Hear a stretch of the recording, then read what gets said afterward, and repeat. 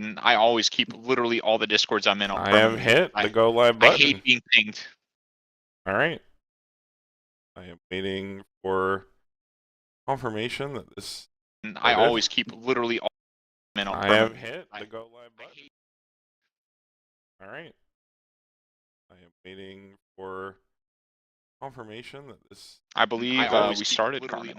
I can hear the stream.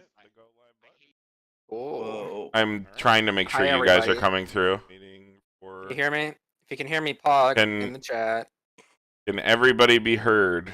Hello, hello. And then you can y'all hear Niko, Andy, and Zach. Everybody say something real quick, just to make sure we're good here. Don't do this very often. Unique New York, unique New York, unique New York, unique New York, unique New York, unique New York, unique New York, unique New York, unique New York. Oh my God, I'm doing good, man. I think that's probably good. I think that's probably good. Yeah. I should fucking do theater, man. Yeah. Let us know about the mic volumes. I have painfully gone through a lot of back and forth to make sure that nobody's blowing each other out.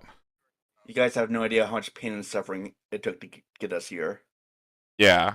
So I guess I will welcome everyone, and then we'll get started. Hopefully, chat will let us know, make sure the audio is okay. So we have to drive out to Chicago tomorrow at like 7 a.m. our time. Thank you, chat, for confirmation on sound.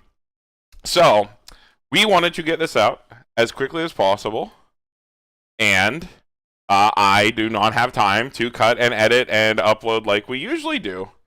So the easiest way to do that is to do a stream, and we're just going to get through it because we wanted to get it out to you guys. So I am joined today by Andy and Zach. Both of them doing that before. Welcome back. Brian will be joining us when he can sneak away from some family duties. And we are also joined by Niko, who is in my living room currently.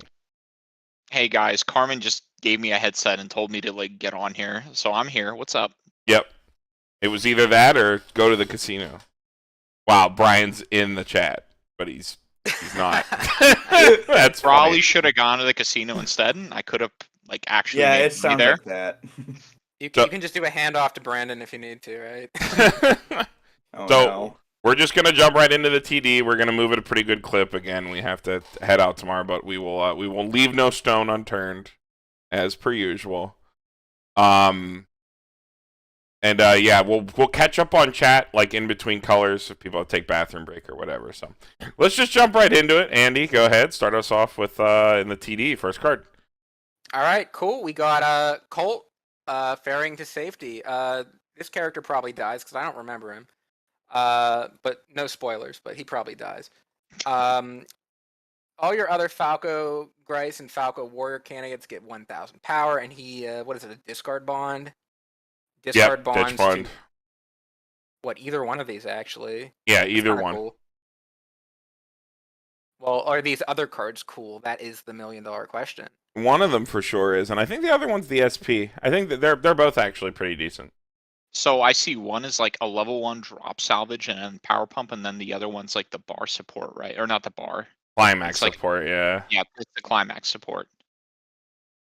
So pretty good bonder. I know that the climax support, I played against it a couple of times when we were playing 8 Pants. So I know that card is pretty okay. Yeah, we did some limited proxy testing with the reveals that we had. And this is the same one that they have in Princess Connect, the Mimi. It's really good when you run like bar pants, 8 bar, 8 pants, stuff like that, because it gives your whole front row. Like when they trigger a climax, you can ditch climax and salvage. Pretty good. So here's the thing, though. We're not talking about the actual like bar support and the drop salvage. We're talking about the bonder to them. And yeah. I think this card is like. This is pretty. It's not good enough to make it into the deck. Not remarkable. It's pretty whatever. It's probably like nice for a trial deck at the very least. I think I'd rather just run the one of them, climax support Adachi, or not Adachi. What's it called? Yeah. That card seems alright, but this is kind of stinky. I wouldn't say this is stinky, but this is not. Yeah, this isn't that great. All right, next Well, card. it's not that card is bad. Yeah. I got this Aaron. He is undercover. He is a frontal 500 assist all the time. And he has Act, Pay 1, Ditch Climax, Salvage, and Eldian. So there's Eldian, there's Core, and there's Titan. Eldian and Core overlap sometimes. Eldian and Titan overlap sometimes. It's usually not that big of a deal, but it's something to keep in mind.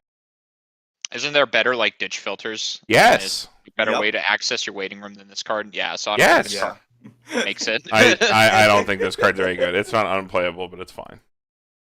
Are you sure that's Aaron? Yes, it is Aaron. I'm not sure.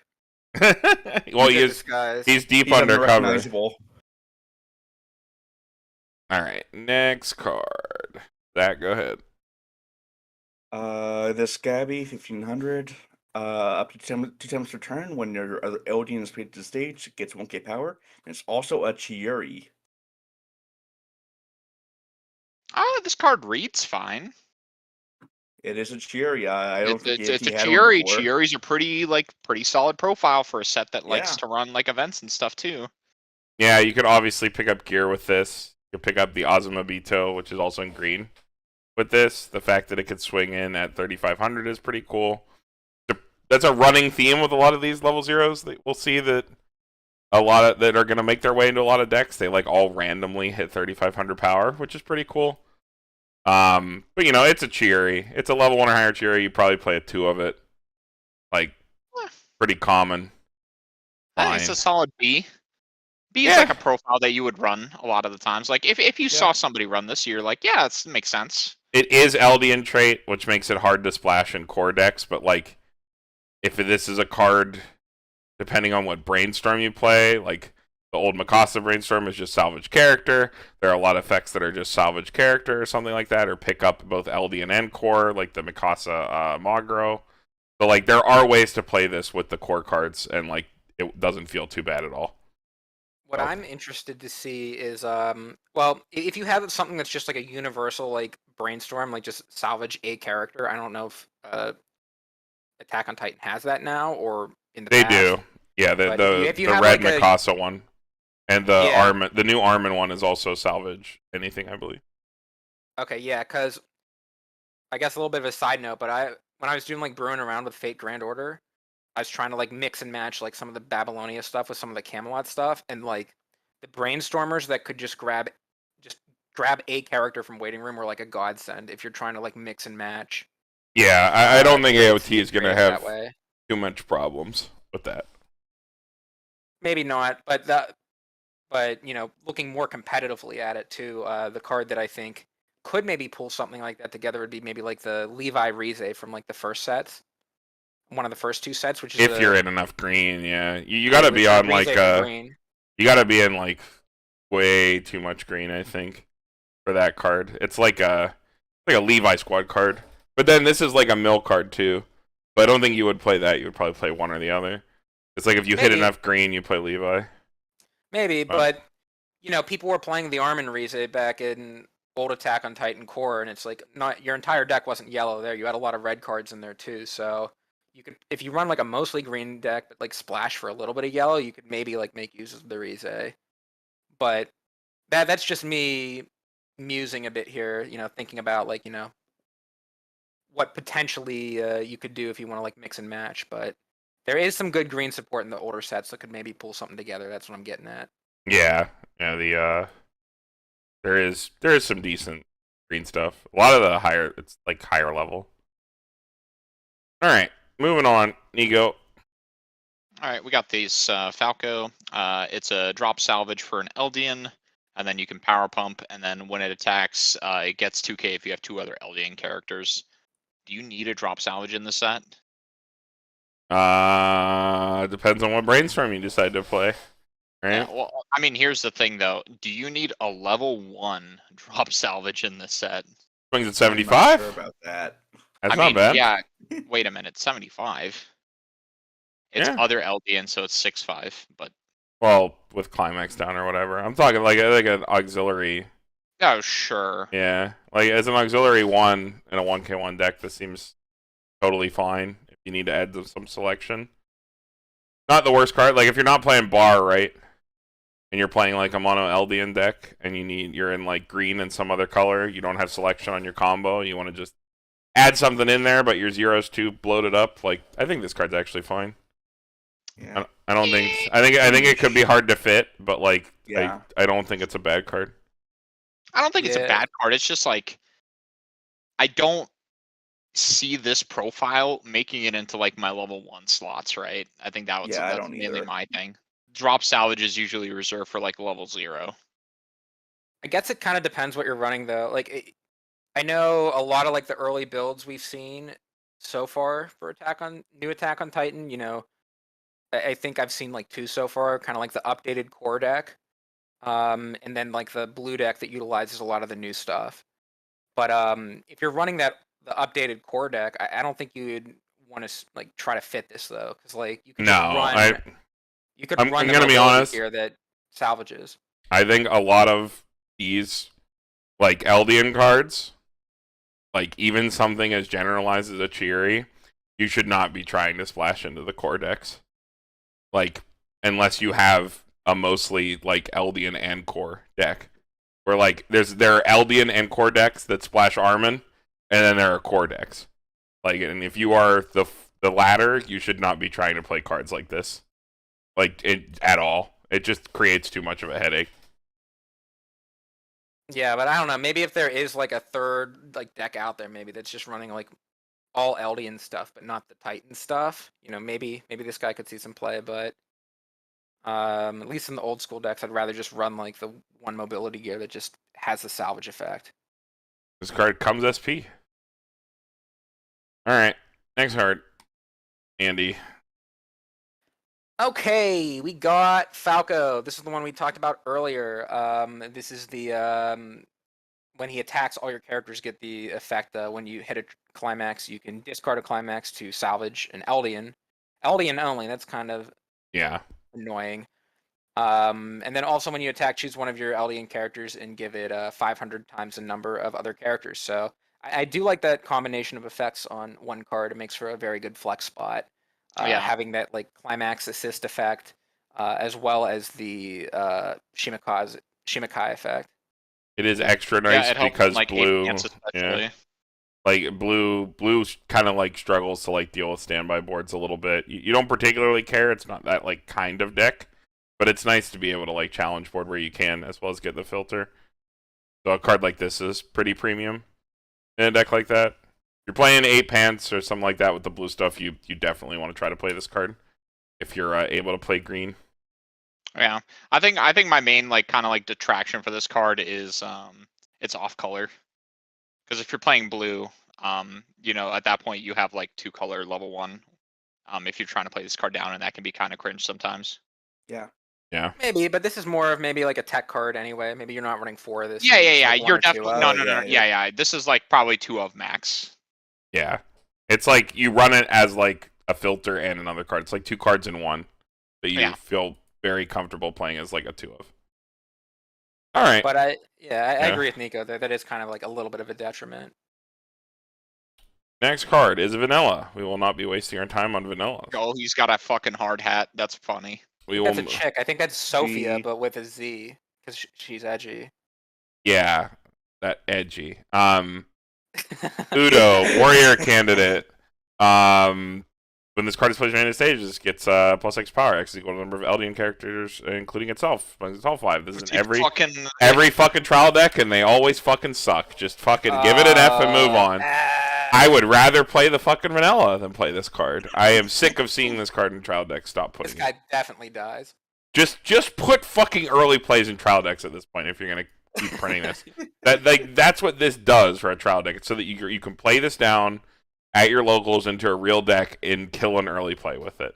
That is why it's in the deck. Just put an early play healer in the trial deck. It's a teaching tool. I get it. I know why it's there. Crawl before you walk. 1 goes to 2, goes to 3, right? We're not going from crawling to running, all right? All right. You gotta walk first. Zach, go ahead. You get the Gabby. 3-2 Gabby, this is your finisher. On play heal, on reverse clock kick with the bar. It's free! It's okay. It's fine. It's for a DD combo, this is okay. Bro. like healer, and then it's a Bro. healer on a bar. Come Like, on. Yeah, sure. I guess it's fine for a TD. I mean, it's a TD combo, dude. Like, yeah. like I don't if think it's in supposed to context play with a this. TD, it's fine. Like, are you ever Yeah. playing this in a real deck? No. No. But like, if you're like super budgety, or like you're trying to like mesh some like trial decks together to play this, like serviceable. Mm-hmm. There's just no level 1 in this deck, I don't think. Which is pretty unfortunate. Nope. I don't think there is. No, there's Yeah, not. I do not like trial decks that do not have level 1 advantage combos. For like new players, but is what it is. You get Gabby. She is ready to be the war hero or heroine. All right, next card. Niko. So we have Eldian Armband. Put the top 2 cards. This is fucking cigarettes. Yep, Sure. just 1-0 Blue vanilla cigarettes. cigarettes. Is there any? There's no bonder to this or anything. I It's don't just think like there a is. vanilla. I don't cigarette believe thing? so.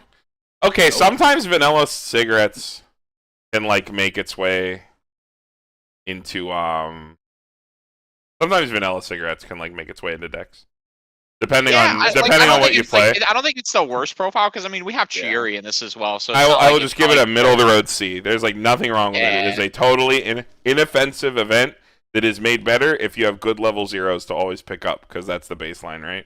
Yeah. So like, I if- think the big thing with this is like there's no way to like actually get it.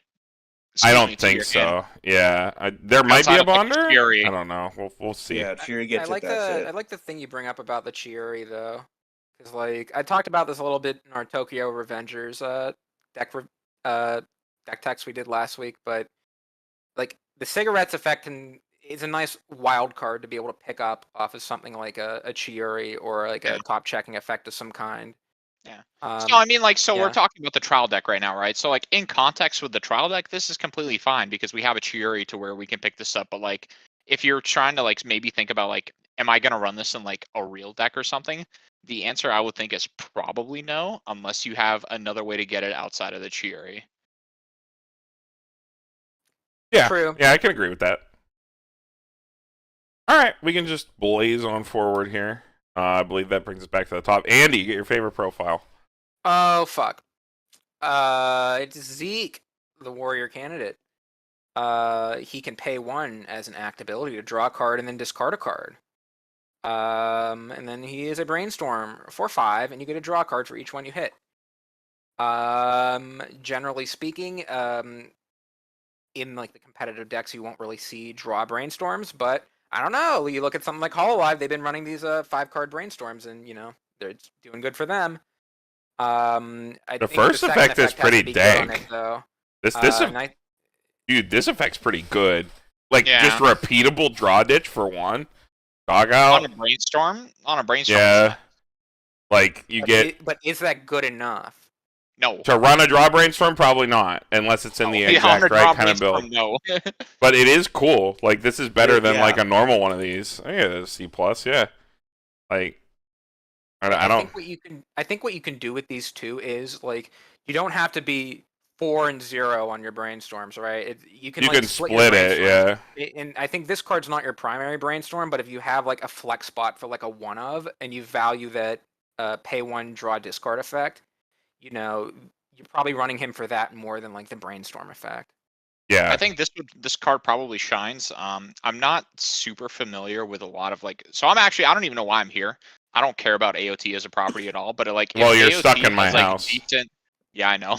If AOT, like, if we're talking from like maybe like a general perspective, if AOT has like maybe like a lot of events and stuff that you want to play, this is probably fine because it can help you draw into those events. There So are that's a lot of really events. The major Yeah. advantage of this card is it helps you draw into events. There are events in Eldian very and events in noteworthy. Core that you might want to play. So that is a very good Who point. knows? All right. It's very much surprise. Next.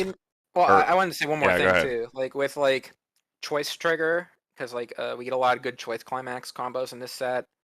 I don't know, maybe like having the ability to just like pay 1 on command and just like pay down however much you need to pay down 1 or pay down 2. Yeah, it's like a free stock out. Like, or well, not free, but you know what I mean. Like, Yeah. it's always there. All right. Next card, Peak. When this card is placed on stage from your hand, there's 1 or less other characters in your opponent's center stage. Choose a cost 0 or lower character in your opponent's center stage and put it on the bottom of their deck. We got Neon Cat. And when this card is put in your waiting room from the stage, you may pay 2 if you do search your deck for an Eldian character. Okay. This is not Neon Cat. This is definitely not Neon Cat, my friend. Okay, it's not Neon Cat, but I do not think this card is bad. It has the Neon Cat first effect, which is what I was talking about. Not a bouncer, but not an inherent plussing 0, but it does have a plussing effect on it. Pay 2 search is fine. I don't think so. I think so. I think pay 2 search can be fine on death. Like, I don't think so. Dude, okay, when these effects are good... I think, okay, well, no, so here's good. my thing, right? So hear me out real quick. So, like, this card is only good going second. Like, you're never, like... This is, like, a good answer to, like, Hololive, let's say. You know, they play down their fucking, what's that bitch called? Aqua? Or yeah, Aki? Aqua. Yeah, they're one of their Rickies. So they play down one of those Rickies for their first turn. And then, like, if you draw this card in your opening hand, you fucking touch yourself and you feel really good about yourself. But then this card fucking sucks. No, dude, I really do not think this card is that bad. This card, I mean, Jason's right in chat. This card has seen play in other decks. I do not think and it's also power crept Rudius PR. Because Rudy is just salvage, and that deck ran that card. Like, I don't know, I think you're a little off base on this one. I think this card's actually pretty good. I think we'll agree to disagree. I don't think this card would ever make it into, like, a real AOT deck. But yeah, I hope to be proven wrong. I don't think the profile is bad, for what it's worth. I just think this is, like, you have good lines, dude. If you guys have, like, heard, like, I don't know if Dean's been on this show a lot, like, I'm more, like, with him on, like, these types of cards to where, unless you have a way to get this immediately, like, on demand. You do.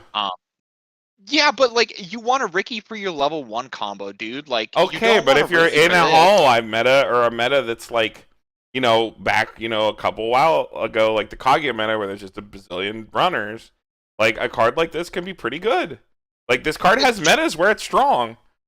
Like, sure, no, so, like, hear me out, though. So, like, I think the reason, like, Rugerd and Rudius worked so well is because, like, Mushoku you had Rugerd, sure. It doesn't have anything it wants to search for, like a level 1 combo, if you will. That's why I think it's so good. Okay, this like, card... yeah, it does, but you want to stand by that out. That card saw play in Choice Pants. It saw play in level 1 combo decks.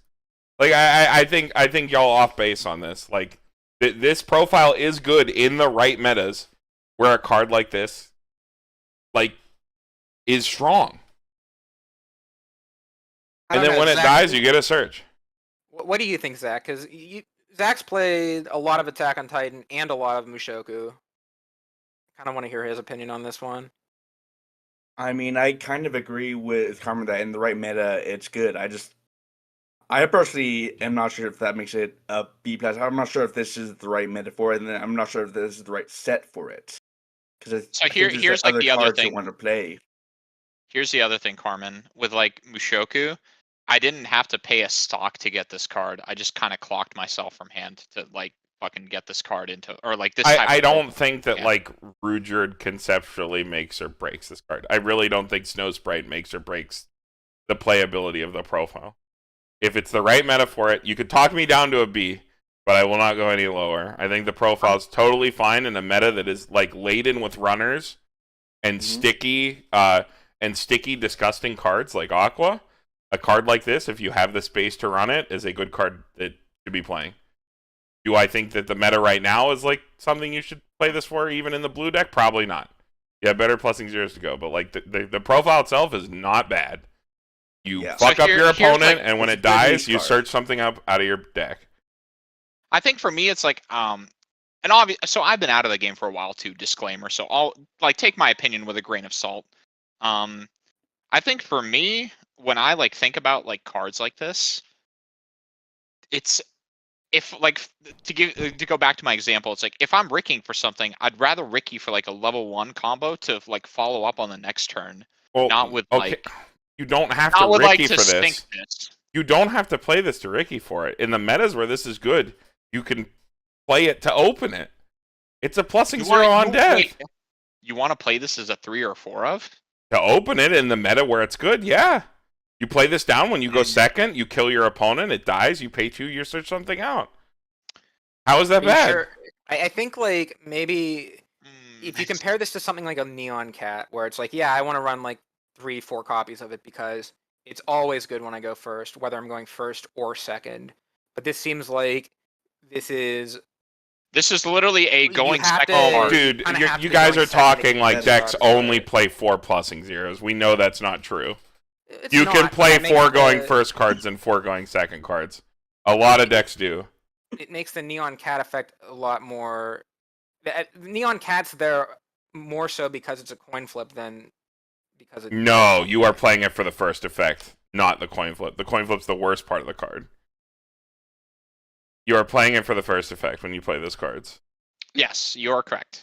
Like you are so if in the meta where this is good, you can build your deck to open this card. Is the Carmen, meta I'm saying right? this card is bad. Okay. Well, I'm saying it's not like I'm just saying I personally would not be able to see myself fitting in like 3 or 4 of these, but that's just me. in the Yeah, I right think- meta. If I was playing LDN, I could, but I don't in think it's the right meta right now. Yeah. I think, yeah, for me, I think it's a pretty average card. But like Carmen said, in the right meta, it could be above average, where he gives it like a B or something. So I think it's part personal preference. Like I personally don't really like that pay 2 on the second effect, but it is surprisingly handy as well. Like I've only really ever played it when I was forced to. The but people say like fine. I hate the pay to search, and then y'all will literally first deck brainstorm whiff and then drop search. Like, come on, No, hold on, Carmen. that I'm not dude. saying People do that because- all the time. Carmen, I've played Mushoku. I do think Rudius is like a good card. I just don't think I don't know, man. I think it's just like the waste to get this is honestly what I'm kind of like. I don't see this as like a 3 or 4 of in my deck. The reason why I thought Rudius was sick is because it's just a one of. I mean, I don't want to like. And this is personal preference, mind you. I don't want to rate this completely within the like idea of like what is being played now. This set's going to be out for a long time. It's probably the last set AOT will ever get. So it's cool that they have a card like this. No, Yeah, we're yeah, gonna get final absolutely. season 2 and final. Absolutely. This is an okay profile to have. It's like It's not a card where like if you see somebody run this card, you're not going to be like, why are you running this card, right? It's not that tier. Sure. Yeah. I would talk about you behind your back, Carmen, if you ran this. No, it's okay. We I already like- talk. We already talk about you behind your back enough anyway about your deck building choices. It's okay. Oh, Damn. Okay. Dude. probably about Got how, him. how you're jealous. Got him. How Yeah. about we be more Carmen. like, hey, Yeah, we're jealous of Andy's spicy decks. Carmen, I'm opening up the soju. You want some? No, got a pack after this. I think Next we're good card. to move on though. Yeah. Whose card is this? Me. Yeah, This Zach's. is- Go ahead. Yeah. Any 2K on play, choose an Odin, give it 1500. Yo, this is literally unplayable. Uh Sick. This is literally unplayable. huh. This card is not good enough anymore. Or That's these types of pretty sad. profiles are It was not good 15. enough anymore. I don't think it's unplayable, but it's bad. It can't send stuff to 15. I think it's unplayable. I think this type of profile, like in modern Weiss Schwarz, like Yeah, you can't play it's it. not good. Yeah. All right, Not a Niko. good card. We have Marcel, Warrior Candidate, 4K pay 2 Encore. This profile can be okay dependent on the meta. I give it a C+. You might run a couple of this as your plussing 0 if you don't have anything better.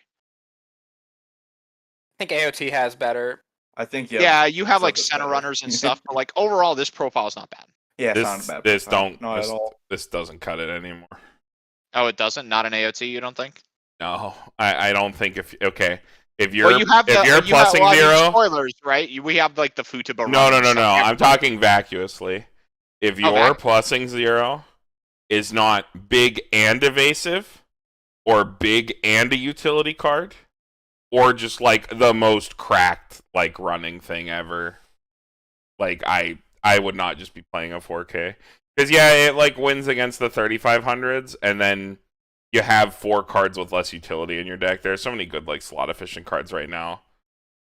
Yeah, like I don't think it's quote unquote bad, but I think if I'm playing a deck where I'm sleeving up like a 4K as my plusser, it's probably just because I have nothing better to play. It's kind of like making the Yeah. best of a Like bad you literally have the situation. Zeke in blue. Like there's no reason to be playing this. But like like yeah, the base level, right, is you go like, okay, 3500 is like what everything is hitting at, so 4K would be good. But then you go, okay, I have 4 blank 4Ks in my deck, where my opponent that's playing 4 3500 Miko oversizes just added 4 drop searches to their deck. So what was I just doing? I could be playing a card that's a +0 and a utility card, or something like that. Like that's the level of power creep we've reached, where like a +0 that doesn't do a lot, it's got to have like a really important purpose. Where you know, or your level 0 is just like ass, which AOT's not. So. Yeah. I don't know. I still think that these profiles are still can be okay. But yeah, I guess maybe in context to the AOT set, I'd probably downgrade this a little bit, just because I'd honestly run like a couple other profiles over this. Yeah. All right. Next card. Back to the top. Andy, Where are we? Who are we on? We're on 15. all these like fucking. What's it like It's when they Reiner. have the prison photo? Like, Slide these are all the 15. same card. Prison photo. Yeah, where they like Prison line up lineup, against that yeah. board. Yeah. Yeah. I've been to jail. I know. I'm Wow. hard. Backstory. Yeah, I'm hardcore. Yeah. If you have 2 or more other Eldian characters, Reiner gets a 2000 power, so he's a 1/1 7500 with Clock Encore. This seems like a. Yo, hold on. I have a quick question before I give my rating. This is very important. Does this set have standby? No. No. Okay, cool. Here's my rating.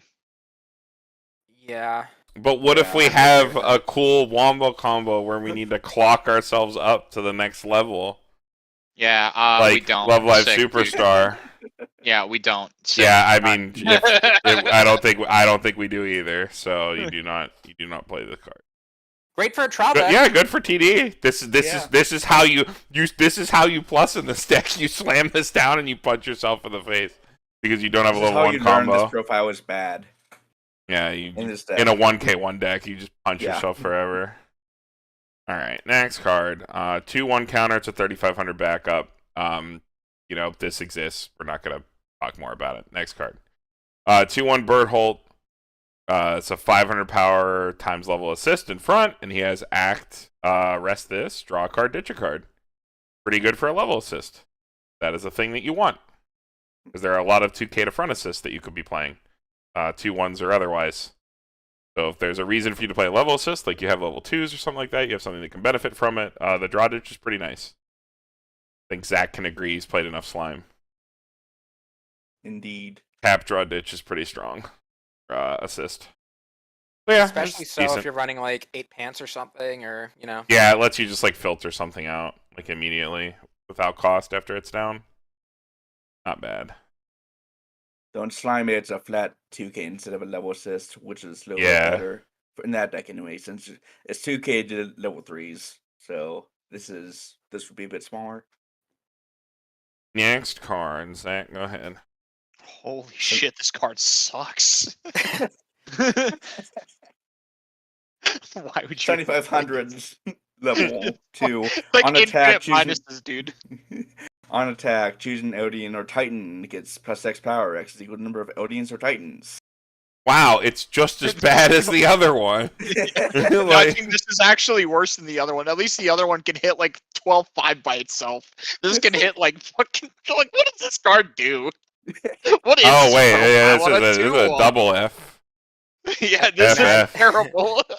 Imagine it like if you've been like you haven't seen the newer Attack on Titan shows, like you've only seen like the original, and then you just tuned in and you saw this art and you're just like, what the fuck is this? That doesn't look like a Titan. That looks like an abomination.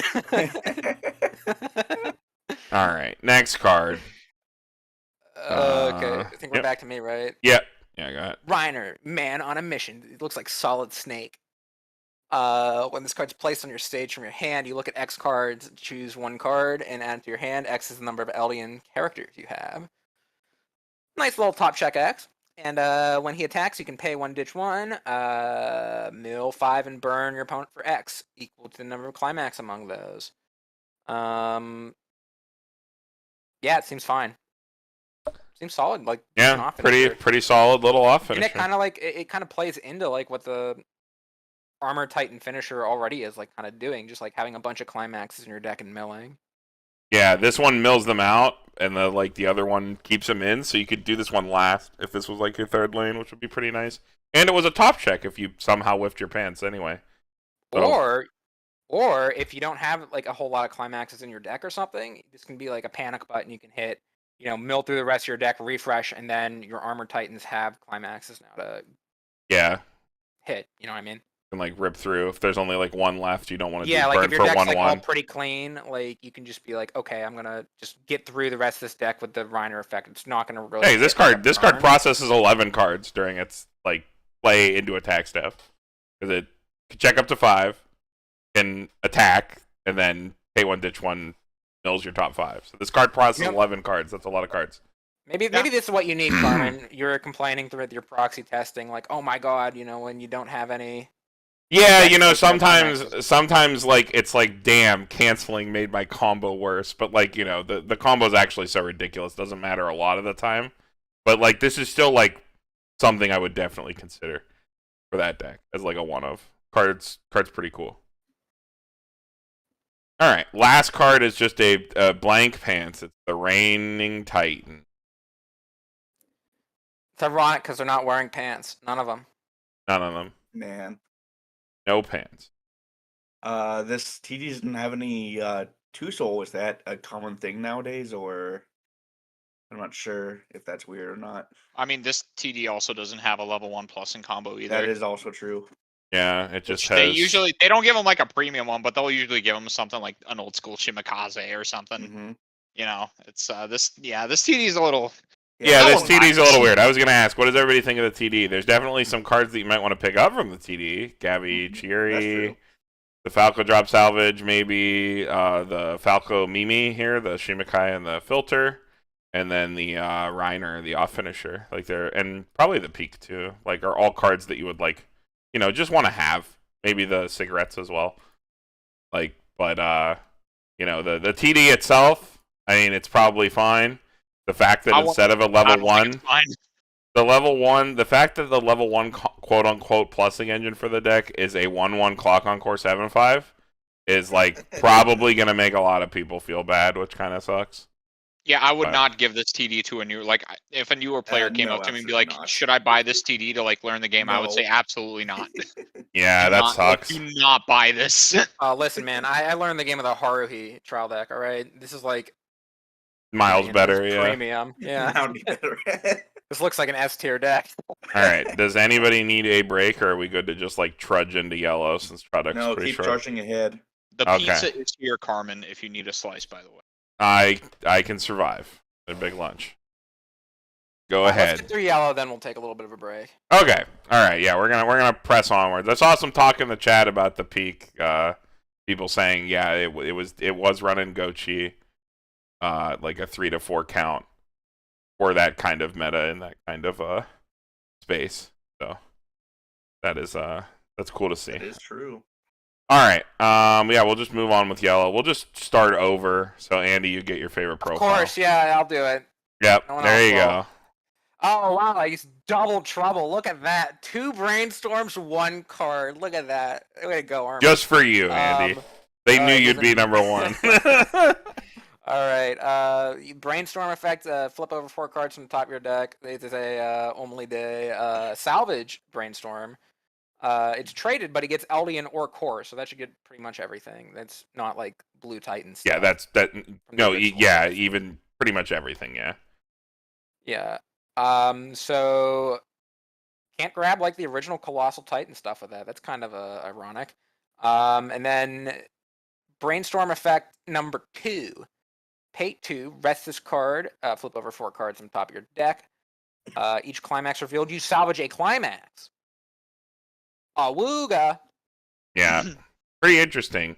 I like this a lot. I think this is way better than the old Aaron Brainstorm you used to have. I think it depends. I really like that it's salvage. I think AOT gains a lot from having salvage because a lot of its 1k1 decks are decks that would want to recur itself. I think that's the cool part about the card. I think the pay 2 rest brainstorm is mostly a meme, but it's a cool last ditch effort to get a brainstorm or to get a climax. I don't know if it's any better than that, but I mean, hopefully I'm proven wrong. The 1K Don't power to laugh at center, climax assurance, man. dude. The 1K power, like the center with Aaron is like more relevant now nice. than ever. Okay, it was But- nice. That's like your turn only. That's all that matters. You gotta I kill the think board. that's actually That's all really AOT relevant. did, You it hit you over kill their stuff. board. Yeah, you gotta hit over stuff. AOT's so good at hitting over stuff. You have like I don't know, man. Don't underestimate this climax salvage effect. You know, I don't think I've ever seen this sort of climax brainstorm effect stapled to a normal brainstorm as well. not stable to a Right, normal like- brainstorm, but I have played like brainstorm for climaxes. It's a little underwhelming. Yeah, but it's But- not stapled to your normal brainstorm. Yeah, You it don't doesn't just sit conveniently there. have It it. doesn't Like, you don't just have to, sit like- there. Yeah. You don't have to tech this shitty card into your deck. You're just already running the shitty card, but he's not a shitty card. If you do not care about power, or you have other ways to get power, like the salvage alone is the reason to play this one if you need yellow. So like I'm down. I think compared to other brainstorms, it's like an A+. Like if I'm just comparing a brainstorm to like a typical brainstorm. I'll give it the B plus. I mean, I hate to salvage brainstorm for climax, or for every climax you get a climax. I don't know, man. I've seen you. A little bit of a gamble. Like once or twice in proxy testing though, so it's not irrelevant. Yeah, like you go for it when you're just like, damn, if I had a climax, Yeah. maybe I could win this game because like things have gone so bad. So it is a nice Hail Mary, but I do think it is a Hail Mary. Yeah, is absolutely. Is the way you end up looking at it. It's not like something you do normally. It's like definitely a Hail Mary effect, but like Andy said, this sits in your back row. There is no deck building concession you have to make to play it. That is cool. And that is worth trying out. It's a brainstorm. Just shove it in your deck. See how it goes. Alright, we can move on. Next card. Aaron Determined. 4 more other Eldian or Core. This gets -1 level in your hand. So you can basically play this in any deck. During your turn, if you have another Eldian or Core character, so again, any deck, literally fake condition, this card gets 2,500 power, sending him to 11k. And when this card's battle opponent becomes reversed, you can put that character in your opponent's stock, and if you do, pop their bottom stock. So it like stock kicks the card, and it's 11k. And it's a healer. 4 more spammable early play ridiculous. with hard I think this removal. card is pretty fucking good. This card is is, like, fucking actually pretty stupid. fucking That's stupid. Good. I mean, I played this down to the field, and I don't think you realize how dumb it is, like, until you, like, read it. I think I was playing with, like, with Brandon, and I threw it down, and I was like, okay, like, heal, 4 more, heal, and then I killed his card, and I was like, okay, stock kick that, and he's like, that too? Like, groans. Like, Yeah. it's a, So I think pretty the only overloaded issue with this card. That I could potentially think about is stock cost for some of the finishers that are going to be in this set. Yeah, I mean, like, you have other, like, there's a stock killer in the PR pack. We'll see that, like, way down the line, but Yeah. this card's pretty fucking good. Definitely a reason to splash yellow and Eldian, like, if you can, to try to play this card, because it's just so free. You just throw it in. You have pumps in AOT. You're good. Or just run it as like your early play in like the old school core deck too. Yeah, you can literally play it in anything. That's the best part. Throw it in there. All right, next card. Zach, go ahead. 9k 3/2. It gets 1k for each character in your opponent's backstage. On play heals. When this card attacks, if you have the choice and you have 2 more other arena cores, you can ditch a card. If you do, Icy Tail for 4, it hits off of all level 0s. Icy Tail 4 zeros. Or discard a card. Card does not cantrip. Card heals instead. It's 11k. What do we think? Why would you run this? You have nothing better. You do have a lot of. You want to? No. That's the thing. You have a lot of better though. This That's the card. problem. Okay, no. This card is Put it in cheap. yellow. This card is Yeah. cheap. Reasons you would play It's this pretty card. decent in yellow. It's cheap. It's yellow. It's on a good trigger. It's big and it heals. So if you're playing like a mid-game focused deck, where you are like playing for board in the mid-game with stuff like leveraging arm and assist to try to play a more defensive kind of game plan, this is naturally your top end because it's cheap, it heals, and it's big and fat. Not that big. 11 base stat line is like a good starting point when you have stuff like Armin available. Yeah, you are playing Armin. This is yellow, so that would be a lot easier. It's yellow and it has all the traits. Eldian, Titan, and Core. It has everything. Forest of giant trees. I have played a decent amount with level 0 Icy Tail that hits both on climaxes and level 0 cards. It's really not that much better. I think a lot of people who maybe haven't played JP at all might not be familiar with how this changes your Icy Tail. It just makes it burn for 2 more often than burn for 1, which is better, but it's got to be costed right. Thankfully, this one is costed in a good way. It's just discard a card, and you get the heal, so you're fine ditching that one card, going down in resources. So it is a stockless bat healer finisher. I think that's how you got to look at it. I'm not too sold on it. In the right deck, I think it's okay. Yeah. I really don't think the card's bad at all. It doesn't get fucked by traits. Is I think the coolest thing about this card, but as the finisher, I don't want to run this as a finisher. Mm-hmm. And I don't think with the current AOT card pool, unless something else has been figured out that I'm not aware of, with the current AOT card pool, I don't think this card could be sick in other decks, but it's not an AOT because I don't. There's a lot of choice stuff. There's a lot of choice synergy. So you can even split choice at the top and play this mostly as a healer, and kind of switch into this because it's so efficient, or efficient enough rather. I think this card will find its way into builds. I really don't think it's bad. I just think there are more explosive stuff for Core and specifically Blue Eldian that are a little bit more attractive. This one's a little bit more boring, a little bit more muted. So it might be a while before we see this show up in a lot of decks. So we can just move on. If you want to be spending your stock on other stuff, then this is a good option, I think. But yeah. Next card. Whose card is Niko? Niko, yeah. I think this is me, yeah. So Colossal Titan, when this card is placed on stage from your hand, reveal the top card of your deck. If it's a Eldian or Core character, pump 2k somewhere, and then pay 2 when this card is placed on the stage from your hand. You may pay the cost. If you do, shuffle your waiting room into your deck, and yeah, so it's a free fresh for 2. Yeah, think you need it. There you go. You don't need to run the Self-Fumo anymore. You just run this. Okay, that card is we'll talk about that card when we get to it. I got a whole thing ready for it. It's okay. This is fine. If you feel like you need this, this is okay. I don't see this is. I don't think it's bad. I do think every time you're forced to play these, they're games you would have lost anyway. You're almost better off gambling on canceling when you shouldn't than playing these cards because you just waste so much resources. Because you probably go out and search this card and then use the effect when you're in a panic mode, which means you just basically nullified an entire turn. Super sucks, but the card exists. You can search this off of fucking gear, or you can search this with anything. It's every trait. Yeah, you can search it with anything. It's Eldian, Titan, and Core. And then also if you're playing something choice, where this might choice synergy. Maybe you have a ton of stock anyway. You know where you might play this, unironically, old Blue Titans with new stuff, because that thing has no deck control or very little deck control. You just slam this in. Because after the big Titan comes down, who gives a shit? Just throw this card in. Who cares?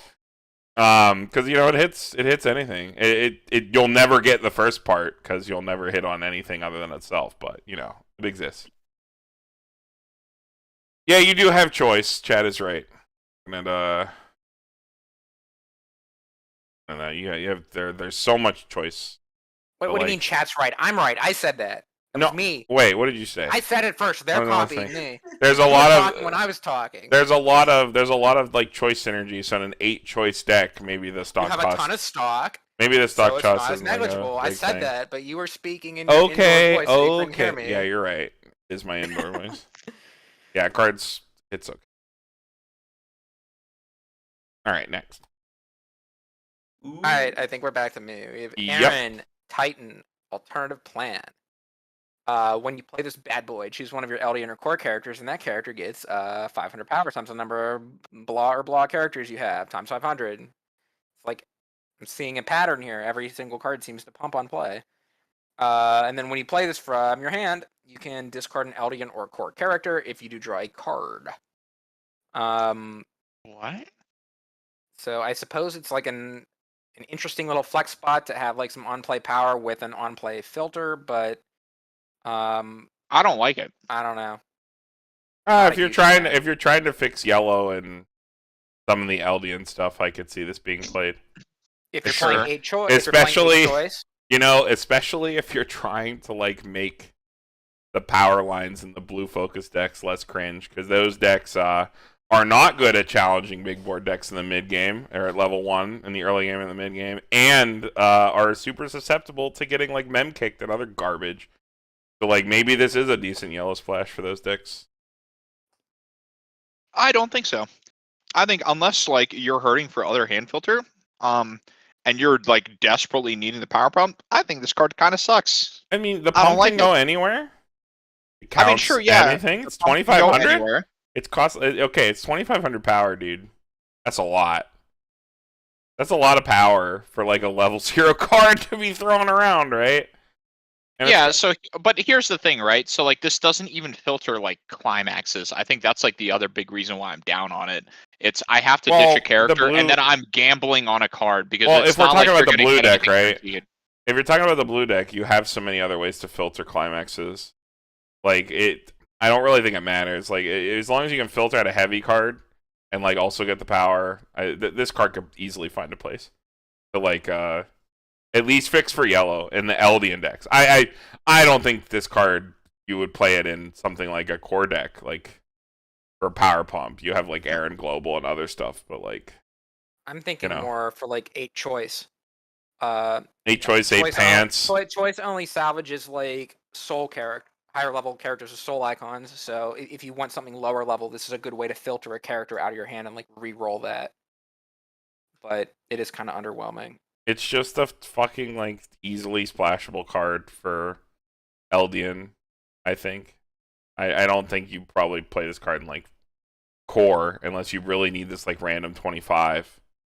But I don't know. I think it's fine. All right, moving on. Get the 60 card, Carmen. Oh, I get the Aaron. You could cut diamonds on those abs. Look at them. It's Kokoro drop search. Drop search for Eldian or core, and if it's in the middle position or in the center stage, this card gets +1 soul. Yo, what kind of a rarity bump is this? We went from common to a rare? Okay, dude, it doesn't matter because Kokoro drop search slaps. Easy B. Easy good card, deserves fucking it. card. Easy. I agree. Eldian and What's Easy with fucking the B+. fucking rarity bump, dude? This card slaps. We Yeah. love spaghetti. Slaps those abs. Another splashable yellow card for like Eldian. All right, moving on. Zach, go ahead. That was your Connie. If there's a marker underneath that gets 15 power and on reverse, salvage an Eldian or core, then discard a card. And on play, top check, if it's an Eldian or core, you can marker it. Did they spell this guy's name wrong? Isn't it Connie with an IE? No. Is it? Supposed I don't to be, know. I've heard. Connie, Attack on Titan.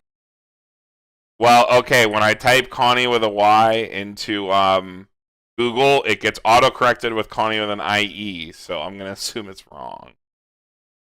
Is it supposed to be like Sunny? Yeah, no, it's supposed to be... No, never mind. No, Never mind. wrong thing. Never mind. No, okay. Come on, we're live, Andy. We fine. can't edit that out.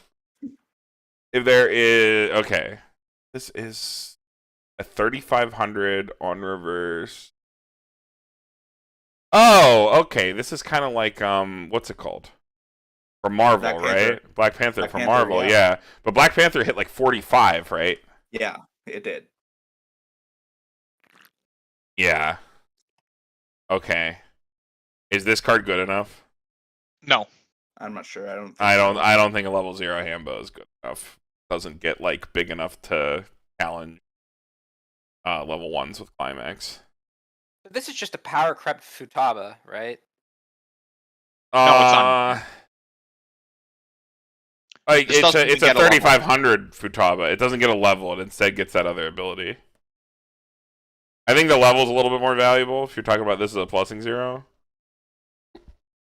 Especially because like you don't have a lot of stuff in your waiting room in the early game to like filter for.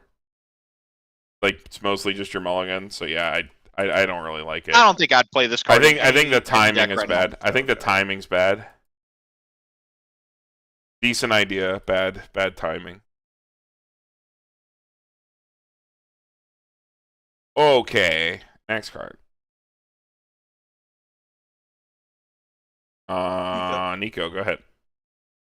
Okay, we got. How do you pronounce his name? Block. Block Smug Face. When this card's placed on stage from hand, reveal the top card of your deck.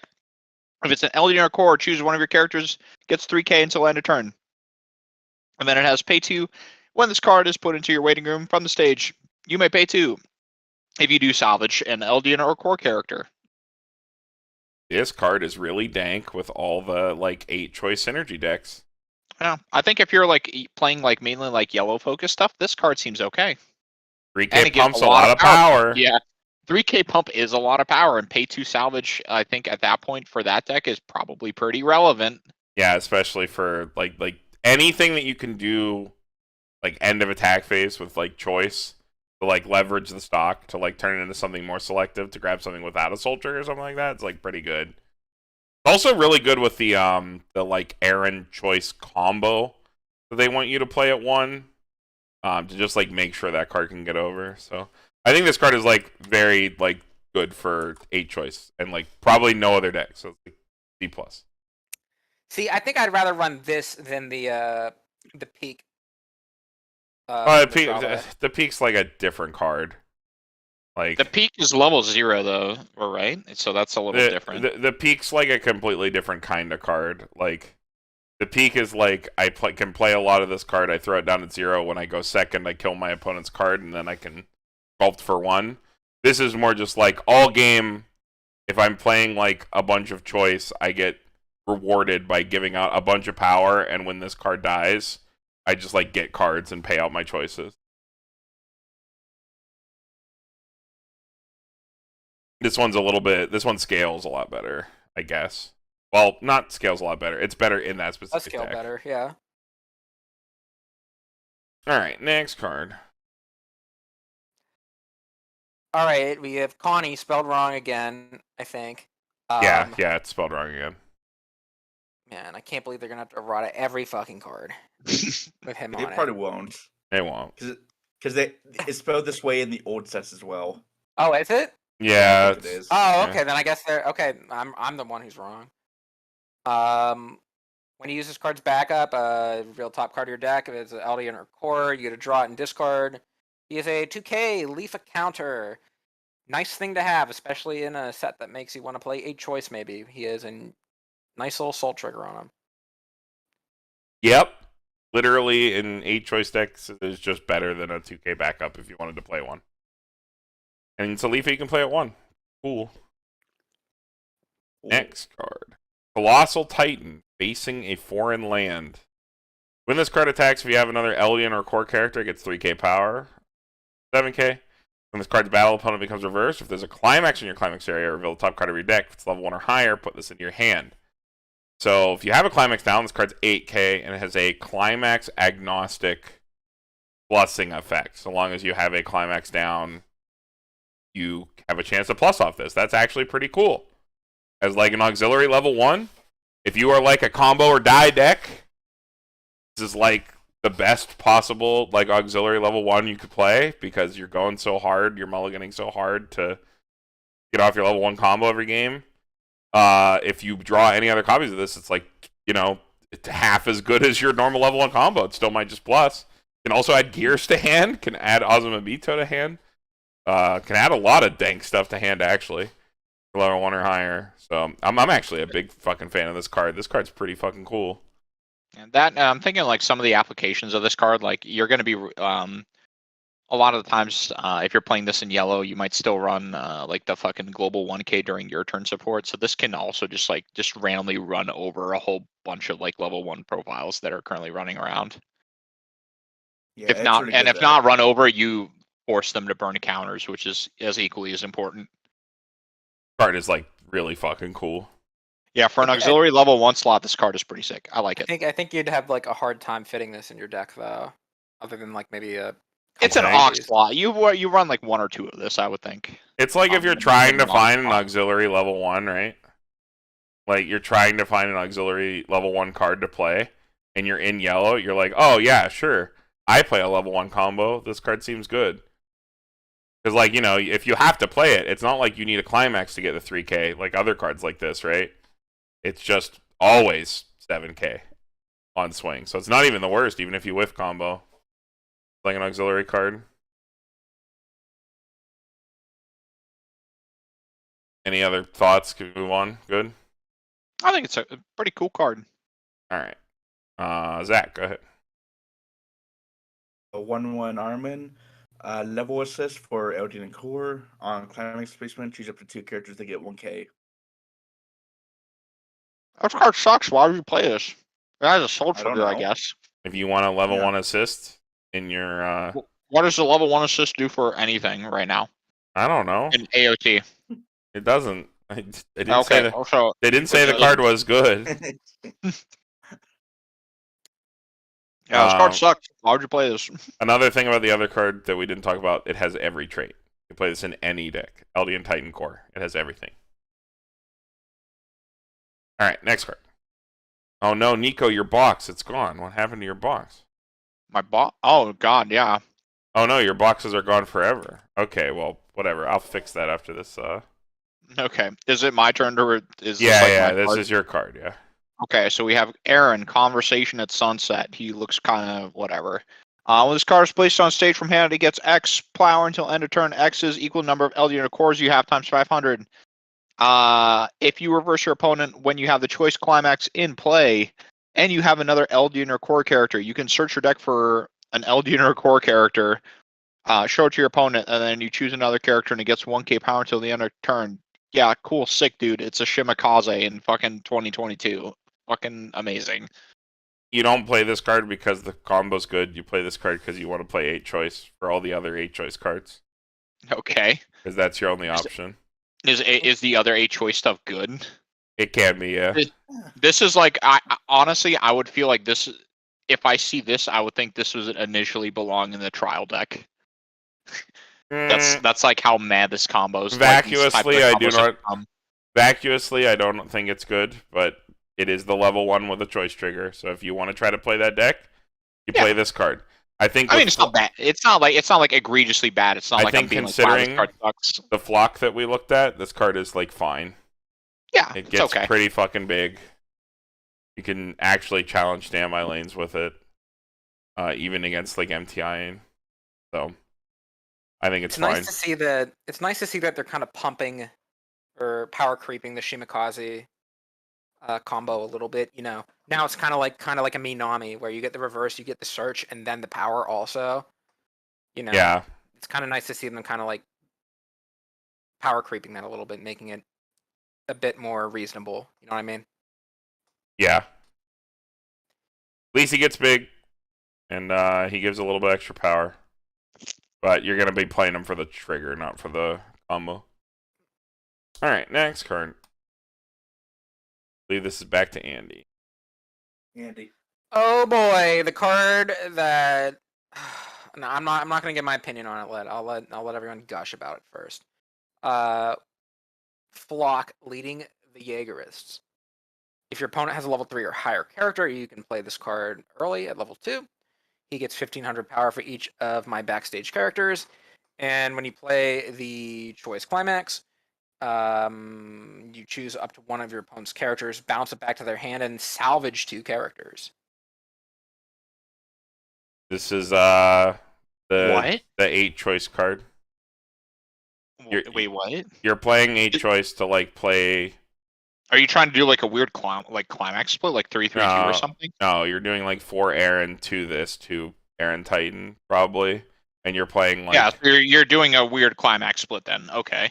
And then you're playing into like Armin in the mid game to like play a little bit more defensively, where you set up a really big hexproof wall, and you play this out is the like idea I've seen fielded. I don't even know if that's the way that you take core. I'm not currently like starting with that at all, but if somebody comes up with something cool, it might be neat. I think the timing is interesting given the meta that we're in. Kanata Marine is a deck that always wants to go to 2 first.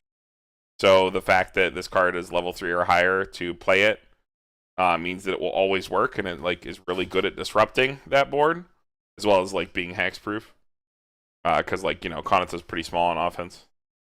So it's a really cool like deck to maybe throw together if everybody at your locals is playing Kanata Marine and you just hate seeing that deck. You can like hate tech against it by playing this.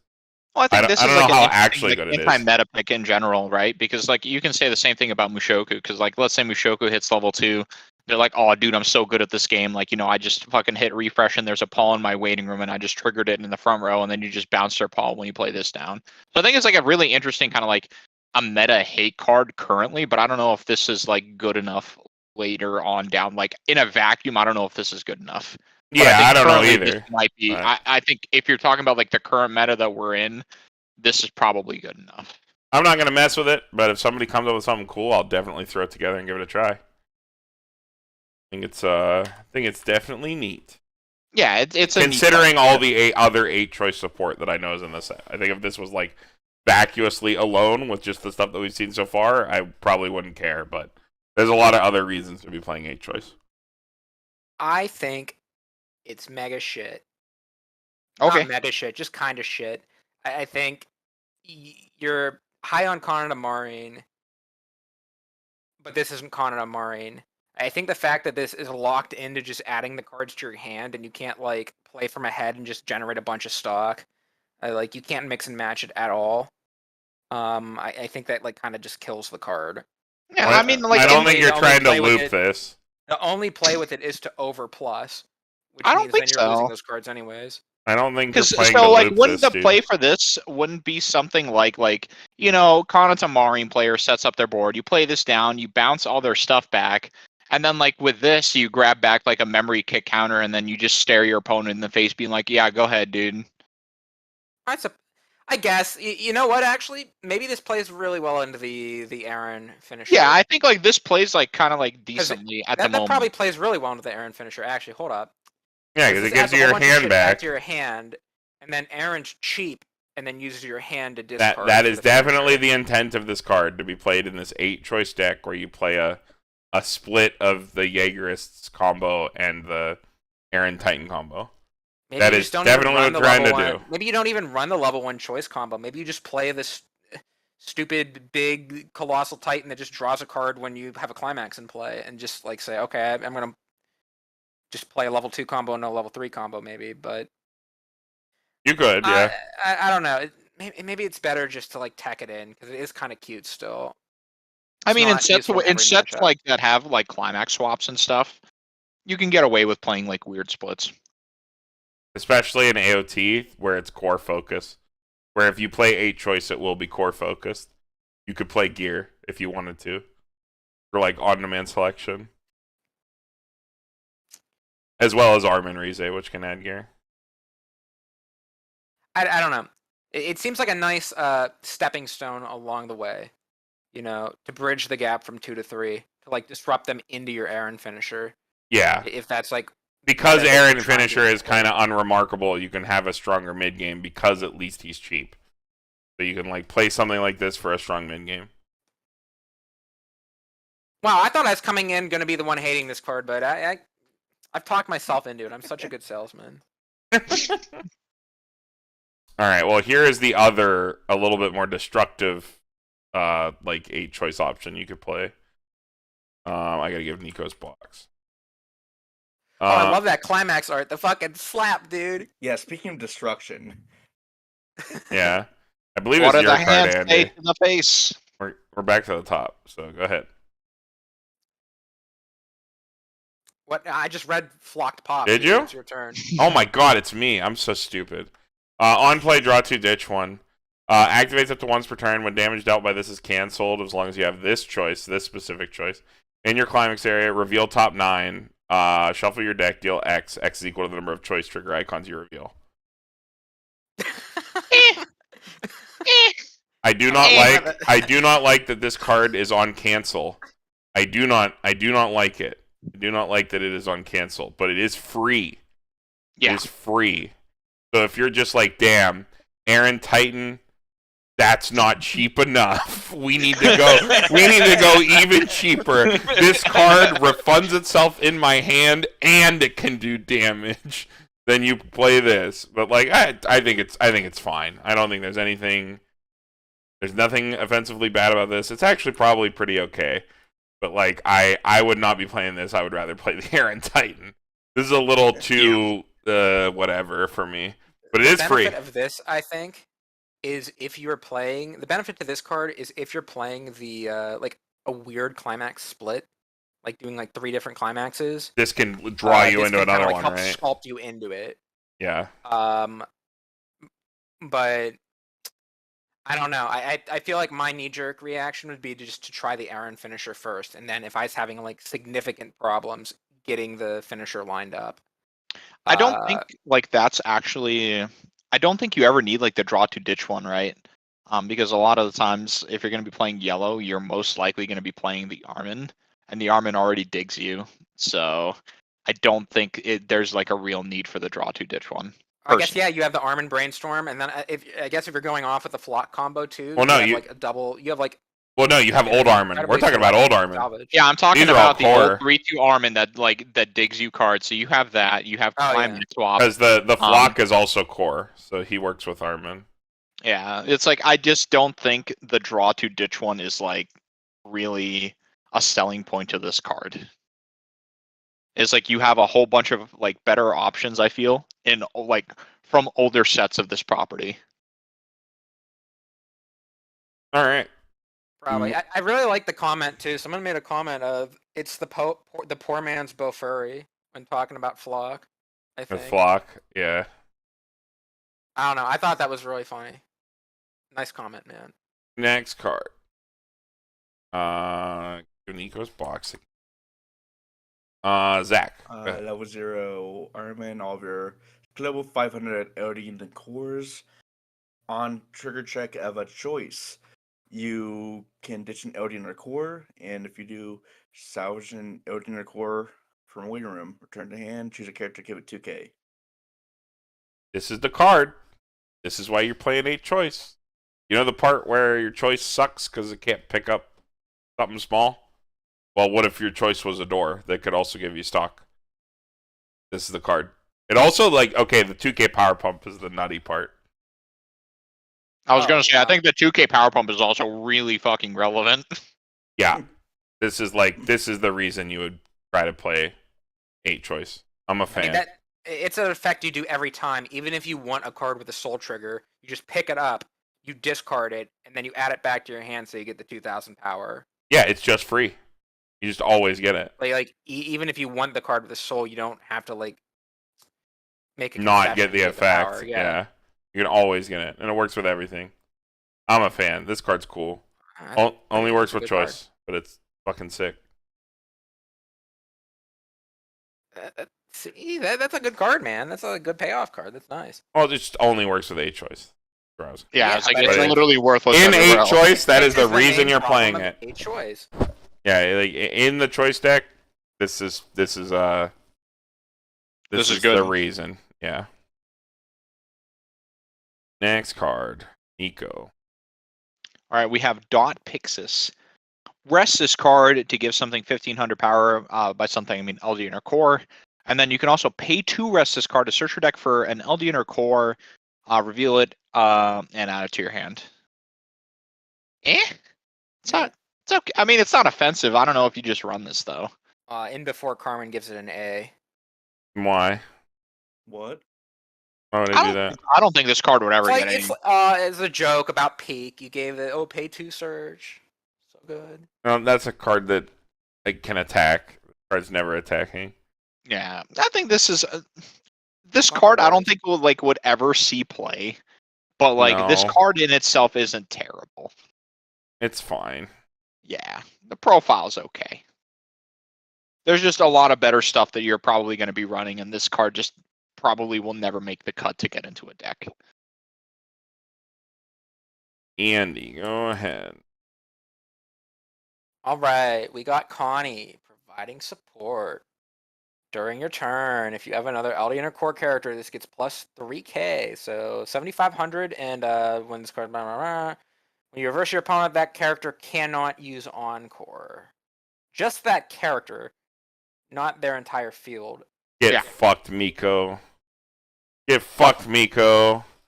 This card just fucks over Miko. That is the thing that this card does. You mean Niko, like in the call? Niko, Block Encore. No. Miko as in Hololive. Miko. Miko with an M. Miko. I said Okay. Miko. I You cannot clock Encore the Miko. don't think it does. fucks her enough to want to play this card. I think I would rather play the Titan if I was in the 1k1 deck, but this card is funny. It's really funny if you hate Kanatamarine.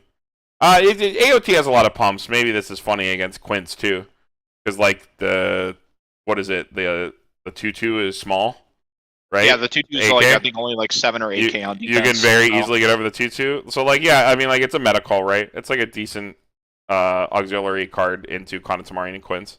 That's pretty cool. Niche use. Yeah, this is very meta dependent. All right, couple more cards here. And Andy, right? That was Niko? No, it's me. It's me again. I'm so dumb. Connie, Conversation at Sunset. During your turn, this card gets 1500 power for each of your other Eldian or core characters. Wow, so it gets pretty big. When your climax of the choice trigger is placed in your climax area, look at the top card of your deck. Put it on the top of your deck or in your waiting room, and this card gets the following ability to the end of turn. When this card's battle opponent becomes reversed, you may put the top card of your deck in your stock charge. When you play his choice. It's okay. Maybe in the 8-choice payoff deck, you can like recur some stock. How big back is this? You, like, For spend each it of on your early other... plays? That's plus 6k, so he's 12.5 with a climax down 13.5. And this is That's before like background stuff too. Yeah. Yeah, I think the card is fine. It's just like, would it ever, like, do you ever have room for this in a deck? Is what I'm thinking of. Probably not. You maybe do because it is like a choice. I think you can maybe find it as like a one, like as maybe like a one of or something in a choice deck, in like an 8-choice deck. I mean, like the profile I think is fine. But even then though, like, do you need it in the 8-choice deck because you have the filter card? Yeah, and Just that's like the filter question. for whatever you want. I don't know. I don't think it's bad still. I think it's fine. Yeah, it's okay. Fine. Yeah. I think like if you run this as like a one of in an 8-choice build, like it's probably not bad. All right, next card. Zach, go ahead. Aaron advancing on attack. If it's facing level 3 or higher, it gets 6k. When it reverses a level 2 or higher battle opponent, you can blind stock. Wait, what? Wow. Wait, what?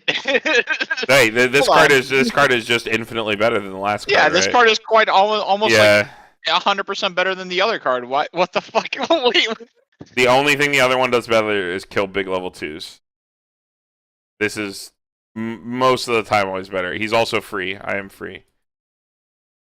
He's free. That's some funny flavor. Wait, why would you almost ever run Connie Conversation at Sunset over this outside of like to kill level 2s? You're just like hitting over big level 2s is a thing, right? Yeah, that's the only reason. No, but like this one, like I mean, level 2s right now are relevant. Like this, like you run over 2/2 Nino, you run over Kanamarin, or at least you force them to like burn counters and stuff. Like, why would you play this over or why would you play Connie over this? To kill other big 2/2s that are not Quins. Wait, no. This only kills level 3s. It only gets big against level 3s.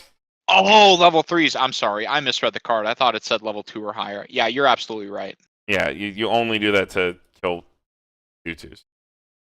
that are not the Quince one, because this one probably kills the Quince one with no extra power and gets the This will stock back. probably kill the Quince one. All right, 2 events here. Niko. This is the new omnidirectional mobility gear. If your waiting room has 2 or more climaxes, choose one of the following actions and perform it. The first one is choose up to one of your core characters in battle, return to your hand, choose up to one character in your waiting room, return to your hand, choose one character in your hand, put into your waiting room. And then you can also do choose up to one of your core characters in battle, move it to an open position on the stage, and then choose up to one character in your waiting room and return it to your hand. It's a merger of the past 2 years. But The second one is a mean- raw plus. It's a plus if you move the character and keep the card. I hate that first condition. That first condition is Why does it need garbage. to have 2 or more climaxes? That seems really bad. Well, you have to pay for choices. if you think about it, because these are both salvage based, the times where you would use it would probably never. Your grave's probably never big enough for you to want to use it. So ideally, it doesn't come up, but that's still ass. That's still I do not want my event to be limited, especially an event counter. Like, if I play my combo at the bottom of my deck, especially if I'm playing Mikasa, right? Mikasa's a check 4. I'm wanting to mill out my deck. If I pick out a gear, I can't even save my Mikasa with it if I have a 1-card deck. Unless I pay 1 and decompress myself. Like, before I refresh. That sucks. Like, not a fan. Like, I think with the condition, this just card kills it. actually... Yeah, with the condition, this card becomes actively, not as good. There's, a chance that this card still sees play, but I think this is, it's not even on color to the, card that picks it up.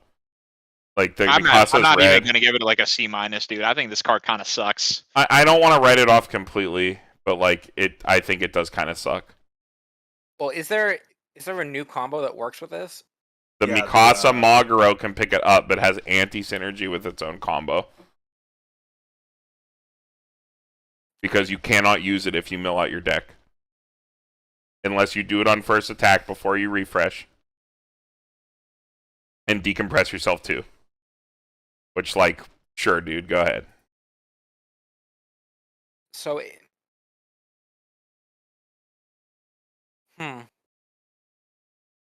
Wait, can you use this from your hand if you have more than 2 climax in your waiting room?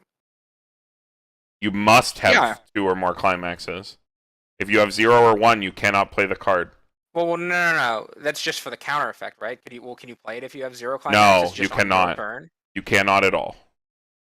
If you can play it, it doesn't do anything. You can pay 1. It just does nothing. Yeah, you no can matter pay 1. when you play it. Notice how just the text says if your waiting room has 2 or more climaxes, then you can do this. So you can pay 1, and then this card does nothing. It has the fist next to it, so that's making me think if you use it as a counter. No, Then that is not how that works. That is not how that works. Because it already says right there, right next to the counter, if your waiting room has 2 or more climaxes, do one of these effects. I was it doesn't have any text before that being pump something or do this. Yeah, it just doesn't work like that. Yeah. There's no way that it works that way. That's not how Weiss Schwarz cards read. All right, well, just clarifying.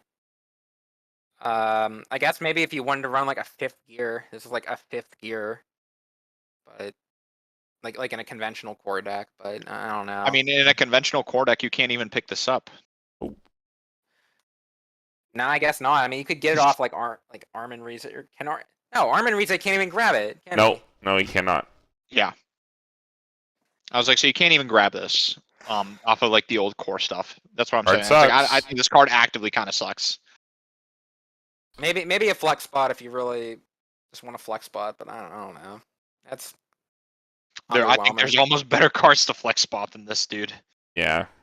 That's so lame. Why couldn't they call it fucking omnidirectional whatever mobility gear where you could use it with the Aaron combo? Why do they have to make it so restrictive? Because gear is it's new and improved. It's new and improved. Yeah, gear is broken, so this is the new and improved balanced gear. Smiley face. Yeah, it's literally just a balanced gear.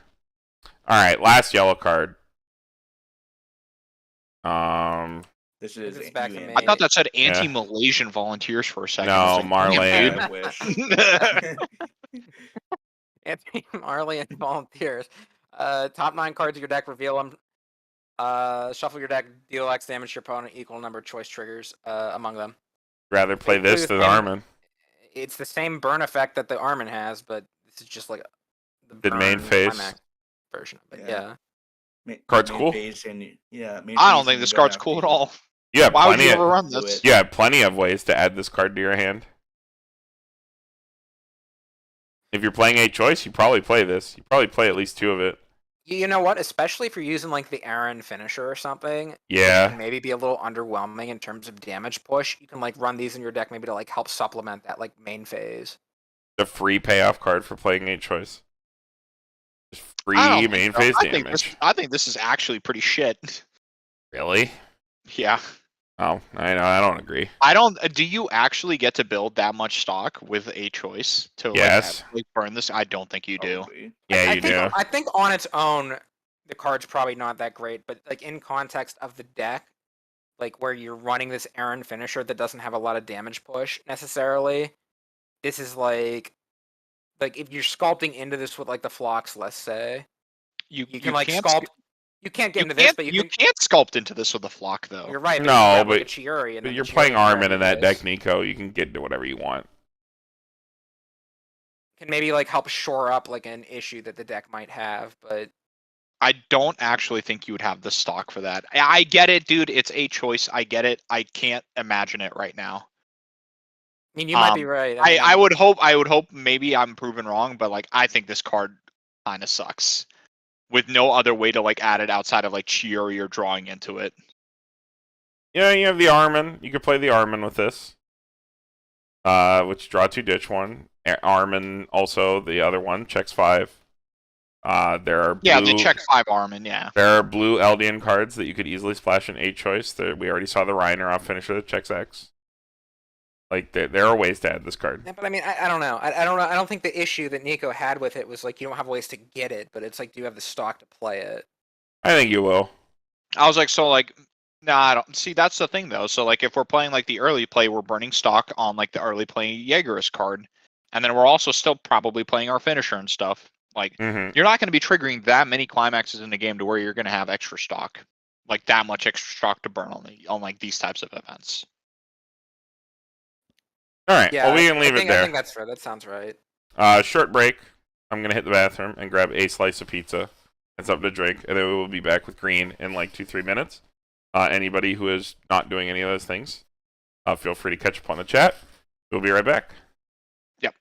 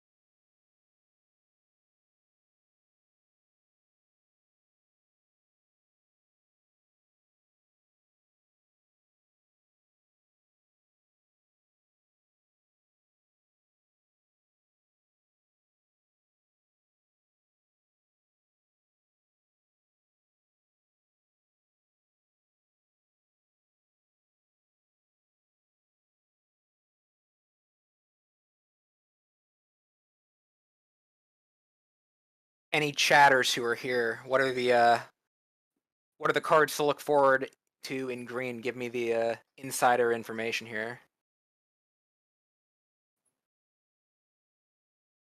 I know the Levi finisher is pretty good from what I've seen. But I'm hoping there's some other good payoffs for green. That would be very nice.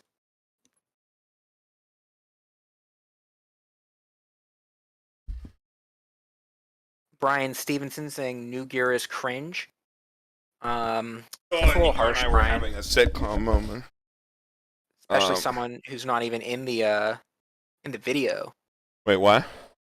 Oh, yeah, Brian Stevenson, ornery chatter saying. Oh, is he new gear being kind of ornery? cringe. Who's kind of cringe? Some guy He's named kinda- Brian Stevenson. Oh, he's kind of cringe for Talking not being shit here. on new gear, yeah. I mean, New Gear's kind of ass.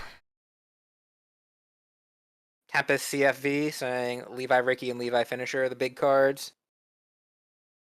I'm just adding The Niko's. local pulled an SR Levi Finisher. He got his cards early. What a bad boy. It's alright, I won't tell anyone. You're allowed to open them. You're just not allowed to sell them or play them in tournaments. Clockadachi is bonkers.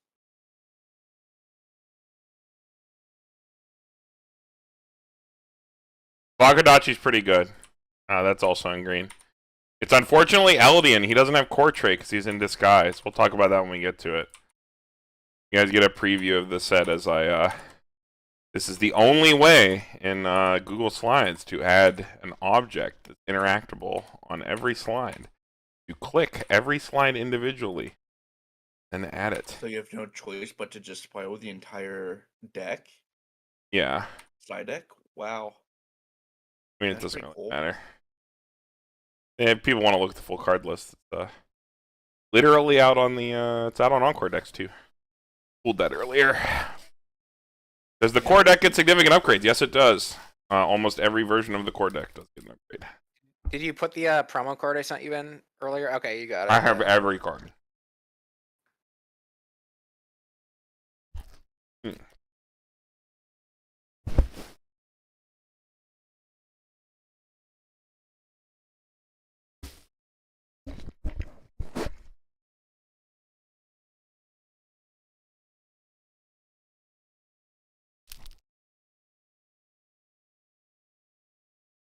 Croquette 07. I wish new gear was better. Me too, buddy. Mm-hmm. Me too. Damn. It makes me sad. It really does. Ain't that It's the so mood? disappointing. I think we all wish it was typed a better. sad face. Yeah, we all wish it was better. But that's what happens when your other set is dominant for so long. Yeah. Dude, I'm gonna be so Weird. fucking pissed off if they printed new gear, new shitty gear, just so they could ban old gear, old good gear. They're not gonna ban old. I gear. would be upset. Yeah, ain't nobody banning gear. Cause ain't nobody playing Aaron no more. Whoa. Okay. I'm gonna play Aaron. Let's no get more. into it. We'll just start over. Andy, go ahead. It's not a brainstorm, I promise. Okay, Levi, Merciless Assault. Put the top card of your deck into your clock and pay one. You can do that. Search your deck for level 1 or lower. So he's a Ricky for level 1s from deck. And when your other Eldian or Core character attacks, he gets 1,000 power. So if you swing with him last, that's up to 3,500 power, and he's a Ricky. It just seems like AOT finally has a search Ricky. Yeah. It didn't have one before. Yeah, it's a pretty cool. It's a pretty cool card. Yeah. It helps a lot. Better than Every Salvage AOT Ricky. rec, every AOT deck is going to play 4 of this card. Yep. Because they all want to play their level 1 combo. So, go buy extras of it, Yeah. I guess. Card good. Also, like, this also swings at 3,500. Like, just keep note of that. Every AOT card that's, like, relevant is going to swing at 3,500. Pretty cool. Alright. We got this Falco. NA Falco. It is Falco, though. On attack, if you have 2 or more other Eldian, choose one of your Eldian. It gets 1,500 power. So it could be anything, including itself. On attack, as long as you have the bar, choose one of your characters that gets on reverse salvage for Eldian. So it could choose itself, it could choose something else. You can stack all your reverses on one lane. Give it to themselves. Whatever you got to do, you do it. Whatever works best for whatever board you see, that's what you do. This combo is like you stack all your effects in one lane. They can't use runners or any stupid bullshit. Yep, and it's on attack. It is and it's off of bar. I love it. Perfectly serviceable combo for Eldian. Yep, it's okay. Oh, I love you, Falco. Good job. He did it. It is go. Next card. Gabby, fatal shot. 3/2. If you have 2 more other audience, gets 2k. When it's placed to stage from hand or by the effect of Sasha wandering in the forest, you can heal. On attack, pay 2, ditch 1. Icy tail. My brain just fell out. Yeah, it's Icy Tail and get 1k. Yeah, Icy tail and get 1k. Thank you, Niko. Thank you for being here. You're welcome, bud. What does the Sasha do? It's like the slime choice 3/2 finisher. Yeah, you know the 3/2 slime yellow. It's that, but it can't choose itself to change into. It just turns into the Sasha. No, wait. Sasha. The Sasha turns into that's something not the like Sasha. this. Yeah. It just can't choose itself. It can summon anything, but you obviously want to summon this because you get a heal. Yeah, Obviously, this is choose what the the Gabi. intended target. Yeah. Yeah.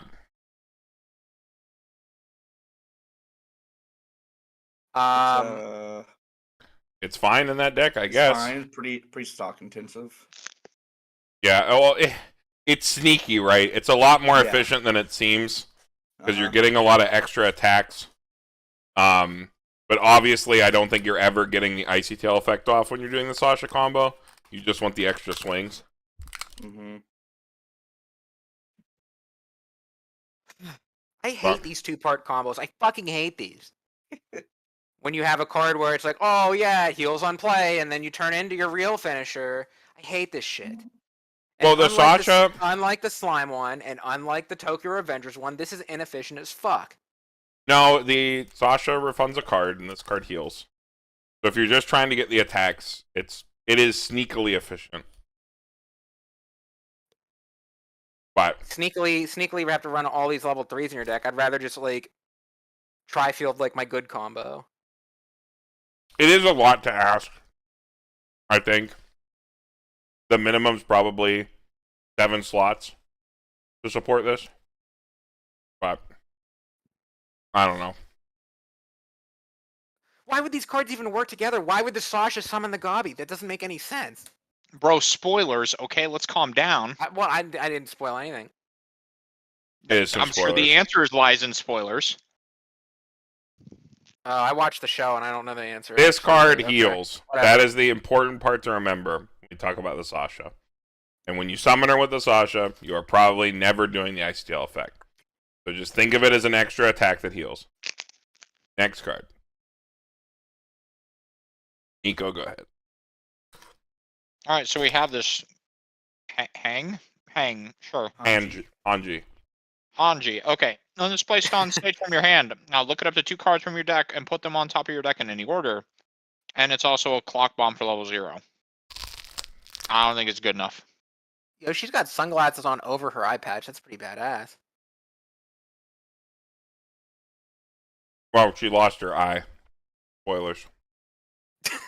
It's Clock fine. bomb dude, I don't think so. 500 power clock bomb. Sure, but don't you have like bottom deck bombs with 500 power that do stuff better? In blue, this is core. Sure, 0. but like, I don't know, dude. Vanilla clock bombs that don't have anything other than like look at top. I don't know, dude. The profile itself is obviously fine. 500 power clock bombs are fine, but it's like, I don't think it's just good enough. Like, I wouldn't run this unless I like desperately needed extra like green splash or something. Yeah.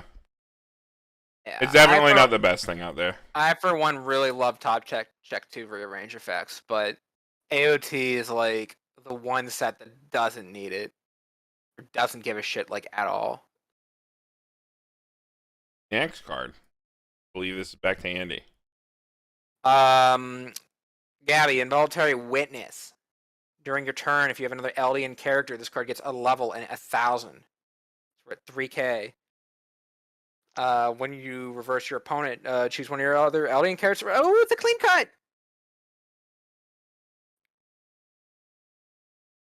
I like it. I like clean cuts. Mm-hmm. Do you have anything cool to clean cut back?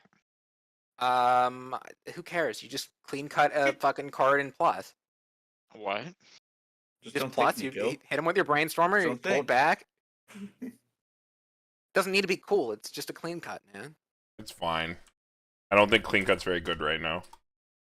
Wish it wasn't locked into just Eldian. I wish I could clean cut a core trait. That is also cringe. They have one first core, don't worry. But it's still plus a level 1,000 power on turn for a clean cut's like actually pretty good. Clean cuts are not well positioned currently, but maybe one day they will be. It is nice you get to dodge like some random bottom deck bombs or something, but like what deck right now is even playing like bottom deck bombs, clock bombs, all that?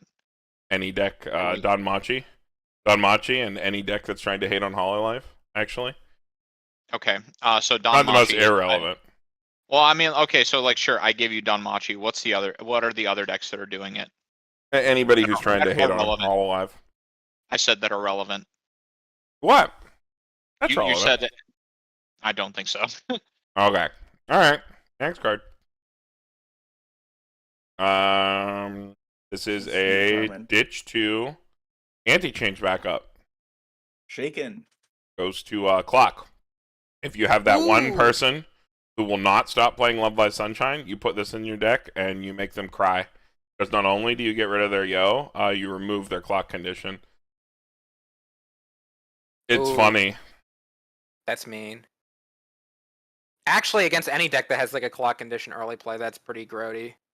Like, that's like that's like better than like your tradition, like an average clock kicker maybe.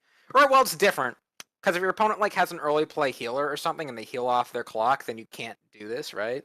Yeah. Well, yeah. I mean, you still can. You still get rid of the card. Well, can you wait? No, they have to have a clock. You force your opponent. No, they need to have a clock. If they don't, they have to have a clock. Yeah. I mean, with this card, you like kind of almost force your opponent to like respect the fact that you can run this card, right? Yeah. That's like the big thing with this. That's like its is they have to be aware that you could potentially be running this card in your deck. It's an anti-change counter. I don't know how you. Oh man, imagine picking this up with Flock. Oh boy. Oh, I mean, this is pretty BM. Yeah. You bounce their Kanatas, and then like you pick this up, and then you just stare at them. Yeah, that's pretty sick. I've only ever seen these like Shake and Megamine like counters. They don't send a print waiting room. Yeah, they don't ones that print these send to very other often. zone. I'm interested in this. I'm interested. C+ interested, but I like it. Next card. Zach. Go ahead. Level 1 Levi. On play, ditch a climax. If you do, salvage an Eldian or core. On reverse, if it's a cost clock bomb.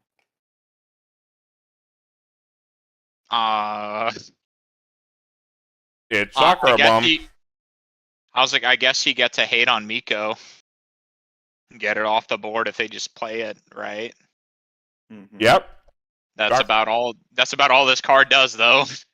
The ditch CX salvage is nice, I guess, but you would only play this in a green focus deck that was obviously also playing bar. You know when you play this card. Mm-hmm. You know. You're playing 8 bar. Yeah. You know. Oh, and he's even at that magic 3,500 power. He is also a Shizu fucker. Yeah, he's a Shizu fucker. What? Although if anybody's still playing Shizu level 1, God rest your soul. Next card. So we got this Levi drawing boundaries. What? So it's a 2/1 punch, pay 1, put one other Eldian or core character from your stage into your waiting room. When you use this card's backup, you may pay the cost. If you do, choose one of your opponent characters and that character gets -1 soul until end of turn. And it's a 2,500 punch on top of that. These kind of suck, right? Have we seen this before? I don't know if I'd ever run this. What, pay 1 sack minus soul? Yeah, we've seen this before a lot of times. I was like, it's 2/1, pay 1 sack to neg soul. That's weird. It's a no game, no life card. That's why I don't know it, because no game, no life fucking sucks. Damn. All right, we're not inviting Niko back as a guest, right? Like, this is just a one-time thing. What do you mean? He's right. Yeah, but he can't just come out and say it like that. Yeah, he can. I say Only it all I'm the allowed time. to say it. No, well, Yes, no. have boundaries, Niko. Yeah, I'm No. drawing boundaries. Sack soul counter is like niche. It's fringe. It's fine. In this meta, I don't think it's good enough at all. I think, yeah, it's nice to have a sack counter to like maybe have that cute little play where you stop the reverse, but you're fucking AOT. Just play the new gear. I'd rather play the new gear than this. Whoa. A different card for a different deck? That's a statement. I don't think it's It is useless. a statement. Right now, I you don't would know. always choose to play Memory Kick over this because Memory Kick is more relevant. Your set has it. But maybe there's a universe where this card's not. This card sees play even in like some builds of Slime that we were just talking about. Like I hate it. I hate it, man. It's like the most. It is a fine profile. I think it is a niche. It is a niche defensive counter. I don't think there's anything wrong with it, but it is worse than other counters. You are right about that. Next card. Is this back to Andy? Yep. Ooh, cool. I get the cool card. Levi, Deep Grudge. Climaxes with Deep Grudge. During your turn, this card gets 500 power for everyone else on your field. When he's played on stage from your hand, look at 3 cards from the top of your deck. Choose one of them, add it to your hand. I love finishers that look for their own climax. Not like you'd even have to because he's off bar. And then when you reverse your opponent, you can pay 2, ditch 2. If you do clock kick your opponent and burn them for 2. Ooh, that is a juicy, spicy meatball right there. I like it. I have played with this combo before. It is pretty potent. It's like comparable damage to Mikasa on a plussing trigger. It's not as good. Obviously, requires you to have a reverse. But checks 3 instead of just cantrips. My issue with this compared to Mikasa, because I look at this and like I'm comparing it to Mikasa. Do I want to run this or do I want to just run the old Mikasa finisher? And there's like some pros and cons to both. Getting access to Gold Bar instead of Dual Soul or whatever split 2K1, whatever the fuck it is like Gold Bar is a much better trigger. And you don't have to worry. You don't have to like ever cross your fingers and just cantrip with Mikasa and hope you get there. You know, you're pretty much guaranteed to go off with your finisher. But it's a bit annoying too that you have to have the reverse here. Because if you're trying to do that strategy where you like make a big board with like the arm and assist, yeah, but the arm and assist shuts off. The arm and assist shuts off backups, right? So you just need to get over their base power a lot of times. Not backups. Oh, yeah, no. It doesn't shut off backups. Character to reverse. It doesn't shut off backups. It's just hexproof. Hexproof. Oh, okay. Yeah. Turns off their tap counters in that sense, but your opponent can just crash out into you, and then you don't have reverse targets. There is a card in this set that you can use to guarantee a reverse target. Well, that's not completely guarantee, but there is a card that I've been testing as a one-of that you can use to create a reverse for Levi against people that try to crash you out. But I'm going to be honest, in this meta, I am far more worried about being walled out than I am about not getting a reverse at all. And you can easily send Levi to 15-5 in almost any build with like very little trouble. So if 15-5 can't get the fucking reverse, whatever, you were never getting that reverse anyway.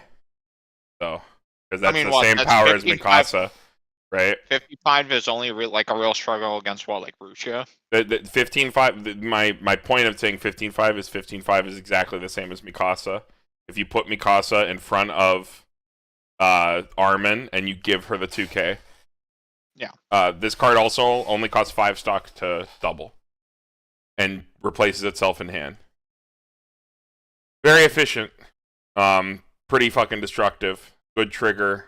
Good if you're trying to play old Aaron. Good if you're playing any of the new combos. Greens, like this card auto fixes for itself. If you play the Ricky, you can literally play 4 Rickies and 4 Levi's, and that is your green. You don't have to play a single other green card. There is a really cool other green card that we'll see that you probably want to play that has really good synergy with the Top Check 3, which makes this card even freer to sculpt for your finishing turns. There's a lot of reasons why you'd want to like fuck with this card. This is like currently what I am testing. I'm currently like proxy testing Door Bar. I'll have my cards tomorrow. They'll be able to actually play them, but proxy testing, this has been pretty good so far. The only weird part about it is green, but again, auto fixes with the Ricky.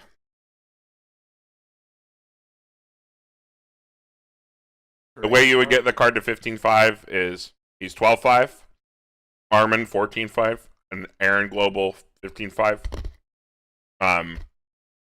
You can tap the Aaron Global in the back row to make him 16, if that's relevant. I don't think you're going to have trouble finding reverses if you play with it in mind in the right matchups. You got to know your matchups. But same as Mikasa. Yeah, so I'm thinking right now, I think the only time you would ever really struggle is like Rusia, right? Rusia if they comboed. Yeah. Yeah, Rusia if they comboed. Because even Mushoku doesn't get like that big on defense a lot of the time. No, not unless they like their center lane. But whatever. Yeah, it's like you're immune to tap. Like running to like 8 standby slime, I think you're fine. The big thing you have to remember with any core traded finisher that we are going to look at, you are immune to tap counter. You are immune to bracelet. You are immune. Your early plays are immune to anti-change. That is like AOT's big thing right now when you're looking at these cards. So just keep that in mind. All right, are we good with Levi? He's pretty simple. Mm-hmm. All right, next card. Hanji, Introduction to New Technology. When this card attacks, choose one of your Elden or core characters, gets 1500 power until end of turn. And it has hand on core. Wow. I hate it. I hate it. More like old pack. Holy shit, did they print this card uncommon? This card sucks, wow. yeah. Why is it uncommon? All right, let's just go to a better card. Yeah. Zach, go ahead. This Aaron 1/1. On play, choose one of your opponent's characters, blink it. And it's an Adachi. Clock Adachi. Yo, you say fuck you to Rusia. I have played this card a lot in Brillia. They have the exact same profile. It's pretty fucking rude into Rusia. And that is about it. Yeah, that's a nice mix of effects. He's Eldian only. This card does not have core despite being Aaron. Important thing to note. You cannot really play this easily in a core deck. So just keep that in mind. But it is a good card. It's a good profile.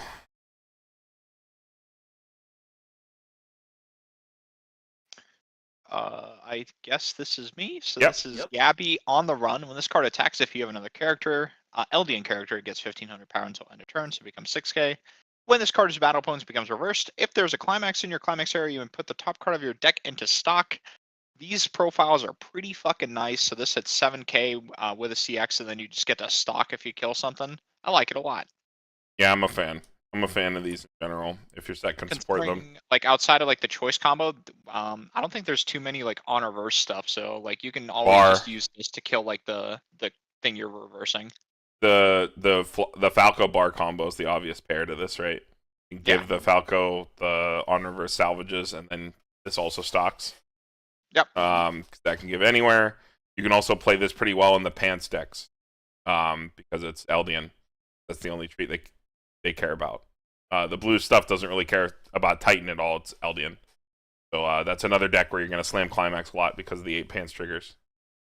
So this goes into that, and you have a reason to build up a lot of stock in that deck, so this card's pretty cool. Next card. Back to Andy. Okay, Salvage Falco. 2/1 assist. Your level 3s get in front, get 2,000 power. You can rest him, choose one of your Eldian characters, and they gets 500 power. And the effect, when you reverse your opponent, look at 2 cards from the top of your deck, put them on top in any order. It seems like a nice little assist card. Probably your assist card of choice if you're playing the just like an Eldian build that can't utilize Armin. Isn't there a better 2/1 like Eldian support? Only that if does you're the playing exact same Pants. thing? Only if you're playing Pants. And the one we saw in the TD was a level X. So this being the only other 2K to front for Eldian, it probably has a niche. I don't think it's bad. I don't think it's anything remarkable. I don't think it's bad at all. Wouldn't look sideways at this one. Next card. Falco, Involuntary Witness. If your waiting room is fearless climax, gets -1 level in your hand, and is a stock healer. Discard any card, fill the top card of your clock to your stock. It is fine. The epitome of fine.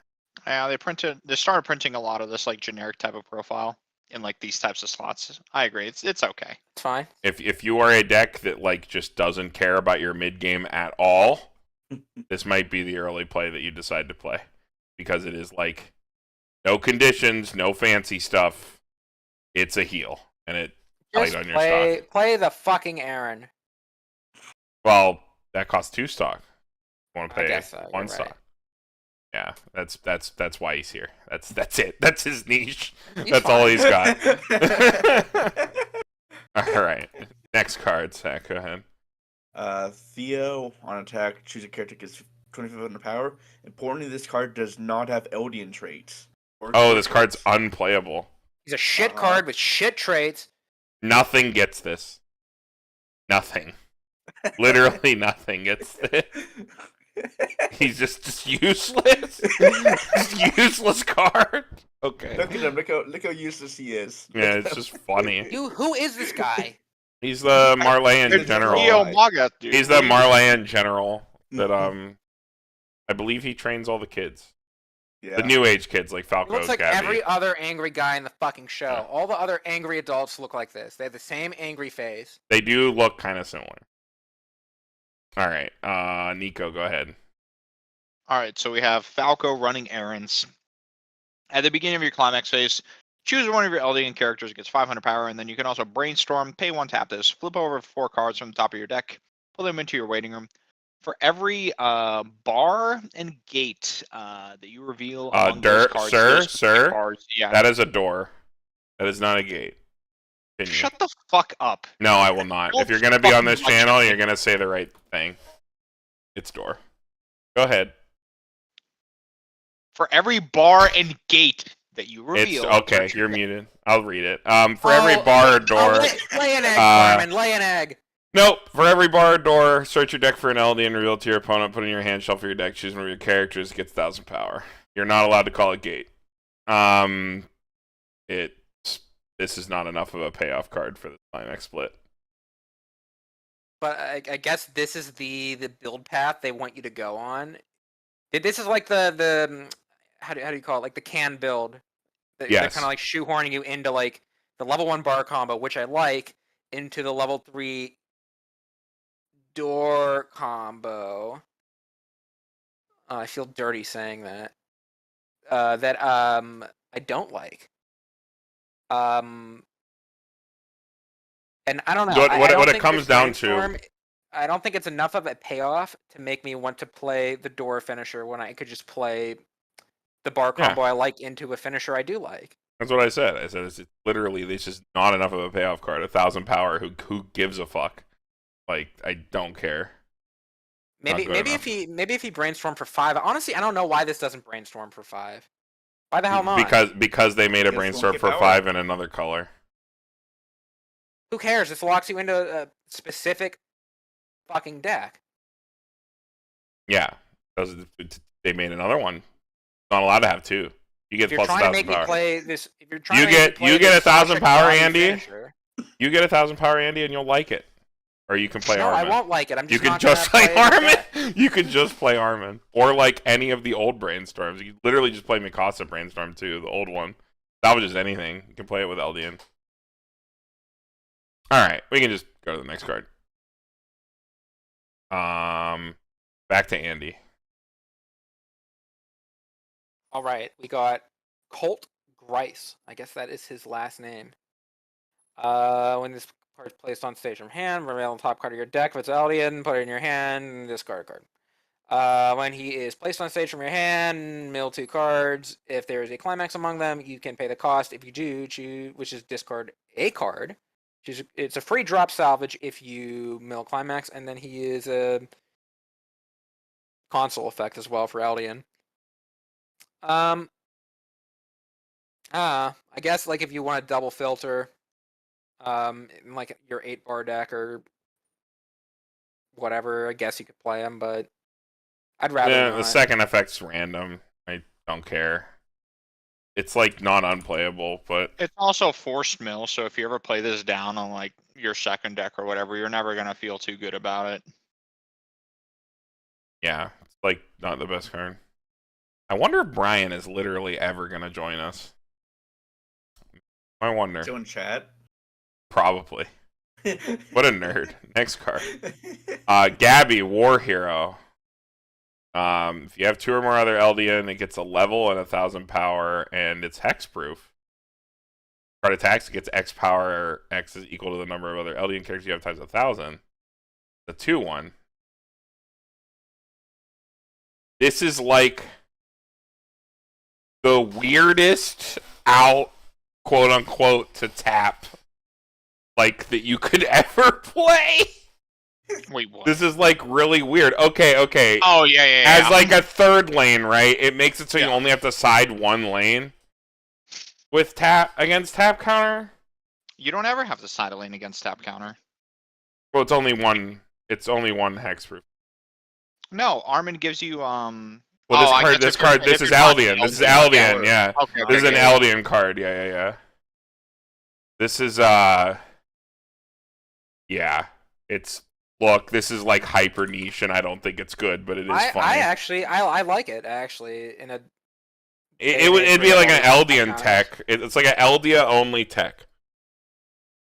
I kind of like that flexibility. You can use it to run over something and contest board at level 2, or you have like this cheeky little way to get an extra attack in. To attack in, yeah. And you don't even have to worry about like them like anti-change countering you or something because no, she's level 3, but she's hexproof. Yeah, you don't. Also, this is a static effect here as well. So if your opponent like wants to side this is a level 3 probably. Yeah, so like it doesn't like leave a.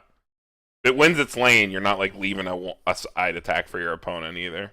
That's nice. They say they're gonna side attack it. They flip over their card and they say hit you for 1, and then you're like, gotcha, bitch, hit you for 0. It's a level 3, baby. Nice. Dab, swag.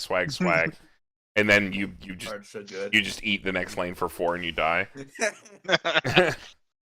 Yeah, but it's about sending a message, Carmen. It is about sending a message, right? Okay. Last card here. Zach, go ahead. The dank one. Azuma Bito, 2/2 events. Choose up to 2 Eldians in the waiting room, return them to hand. Like you have a Mikasa, you can choose a Eldian in the waiting room, put it in stock. Pay 1 + 1 selective. Pretty cool. Pay 1 + 1. It's a pay 1 + 1. Oh, okay. You have to have 2 stock, but it's a pay 1 selective +1. This is the card that I was referring to that you could play alongside Levi Finisher, where your only green, even in a core focus deck, is like 4 Ricky, 2 of this, 4 Levi. And like if your Levi hits this, it's like picking up another Levi, right? If you have a Levi engrave, you can add any Eldian. And a lot of your cards are going to be Eldian, like your Aaron early play, that's a card you could reasonably play at level 3. A lot of your like new cards and stuff like that if you're playing Door, because like Door's your Mikasa, you got to really play their old red Mikasa Brainstorm to fix for red, because red can be kind of cringe. So you're always going to have a Mikasa. And then you just get this nice little selective pay 1/1, which is pretty cool. I'm a big fan. It's Iron Man armor, but it's better than Iron Man armor. If you're familiar with the Marvel set. It's Magical Girl appears, but you don't have to discard. Yeah. Wow. Only can salvage Eldian, but it's still pretty useful in the core deck. How often do you have a Mikasa on the field, actually? All the time, if you're playing Door, level 1. You have the Mikasa Brainstorm. You're playing Mikasa Brainstorm if you're playing a red level 1. You have to. You don't have enough red otherwise to hit a reasonable red threshold. But you will have a Mikasa on your board. Guaranteed. Okay. This card's a pretty big reason to why I started with Door Bar for testing. Is the Mikasa combo that we'll actually see next in the next color. What do you think, Niko? You haven't given a score. I don't think. I mean, so in testing, I haven't seen this card played against me yet. It reads fine. Yeah, I think it reads fine enough. I'll give the C+. I can see this card being all right. I think it's more that is there nothing I think the question that I have a lot of the times is is there nothing better to fit into this slot? And I mean even with that, this card is fine enough. Pay 1/1's pretty good. I think it's really good with Levi again. You trip into this if you're in a deck state where you've canceled and you canceled Levi's in the grave. Yeah. Just grab them, or you grab Aaron healers, or you grab literally any other new card that you would want to play. Also picks up your the out that I was talking about to your opponent crashing your board. That card is Eldian, which is nice. As you can slam that down, get a reverse. Are we good to just continue on into red, or do people need a break? Light break, maybe. I'm ready. Yeah, I'm okay. I'm good to keep going. Niko, you good? Yeah, let's go. All right, into red. That was me. So that was Zach's card. So it's Niko. Go ahead. All right, so we got Mikasa. If you have 2 or more other Eldian or core character, it gets 1k power. It's 4,500 base. When this card attacks, if the gate is in your climax zone and all your characters are Eldian or core. If perfect timing is in your climax area and all your characters are Eldian or core, look at up to 4 cards from the top of your deck. You can also say comeback if you'd like. I'll come back, something alright. Or salvage. Choose up to 1 new omnidirectional ability gear or Eldian or core character from among them. Omni? To your opponent. Omni.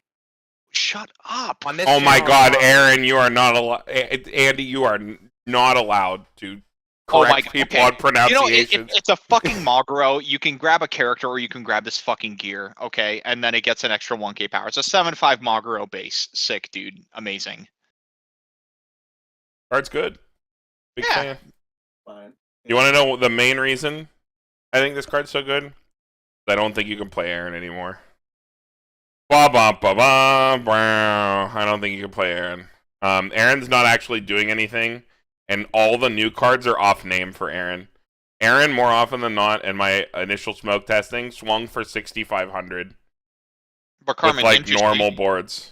They printed Yell of Rage on a choice, so you're wrong. Aaron is playable. Well, they did not. Do not lie to people. There is no, the problems with Aaron. Aaron's trigger sucks. All the new support cards do not have a name for Aaron, so he swings in at 65, which is not enough to get a reverse. You can play this, which is 75, which gets a reverse, gives you deck control, and you don't have to spend slots on Arm and Rize to have a good first deck speed. It's pretty non-intrusive. As well as just being 55 all the time.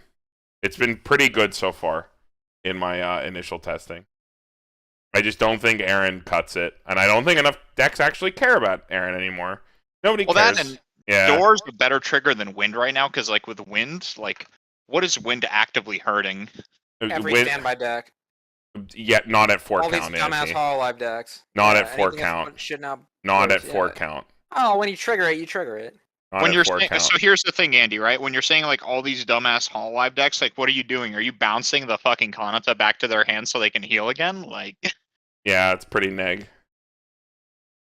That's like the only thing that you can maybe do is like bounce a brainstorm that they have in their back row to like get over lane potentially. That's like the only real case I could see for the wind. Against that anyway. Quint's I don't already know, kind of like like- full board on defense a lot of the time. I'm literally not even playing fucking gear and core anymore.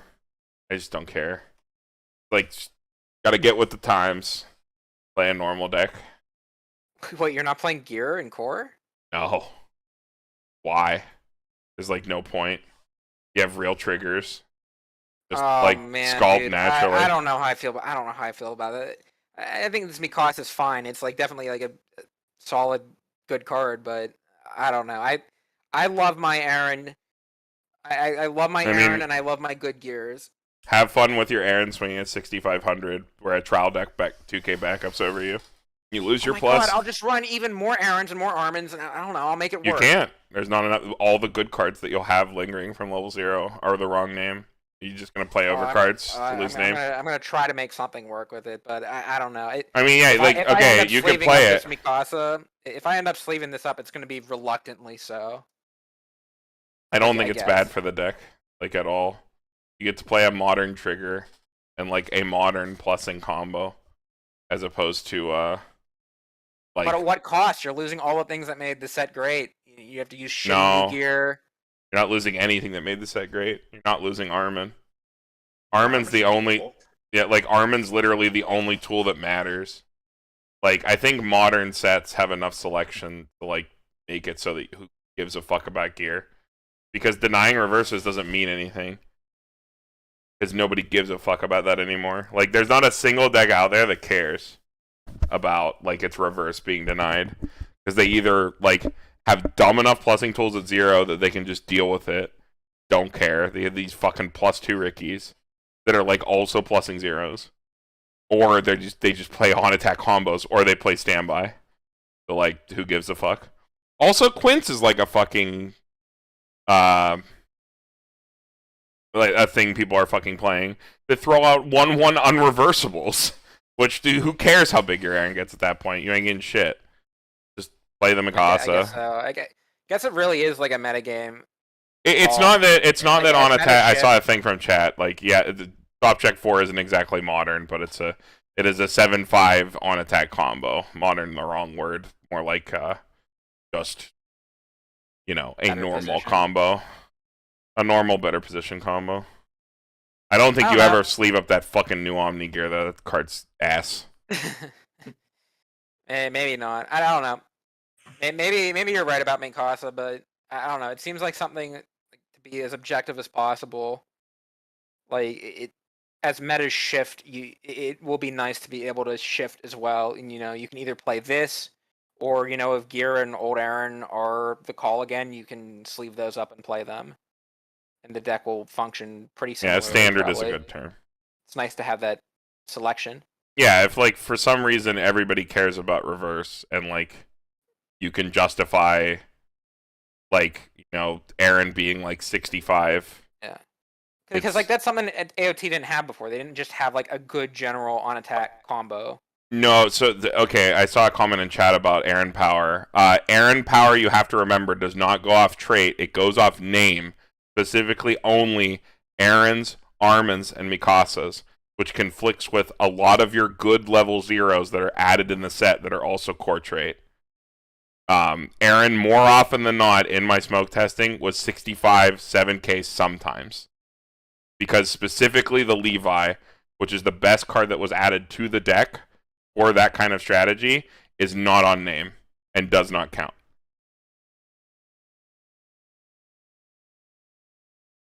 Yeah, so just to clarify that, Aaron is not a traditional like power condition. He is only Armin, Aaron, Mikasa. 500 times other. Alright, I think we can move on. I just wanted to do my spiel about Aaron. Next card. Oh, no, Andy, you get the card you don't like. Ooh. Again, this is a double rare. Oh, yay. When you play this, you can choose an LD or core characters, add it back to your hand. And the end of your attack, if you have the climax in your climax area, all of your other and everybody else is LD or core. You can pay 2, ditch 2, send this bad boy to memory, and then choose an Eldian or core in your waiting room, except another copy of yourself. Wait. Is this a spoiler card? What the fuck? Very much It so. is. And summon it to field. I don't know. I don't watch the shows. I just play the cards. You did watch this one though. You love AOT. Yeah, I do. But yeah, I'm not a huge fan of this. The card that if you didn't tune in for green, there's a Gobby level 3 that like it's an icy tail on attack or something that you're supposed to summon off of this, and there's like a whole. The important part is that card heals. Shoehorn you into. The important card is that the Gabby heals.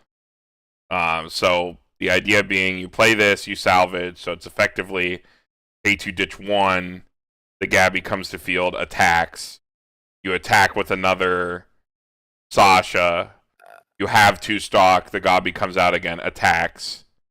You have 2 stock. Doesn't do it for me. I just can't help comparing it to It's like 6 attacks. or Tokyo Revengers or something. It is 6 attacks still, if you have triple. Like it's still 6 attacks with 3 heals. Fine. It's just it's spread out differently and requires you to sculpt a lot more, which is like a cost, right? But like the card is also a selective salvage, so maybe it's not a big deal. You could also play Azumabito to like play over the like help with the hand cost because it's a pay 1/1. Because you're in red, you could easily play the Mikasa Brainstorm because she salvages anything. I'm kind of worried about the stock threshold actually. The stock isn't bad. I believe it is.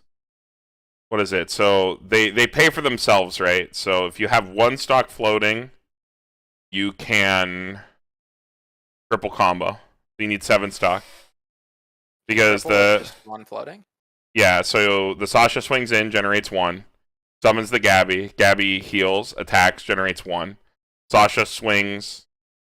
The next Sasha swings, generates 1. You go to 2. Pay 2, ditch 2, summon Gabby. Gabby swings in, heals, generates 1. Sasha swings in, generates 1. You're at 2, pay 2, summon Gabby, heal, attack. Yeah, because it's end of attack. Because it's end of attack, yeah. Which, again, we gotta bring it up. End of attack, this meta right now, you're susceptible to memory kick counter. Thankfully, this doesn't cuck your other lanes because this doesn't have like a full field condition. It just has to be all your characters are Eldian or core. So yeah, no playing that Theo guy. But otherwise you're fine. The nice thing about this, maybe compared to like the other what are they called? Like the 8-choice slime deck, for example, right? You don't have to do your entire combo in one lane. You can kind of like you can spread it out. So like 1 memory kick counter or 1 like anti-damage counter doesn't like completely cuck you. You still you're fine.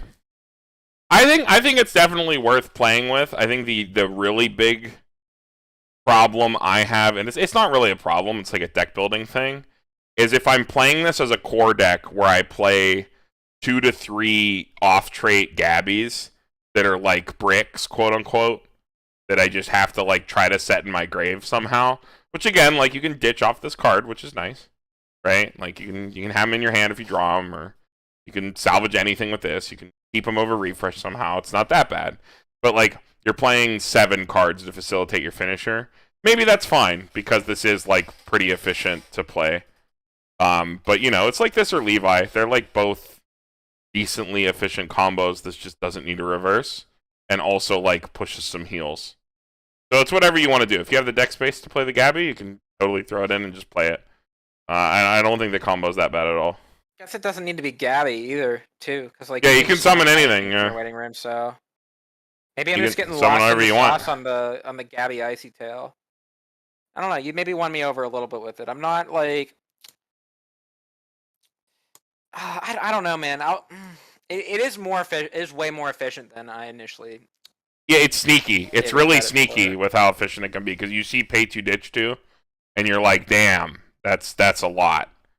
But if you think like, okay, this card salvages, that's pay 2 ditch 1. Like you have 7, clock to 8. Play these, you're gonna get 3 heals, right? If you like can triple. So I guess I don't know. It's just so blunt compared to something. It's just like a big dumb. It is object, just vanilla something swings, like, yeah. Something that's like Levi or original Mikasa, where you like have these like really attractive burn effects with like no condition. I mean, yeah, it's definitely vanilla. My problem's really just the slots. The slots and the fact that the card that you add is like... The card that you add to the deck is like a brick, and you're literally never going to use the Ice Tail effect more often than not is the problem I have with it. Because, like, you just don't have the resources for that unless you're hella high rolling. That's like, it's like 10 stock to do like one Icy Tail at the end. That's like a lot. It's also just more sculpting. Yeah, you're probably never going to use the Icy Tail if you with one of the Sashas. If you don't get Yeah, if like you just don't, if like you get memory kicked in one lane or whatever, your like other lane can Icy Tail to like kind of recoup a little bit, which is cool. But I say it's harder on sculpting, but like this card does salvage. Like maybe it's fine. Depends if they're still in deck or not, right? So yeah, depends on what your deck state is. But I think the combo's like pretty okay. Actually, now that I think about it, I actually don't like this. oh, In comparison to some of like even like some of the other finishers we saw, I just actually like why would you ever play something like this over other cards? For the heals, get 3 For the heals. heals? Yeah, the heals and like the Why trigger, wouldn't you right? play something like an early play Aaron or something in that slot instead? Because like as we just discussed, right, you're playing like 4 of this card, and then you're gonna be playing like maybe 2 or 3 of the Gabby. I mean, there's something to be trick. said for healing mid combo, right? Like at 3, where like if you draw up at 3/2, if you're ready to triple, you heal down, right? Maybe. I don't think it's like much that, different than I just don't think healing up like front. that's enough of like a plus though. Those combos like these to where you're just like I do not think it's like opposed to anything healing while insane. play, like I heal mid combo swing. Like I actually don't really like this right now anyway. And then especially like after we even talked about like memory kick counter being like pretty prevalent in like the meta game. I'm just kind of it's an okay finisher. I just don't understand why you would run this over something else. I'm just trying to I'm think trying of to like put the total. my brain in like the developers' heads here. And I'm just it's maybe kind of coming together. Like it is kind of like a big dumb blunt object combo, like I said, but maybe you do actually get to live the dream and like actually get the Icy Tail effect off some games. Yeah, but why would you ever? I think the like, Icy like, Tail like, is into mostly what Zach said, right? It's like if one of your Sashas gets stopped somehow, like memory kick, like you have the resources to like get an Icy on a second Sasha to maybe keep up your like push. So it's not that bad that like you didn't get your one combo off. Yeah, and then I'm trying to think of like the if you have the stock overhead, if you have the overhead available, you can actually just get the 6 attacks and then some ices on top. And even though it's a lot of hand to do that, if you're running like the intended, quote unquote, intended deck where you're running like bar door, you know, all your triggers are now plussing as well, and you're getting 6 or 7 attacks to like trigger bars and doors to get more cards in your hand. So that can maybe like help with the cost of it as well. I think my big thing right now is like, right, we just went over this like the Levi. Why would I play this card over Levi? Outside of like I color, guess speed or reverse. Color reverse would be the reason, and the heals. Color reverse and heals. If you value that, it's more defensive. Do we have any cool red payoff cards that we can play? That's like the other big thing. Okay, it's not so much red payoff cards. Fixing 4 level 1 Mikasa can be difficult in my experience. So it makes that very easy. Also adds a door trigger to the deck. It would be trigger, heals, reverses, and just ease of red. You do have enough to do triple. I saw a comment in the chat. You definitely do, because you have 7 cards, clock to 8, which you actually don't even need to do if you have the climax. You play these down, they refund themselves, you're back at 7, you play the climax, you have 6. You can pay 2 ditch 2 on each one to get the attacks. You obviously can't do the Icy Tail, but again, we said that at the beginning, Icy Tail, not going to happen, probably.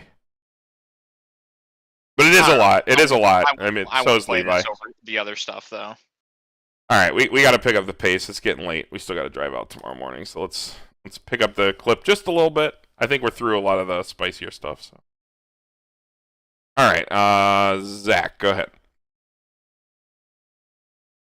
Historia, on play Top Trick, or on play Surveil, on play, ditch a card, top check, choose a level, salvage a character of the card you top checked level or lower. Yeah, Surveil plus on play Rico. This card's cracked. Yeah, this card's pretty good. You're gonna see 2+ of this, and you're gonna probably see 1 to 2 of this in literally every single AOT deck. This card feels so gross to play. You play it, you look at your top card, and you're like, that's a level 0. Reroll. Or if it's a higher level card, you leave it. Obviously, just like free fucking filter. Card feels so gross to play, and it's core. Put this in anything. Symbol good card. Yep. Next, Niko. All right, we have John. When this card is placed on stage from your hand, you may pay 2 stock. If you do, choose one of your opponent's characters and return it to hand. And at the beginning of your opponent's draw phase, reveal the top card of your deck. If that card's level 1 or higher, you may return this to your hand. So it's a coin flip, and then you get to bounce stuff. It has its like niche uses, I would think. I just don't think the niche uses are currently in the meta. Yeah, I mean, like you can bounce like a brainstorm or something and run over like Kana Tamari. 1K coin flip's kind of shitty. The utilities, maybe they're like later in the game if you want to like play around a memory kick counter or something. It's like a one of. Open up the lane anytime. Because you have the Rico, right? You have the Rico, so you can always grab this, and there are a lot of finishers that kind of get blown up by defensive counters. So if you can somehow justify the 2-stock expenditure, which unfortunately for the combo that I'm talking about, the pants one, you probably can't justify paying 2. So you can't really use this to play around tab counter, but it's still like, again, that deck like rips back level 0s for free all the time whenever it wants. So maybe in the 8 pants deck you say, you know what, I will have the stock. I will play this card, but it is an option for a bounce. Because there's no like level 3 bounces that are easily available for Eldian. It seems like an easy tech. Yeah, it's free. Like, worst case scenario, it's like another starter. You know what I mean? Mm-hmm. And then the games where you want them, you get them. It's like actually pretty solid. I actually think that's a good card. Yeah, this card is in Quince. These like play as a tech same way. Andy, go ahead. All right, Sasha, high praise. She's eating an arm? No, lobster, bro. A lobster. It looked like a man's arm or something at first. What the hell? She's eating that lobster like it's a corn, like a piece of corn or something. Oh, she's eating it like it's a potato. Oh yeah, that's how you eat potatoes. When you play this card, you put 3 cards from your deck in waiting rooms. Mills 3 on play. Optional. And on play, you can pay 1 digit climax, salvage a climax. Having the mill effect with the climax salvage is probably Yeah, this is actually, I think, pretty relevant. This is another card you'll see in every AOT deck at a 1/+. Every single AOT deck. I never AOT have deck. to whiff my wind trigger ever again. I can just. Oh, you'll still whiff. Probably. Or like even worse, like you'll change into it and your gears won't be engraved. My favorite. That's why you mill 3 cards. It's the you mill into your gear. Broke. All right, next card. Jean, Strengthened Resolve. If your stock has 2 or less cards, this card gets 50 under power. When this card's battle opponent becomes reversed, if you have another character, Eldian or Core, you may choose 1 level 0 or lower character in your opponent's center stage and kill it. He shoots it with his gun.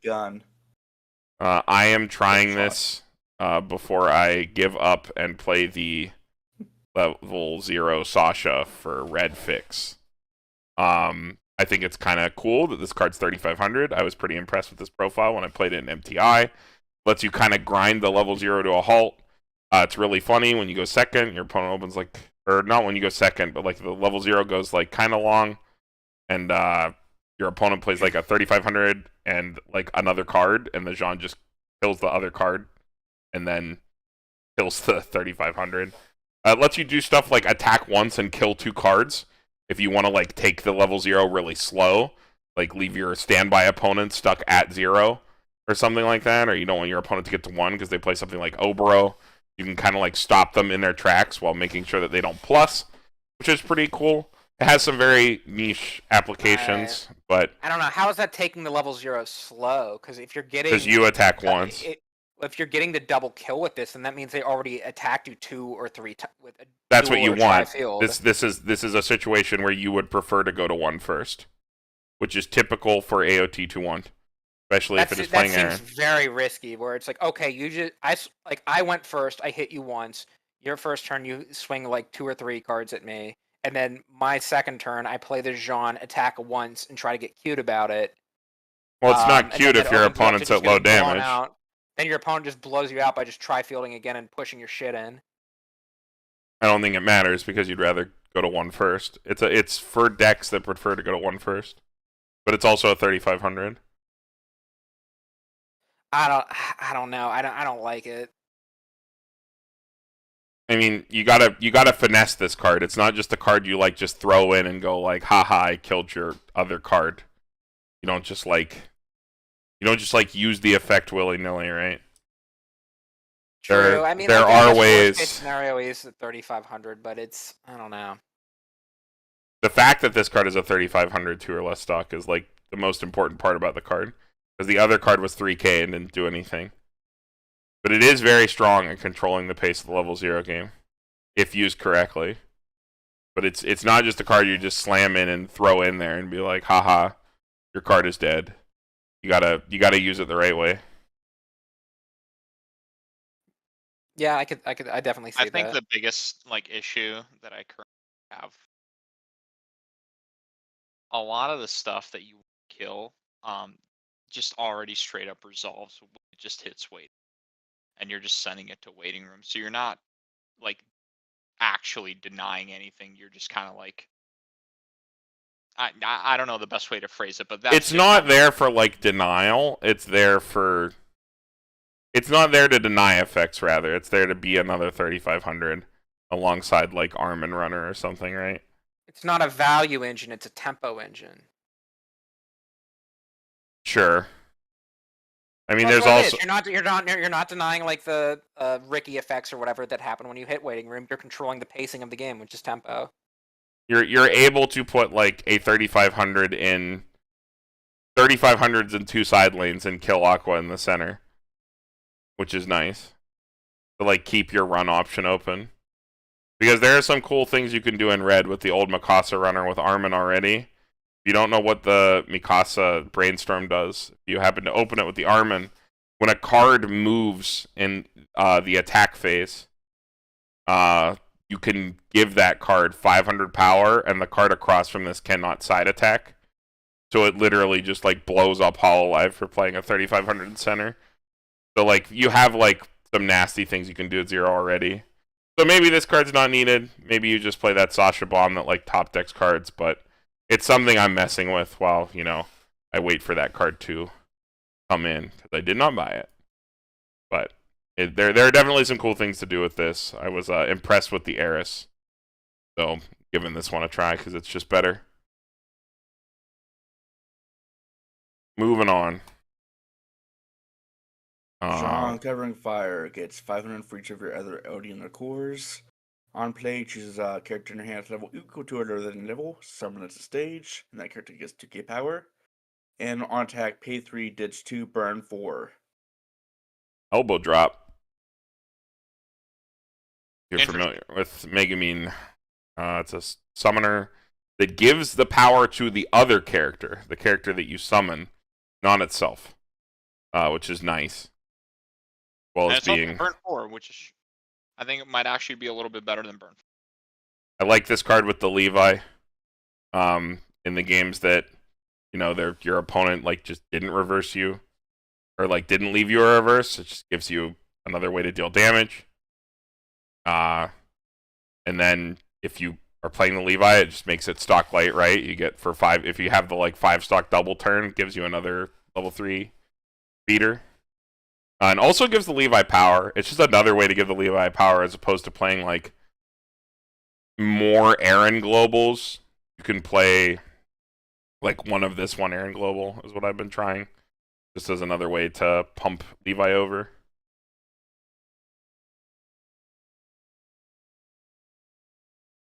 Yeah, that sounds about right.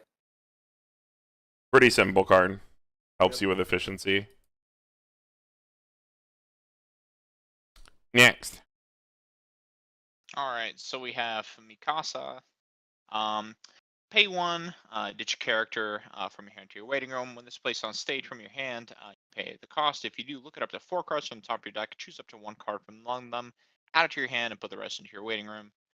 So it's a dig 4, and then when your climax with choice in its trigger icon is placed in your climax area, choose one of your characters, and that character gets 1500 power until end of turn. I guess this is one of the choice payoff cards, quote unquote. I don't know if this is really worth as like a real payoff card, but like It's a Rumia. Yeah. Rumia with a repeatable 1500 power effect. It's just like a better Rumia, right? Yeah, I mean you don't utility. You don't care about the power on these cards. Like most of the time, you're playing it for the first effect. If you like don't have a cantripping like level 3, like for the Sasha finisher, right? That card does not cantrip. The Gabby doesn't cantrip. None of the cards like in there dig. Of course, like you could obviously play that with Armin, but like maybe you're in a build that doesn't. Like this is just a non-Armin way at level 0 to dig for climax or event, something like that. Maybe give you some deck speed in that 8 choice deck that's running the Aaron search combo. Yeah, whoever the search combo is at level 1 doesn't process cards a lot, or like you really need to do your combo on that turn, and your reward for getting into the choice is you get 1500 power somewhere. That's like pretty good, right? Got some baked in synergy there. But I don't know. It's just a Rumia. It's a Rumia first to me. Yeah, agree. Next, back to Andy. Okay, we got this cowboy. When your battle opponent comes reversed, if you have a climax with choice in its climax area, you can send that card to the top of your opponent's deck. And he is a suicider. So this is like a red bomb that actually hard removes whatever's in front of it, even if it's like a cost 1 or something, right? Yeah. Yeah, Just removes like, hand on core cards, yeah. Also pushes damage. It's the best kind of hard removal. If you can shrink your opponent's it does push damage. If you can shrink your opponent's level somehow, I don't know if AOT has a way to do that. That's like Don't think so. Another cute little play you could do maybe, but I don't know.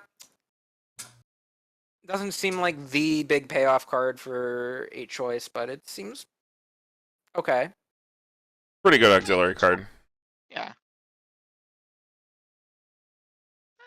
Yeah, I think SC is like it's like right in the middle of the road. Can play maybe like 1 or 2 of this. Next card. Mikasa, backup. It is a free fresh counter. When you use this card's backup, you may pay an additional 2, so pay 3 overall. Return all cards from your waiting room to your deck. Shuffle your deck. Hey, it's a free fresh counter. I don't know what AOT deck can afford to play this card. It's probably only 8 choice, right? Yeah, most likely. I cannot think of a situation I have ever played AOT where I was like, damn. Refresh counter, paying 3 stock right now. Outside of a turn where I literally double triggered. And all of my climaxes at those points were not plussing triggers, so I could never pick this up. Maybe, right? But like I feel like most AOT decks, like you're building up to a finisher, right? And like if you free fresh, you're just kind of dunzo. But like I don't know, maybe it's free fresh is never bad.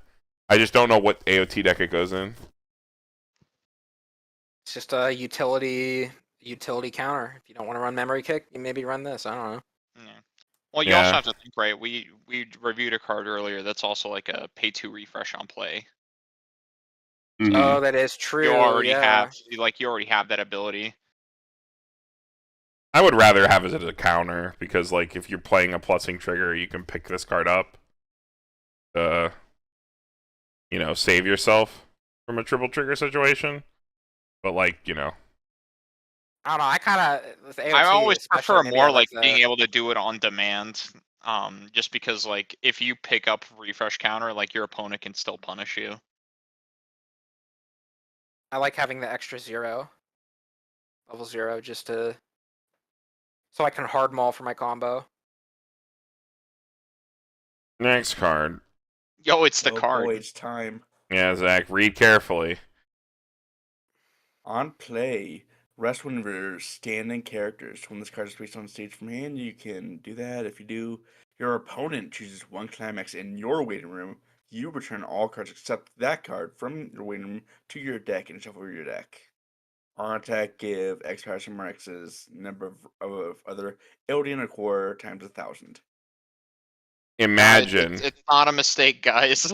Imagine you made a mistake on a card, and instead of admitting your mistake, you doubled down so hard that you made a completely non-functional, terrible, atrocious piece of shit. And that is how hard that you were forced to double down. I hope someone loses their job over this. Like it. You can sit here and you can try to make a case to me about how this might be something that you want to do in some fucking deck state, in some fucking way, but what you will never be able to convince me of is this being intentional. Bushiroad doubling down on this being the correct effect is so goddamn embarrassing. This was supposed to be a Fumio. This was supposed to be a normal Fumio, and they fucked up the wording, and instead of admitting their mistake, they decided to double down because this card also got put in a blog post written by someone else who also sat there because they don't know Weiss Schwarz but are writing Weiss Schwarz articles for the Bushiroad website, sat there and said, well, that effect doesn't make sense with my limited knowledge of Weiss Schwarz, but it came from the other team, so it must be right, because this is how an office works, coming from someone who works in an office. Okay? This is, like, absolutely fucking embarrassing, and I can't believe double downing, like, actually worked, and there are people out there coping so hard that they think that this effect was right and has some sort of use. This is fucking worthless. The big thing Double, for me, triple right, F.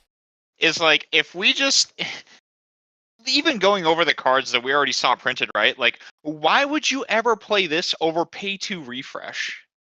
Like, Never. What? Yeah, exactly. Never. Like, what world do we live in to where like you would play this over a normal refresh? And that, again, further supports the fact that it was a fuck up into a double down, because there is a pay to refresh in the set that has every single trait on it that every deck can play as a level 0, as well as a free fresh backup, which also has Eldian and Core that can effectively play in pretty much every deck except for Blue Titans. There is no way that this card is supposed to work the way it does. It was created wrong with poor wording and then doubled down upon, and now we are stuck with a worthless card. Oh my god, you're making a mountain out of a fucking molehill, Carmen. It's Jesus not Christ. okay. It's not a molehill, Andy. It This is a set in molehill. English. It's a lowly molehill. And you're making. It's really not. I don't actually. I think it's a disagree, molehill. Andy. You can't just write stuff off like I think this. the effect actually it does have synergy with the set. It does not. No, like where? Andy, listen. I would like to know. Andy. There's a pay to free fresh. Why would you play? It's the exact same card economy. I'm not saying why you would play it over that. I'm just saying there is an obvious like synergy with the set there. That synergy being you have You're coping. different climax combos in the set, and an event card in the choice deck that has you mill a whole bunch of cards from your deck, count the number of climax triggers you hit, and then burn. There's or a do pay an to effect free for fresh. however many you hit. Andy, you There's a have pay to free fresh that goes into There's a every pay deck to in free the set. fresh. That's the problem. That's not. You're not listening to what I'm saying. Yes, the pay to free fresh is better. But if we're just looking like from a design space and was this intentional, why would they ever print this card? That's probably like what they were thinking when they were doing it. No, If they it was an weren't. intentional effect.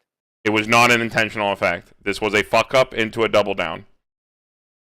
And unless you put Kidani in front of me, where he tells me that alongside the employee that made the card, that was their intent, I will not believe a single person who tells me otherwise.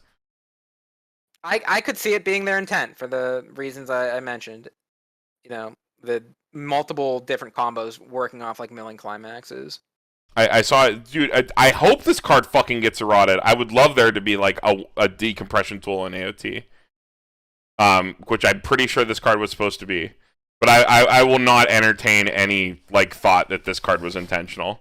Literally, have Kadani send me an email, assigned also by the employee that made the card. What the hell's Kodani? The owner CEO of of Bushiroad. Bushiroad, dude. He's not going to send you a letter. He doesn't care what you think. You're just a. We'll see. Just a bug Andy, under are you his actually trying to make a case for this? Did you read it? Yeah, I read the card. Why would you ever Fumio yourself when you can pay 2 refresh? Please, are you trying to tell me with a straight face that this is normal? You are already paying 2 to play this card. That I should pay 2 and pay an additional cost to perform a worse effect on myself than a level 0? I don't know why you just keep putting words in my mouth. I'm not saying it's a good card. Okay, well, then why are you saying it's intentional? It's not. It's obviously not intentional. No, I think the effect was intentional. That doesn't mean it's good. I don't think there's any way you can say this effect's intentional. Brian, what do you think? Welcome to the stream. Hey, what's up, guys? I'm finally here. No, the self-Fumio's garbage. Thank you. Okay, do you think the card was intentionally made that way? Or do you think they fucked up and tried to cover up? I hope not. Good non-answer. I think there's literally no way. I mean, it's costed exactly like the opponent Fumio. I feel like there's no way it was intentionally. I'm literally gonna go get the fucking Colossal Titan. I'm gonna go get the card. I'm gonna put it on the same fucking slide. You people can all look at this. You can all look at this right here. Tell me that you can pay 2 and pay an additional cost with this being the inherent level 3 on play effect. So you can't even say it's a card balancing thing for this being a level 3, because the way Bushiroad balancing works for level 3s is all level 3s have an inherent free effect that costs no power. And Fumio is an inherent on effect, like inherent level 3 effect that costs no power. Explain to me how this makes any sense from like any standpoint other than like, yeah, like it's. Who cares? What do you mean? Who cares? I care because this is like... the game. This is the game that we play, and this is like for them to. If this doesn't get eroded, this is like actually like a complete and total embarrassment, and shows that like they actually don't care. That's my problem with it. It shows that the company that we pay hundreds of thousands of dollars, like, doesn't actually care about the game that they're making. Right. Like, it shows complete and total negligence, which, like, sure, you can say that you don't care, but that doesn't make it right, right? It's like a... Like, you can sit here and say, oh, like, pragmatically, like, yeah, who cares? Who gives a shit? But it's the same thing as the fucking Kaguya TD with the 9 climaxes, right? Does that matter? Does that matter, Andy? That's different. That's different. No, it's not. I think it's something that actually is. I think it's a I think it is. As opposed to a card that you just don't like. It's not not liking, Andy. It's not not liking. It is not liking. It is not not liking. It doesn't make sense. It doesn't make sense. Fun new profile for us. It is not fun. It is not. There is because the card is right here. Read it. Read it. Yeah, that's a rare. It's better than an uncommon. That is not how Weiss Schwarz works, and you know it. You know you are being disingenuous. I'm looking from we're both looking from a design perspective. Like, you know, if we're looking from like a competitive standpoint, no, I wouldn't play the Mikasa. I'd play this Titan card instead. But from that's being pragmatic about it. That is being pragmatic about it. I agree. I'm saying like, if this does not get eroded, it shows that Bushiroad doesn't give a shit. And that's like something I have a problem with. That's all I'm saying. Like, could we agree there? I feel like regardless of whether this was intentional or not, there is something grossly wrong with this card. So here's the thing, right? If it's not supposed to be like as good as a rare or whatever, it's still supposed to like have some flavor if it's gonna have an effect like this. So what's the flavor for this? Why do you like fucking Fumio yourself for one? If it's not like, if we're not coming from a competitive standpoint, it's supposed to have a little bit of like flavor with the show, right? So what's the lore on that? I haven't watched AOT. The card's called Mikasa Mourning. She's mourning because the effect is so bad.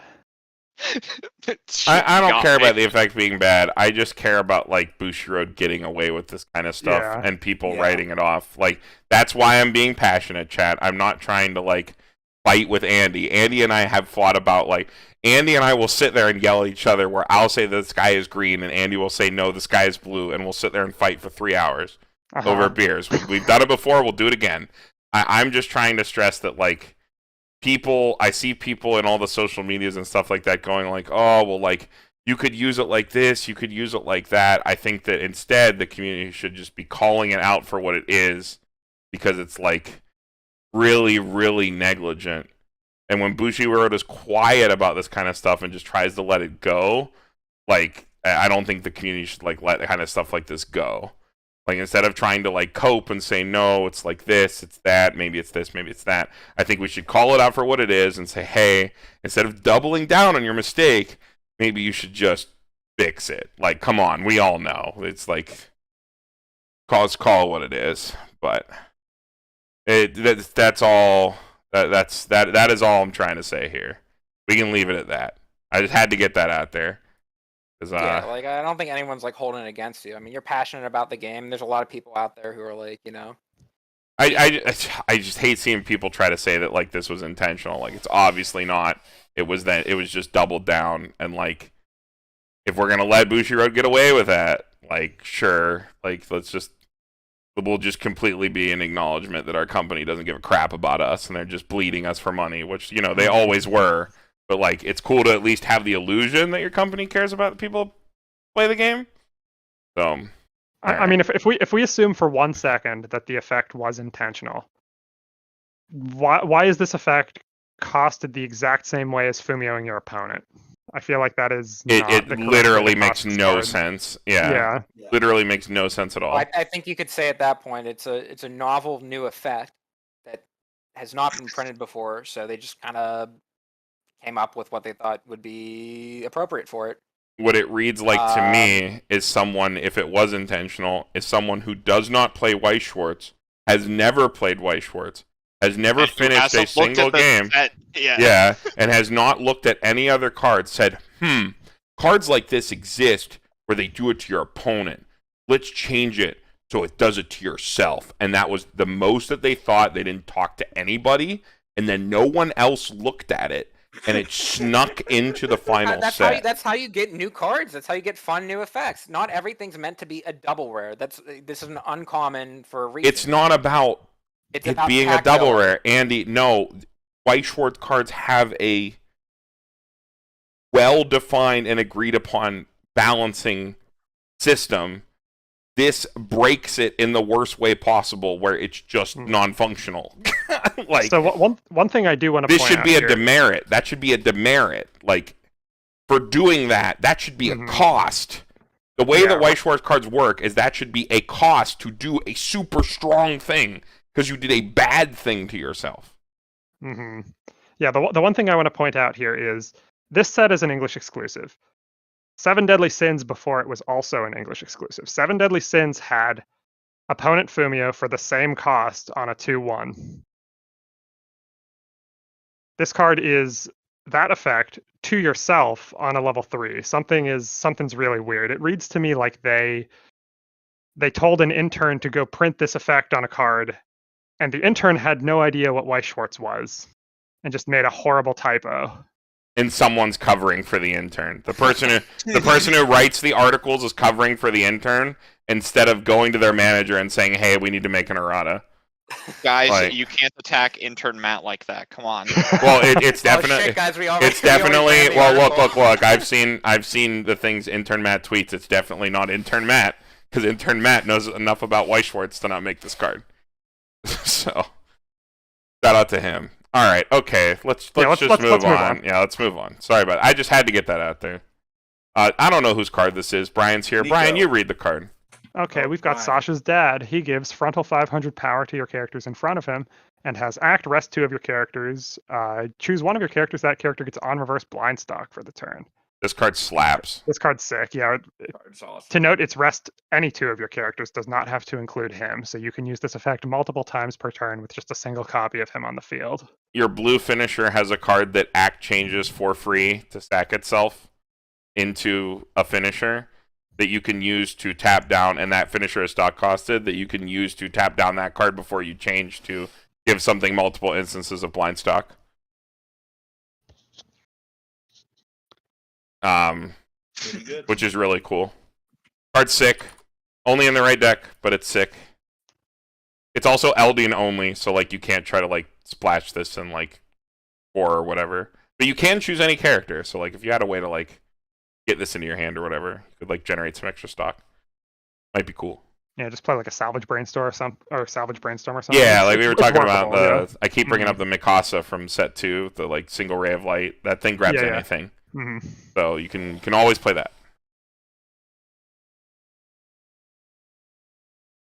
All right, next card. Yo, another sick card. Card is sick. Kaya, Murderous Rage. When this is played on stationary hand, Force Mill 2. There's a climax among these cards. This card gets 3k, so it gets me at 5k. And then it is a JC for Eldian, which if you haven't played Weiss Schwarz for a long time, you don't know what it means. That is when your other character, your other Eldian character only, is frontal attacked. Only frontal attack. You can pay 1 and sacrifice this to return the character that was frontal attacked to your hand. You have cool ways in the Eldian only decks. Again, this card is only Eldian, only works with Eldian. You have ways to summon this card to the field as like a hand filter, so you can easily reuse this card. You have a card that gives like Eldian hand encore.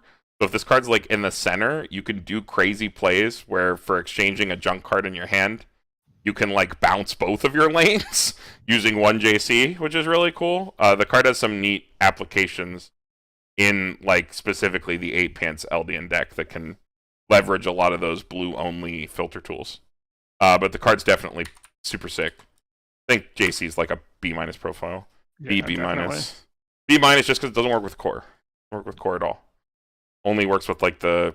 It's Eldian trade only. Only works with the new stuff. Yeah. It would be really hard to fit this in a core focus deck, even if you played like all new combos. It'd be pretty hard. You've got enough reverse denial in the old core deck anyway. Yeah, you have enough things to be doing. You can always just raw run gear if you want, even if you're playing a different combo. Next card, Zach. Delivering nudge 1-0. On play gets 1500. On attack, choose a character gets 2k. Power. This card gets 1500. Yes, and it gives something else. Swings at 45, pumps Or 2K. self. It can give self 2k. Okay, if intern Matt brought me this card, I would kill him. It's extremely boring, but I mean. But not the Mikasa. Intern Matt wouldn't bring you cards like this. Intern Matt would only bring you the best cards. We love Intern Matt. He is a good person. Is intern Matt an actual guy? Yes, Yeah. Intern Matt is a Bouchard personality on Twitter. He is a cool person. Oh, okay. I thought. Yeah. No. We can make up. I don't think like this is as bad as the Mikasa, by the way, No. Andy, because this is still an on attack 2k power pump somewhere. So it's a Shimakai. Like it's not Not the bad. worst. Yeah. Flock is better though. You can play yellow. Play Flock. Oh, this is Eldian only. All these Kaya cards are Eldian only. Wait, so I just realized the oh my god, the what were those characters' names? It was like Yellen. Yelena, Elyon Capone, and the Yeah, third guy, did they not get any cards at all? No, they didn't. No way! They were all. Yelena's Yelena's on the one event. Yeah. She's on the event only, right? The yellow one. Mhm. That's it. They're They're all on that she event. looks like They're Carmen. here. There's a Yakupon is there. Okay, that sucks. They were big parts of this season. Why were they? Oh, that sucks. That sucks a lot. Okay. Dude, I'm gonna be honest. When I was watching the show, I kept getting her confused with Armin. They look the exact same. Well, especially when they make They have the same haircut. the angry faces. The arm and face, yeah. Yeah. All right, next card. Who is this? Is this It should back be to It should be Niko? Niko. Okay. Okay, we have Historia being pregnant. When your other character attacks, this card gets X power until end of turn. X is equal to the number of characters you have, and it's a character. It's a 1/6K hand encore that is a fucking that can get to 8K on attack. This card sucks. There's no standby, so why would you ever run this? Yeah, Why no would no Pregnant standby. Historia be a card that just keeps attacking and then it gets run over and then you encore it and attack again? Well, that makes no sense. Oh well. Flavor. Flavor. Come on, intern. Next card. Okay, we have another support card for the 8 choice deck. 2/1 assist. All your characters in front of this get 500 times level. When you play this card, you can discard one of these 2 choice climaxes to salvage one of these 2 choice climaxes. So you can turn any choice into any other choice if it's these 2. On play, and then when your climax with choice is played, all of your characters get 1500 power. Okay, hold up. That's big Not numbers. bad. that's a lot of power to drop down. solid. And it's like a free climax switch. If you are not playing Armin, probably play this assist in your 8 choice deck. Yeah, if you are on these 2 specific choices, this card seems pretty decent. In this, Only in this only in specific that niche. specific deck. Yeah. Yeah. This Well, card is actually- really good. If you're running like some weird deck that has like the you're running the flock package too or whatever, and you're running like a 3 different combo deck, this can like help you fix into that finisher combo maybe too. Mm-hmm. Yeah, because you could play 3 different choices, right, and still swap around a bit. It's kind of like the choice split standby Ruby deck that's been going around that plays the 2/1 John that can swap the climaxes.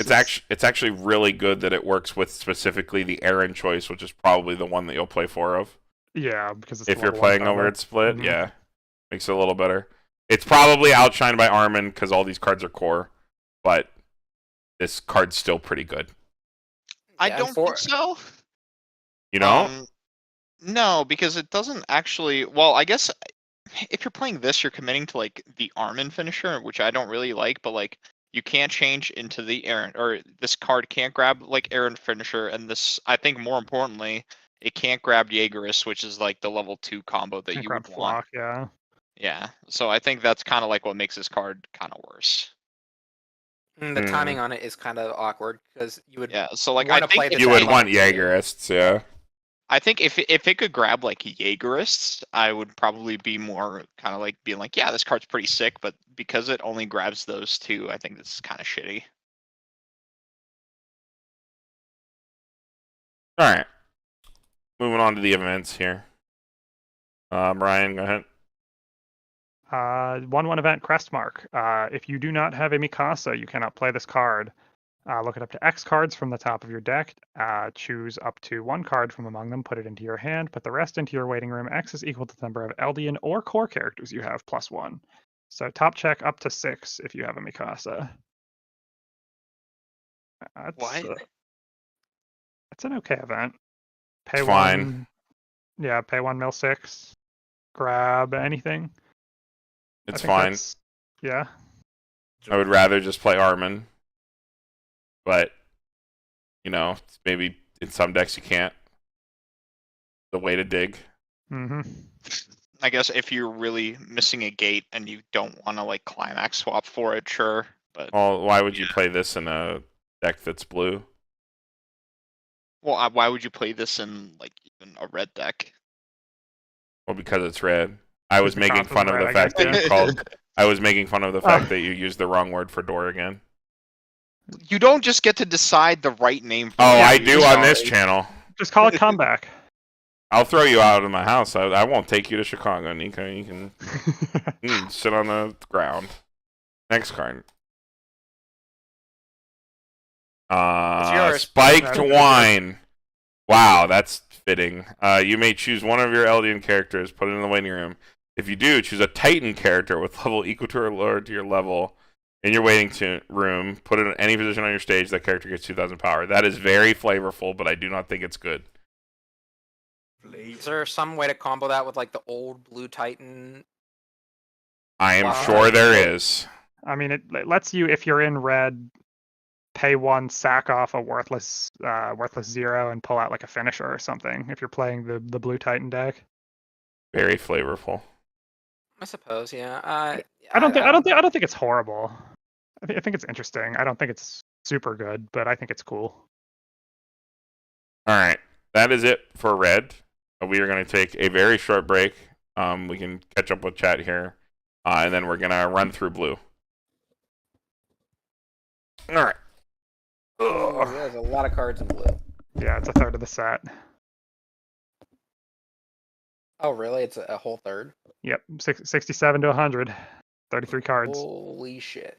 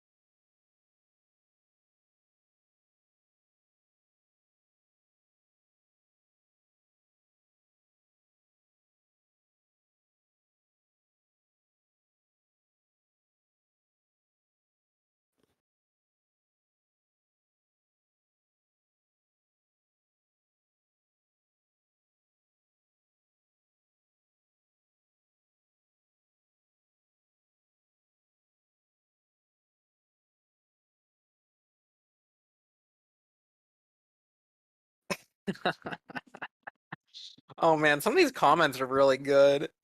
Where at? In the chat? About the Mikasa conversation. Oh. She's crying because she gets decompressed. That's my favorite one. I do like that.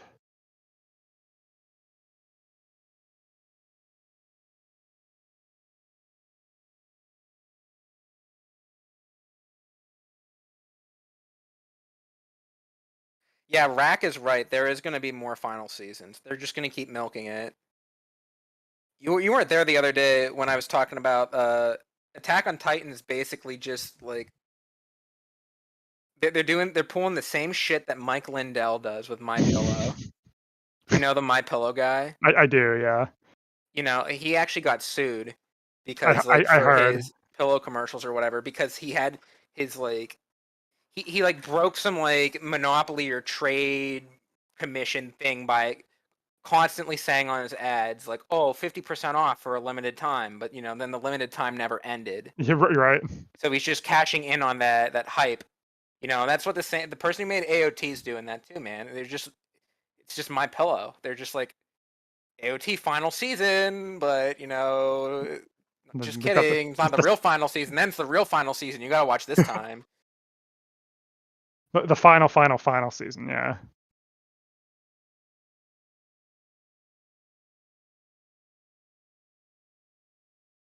But yeah, the blue stuff's pretty neat. I don't know if you Andy saw Carmen playing the blue deck last night. It looks interesting. Oh yeah, when I was playing Proxy, yeah.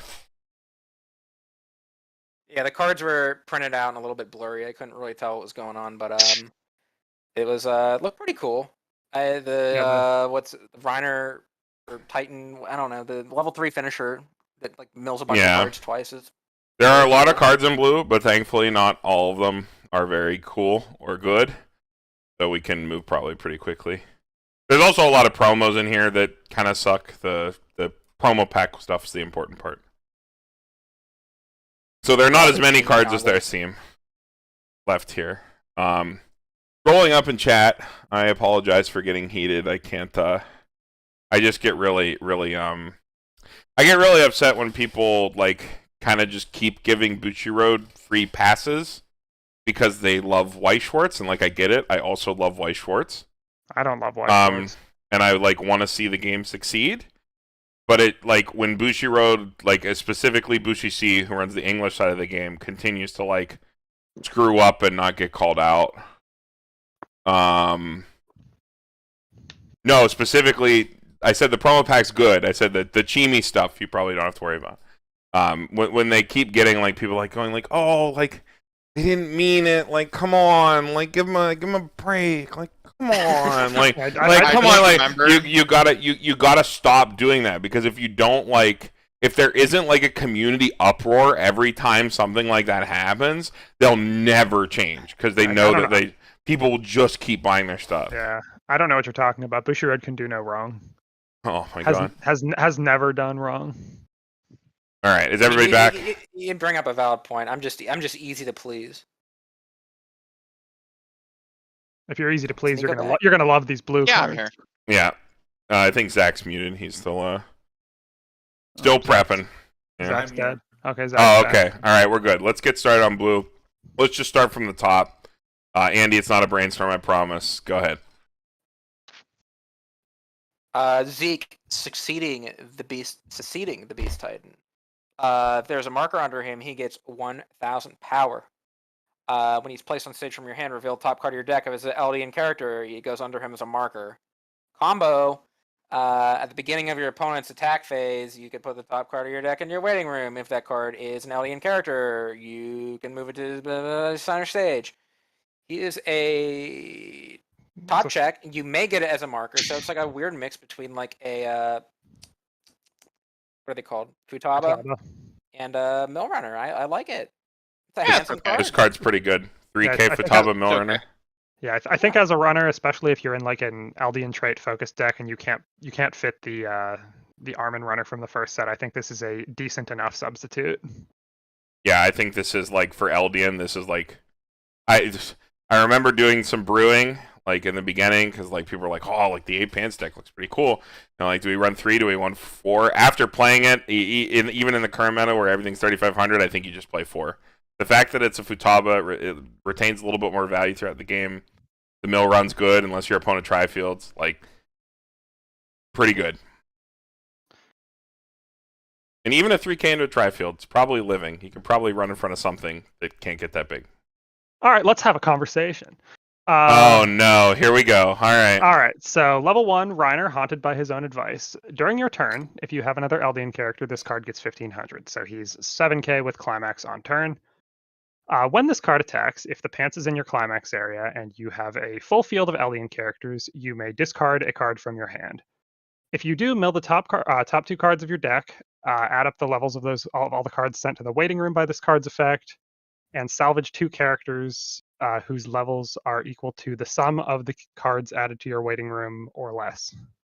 So it's a cigarettes type effect, but you get to salvage 2 characters off of the effect. Is this really like? Is this like really a card that there's a lot of conversation about? It seems fine. Oh no! Well, all right. So here's the cool what's the part. conversation? The full field part? No, the conversation is whether or not the pay the cost part of the effect, where you put a card from your hand into the waiting room, counts as a card put into the waiting room by this card's effect. Which Simu of Tressa's Collectibles, who is like a top judge at every single event, head judge, confirmed that the answer is no, but Ryan, role reader that he is, has specified that when we go through the comprehensive rules, that for auto effects specifically, it is never explicitly said that the cost is part of the condition and not part of the effect. So it is specified for act effects, but it is never explicitly specified for autos.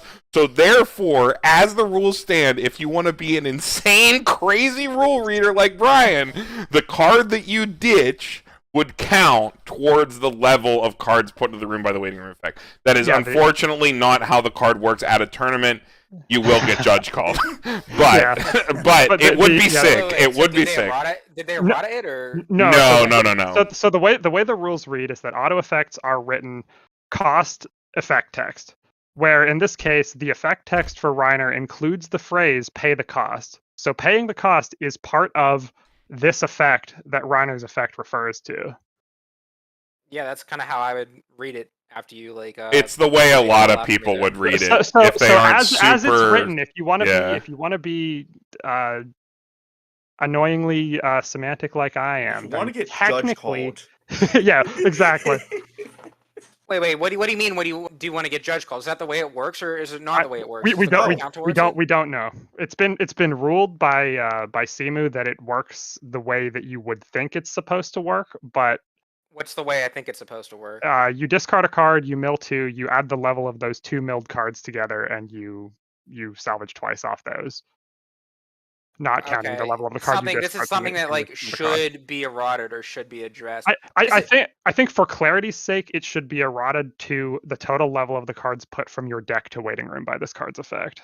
See, it's my turn to get on the soapbox, Carmen. I don't care about Mikasa Morning. I think that card's all fine and good. I think it's design space that's all fine and good, but you have something like this that actually is like a rules conundrum. It's not a real rules conundrum. It reads a certain way. Well, it's not a real rules conundrum because we have a head judge confirm it works a specific way. The only thing that needs corrected in the comprehensive rules is that it needs explicitly said for auto effects.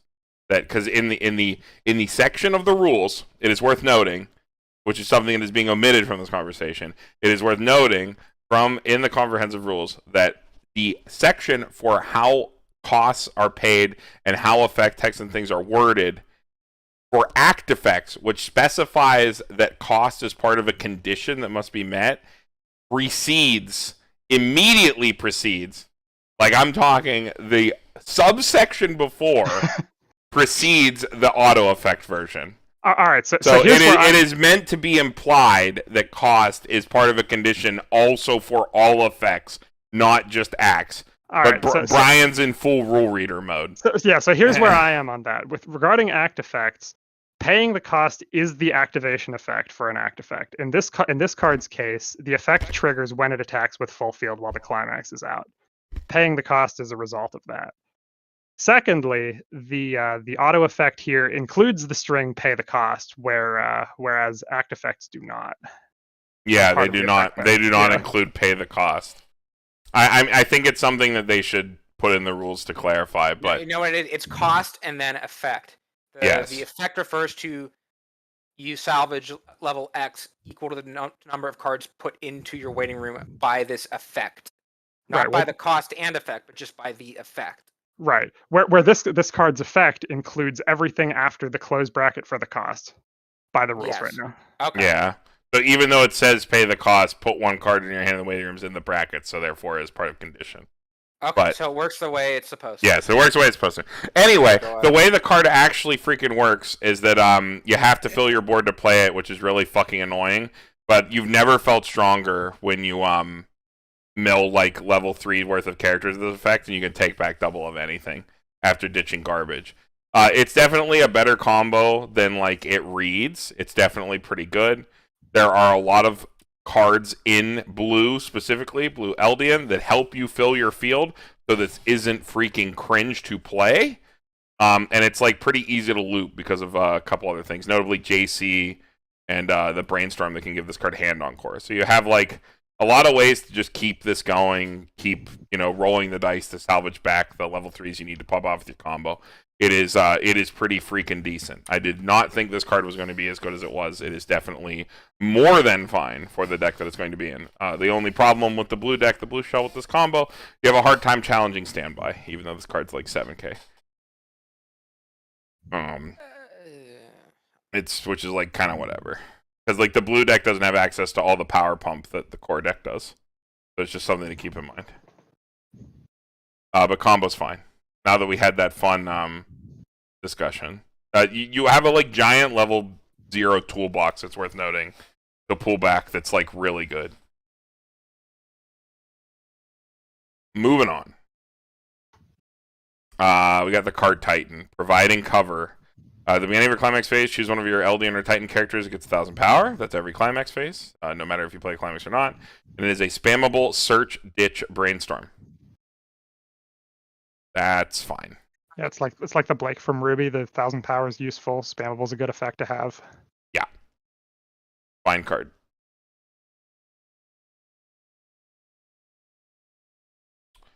Zach. Trying to give up.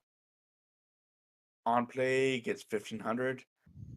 On play, digit climax, salvage an Eldian.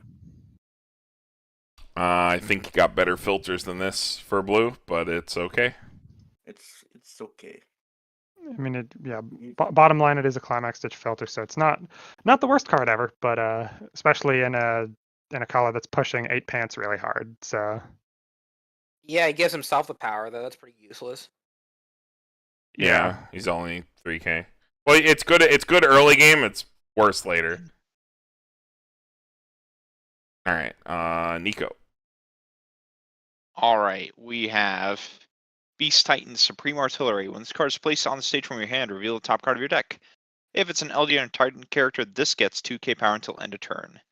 And then you have pay 1, clock yourself. Once card is placed into your waiting room from the stage, you may pay the cost. If you do, look at up to 2 cards from the top of your deck, choose up to 2 LDN or Titan characters, and put the rest into your waiting room. So it's like a 3,500 power on play. Fucking when they get sent to waiting room, draw 2 Ricky. It's like Aqua. I think these are good.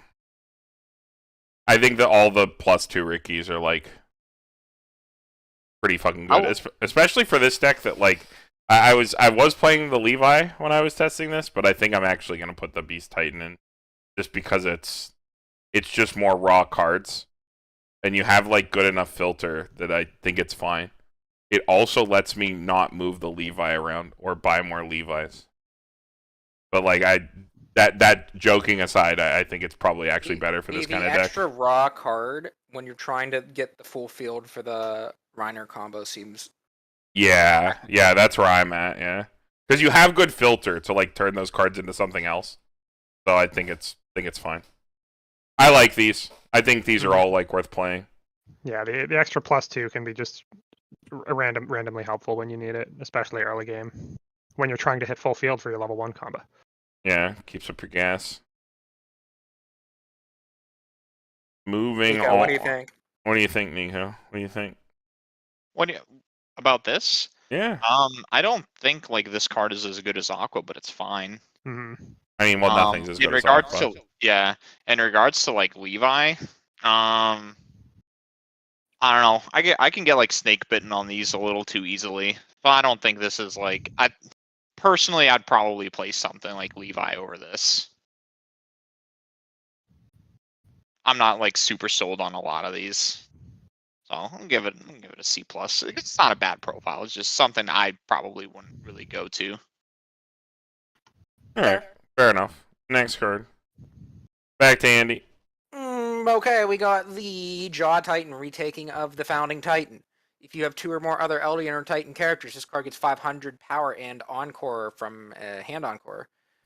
When he's placed on stage from hand, choose one of your opponent's center stage characters, give it 1,000 power to the end of your opponent's next turn. That's a fucking weird profile. Holy shit. Yeah, it's old school as fuck. Don't like it. Costless 65, baby. You do have a way to cheat this in so the on play never goes off, I believe. Yeah, there's like a pair card. Yeah, it also allows you to play like effectively up to 8 copies of this if you really want. So it's interesting, but it's not neither thing I would want to do. Yeah. Why doesn't this at least have like blue Encore so you can ditch like pants? Like that would be nice. Yeah. Yeah, that would be cool. I don't think I'll play it. All right, Brian, you get the card. All right, there he is. Armored Titan, Show of Resistance, level 3. Now, if you have 2 or more other LDN or Titan trait characters, this card gets to 10/5 and has LDN or Titan character Hand Encore. When this card attacks, if the pants is in your climax area and you have a full field of LDN or Titan characters, you may pay 2, ditch 1. If you do, look at or reveal the top 9 cards of your deck and deal X damage to your opponent twice, where X is the number of pants you showed in those top 9 cards. What happens if you have like 5 cards in deck? You only reveal those cards. You only reveal 5 because it's because you can only reveal what you have in your deck. So it only reveals those 5. You do not keep going. But pay 2, ditch 1. On average, maybe burn 2 twice seems like a perfectly reasonable finisher effect. It's 2 or 3 twice is what in most deck states what happens. Seems good to me. You must have 10 stock to triple, You must have, I believe, 6 stock to double.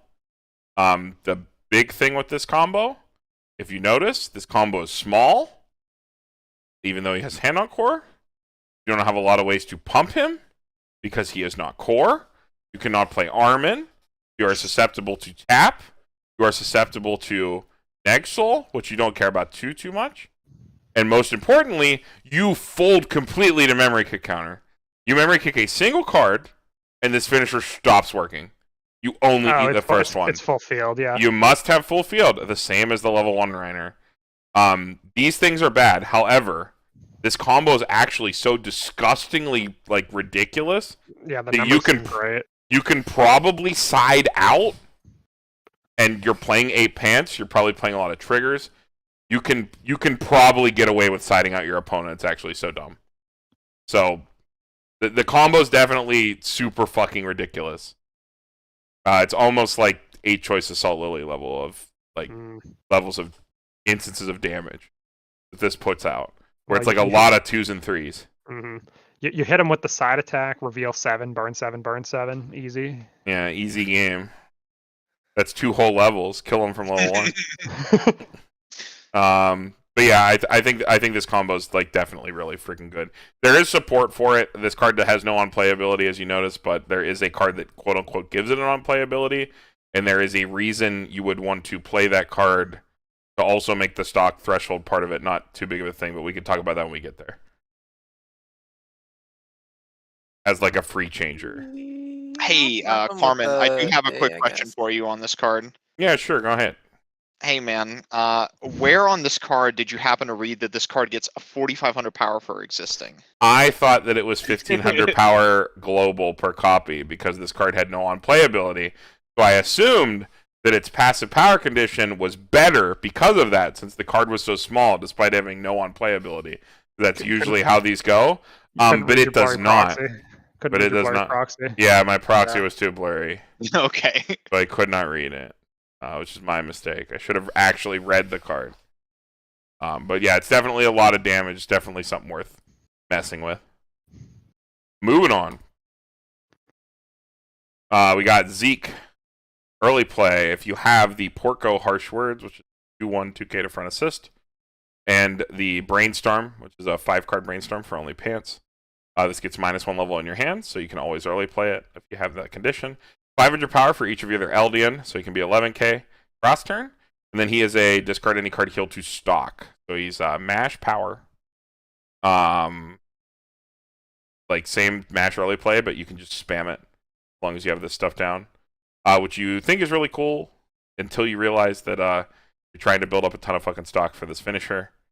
If you're playing 8 pants, and you can really only play this in the games where you absolutely must heal to be able to untap the following turn, which then gives your finisher turn.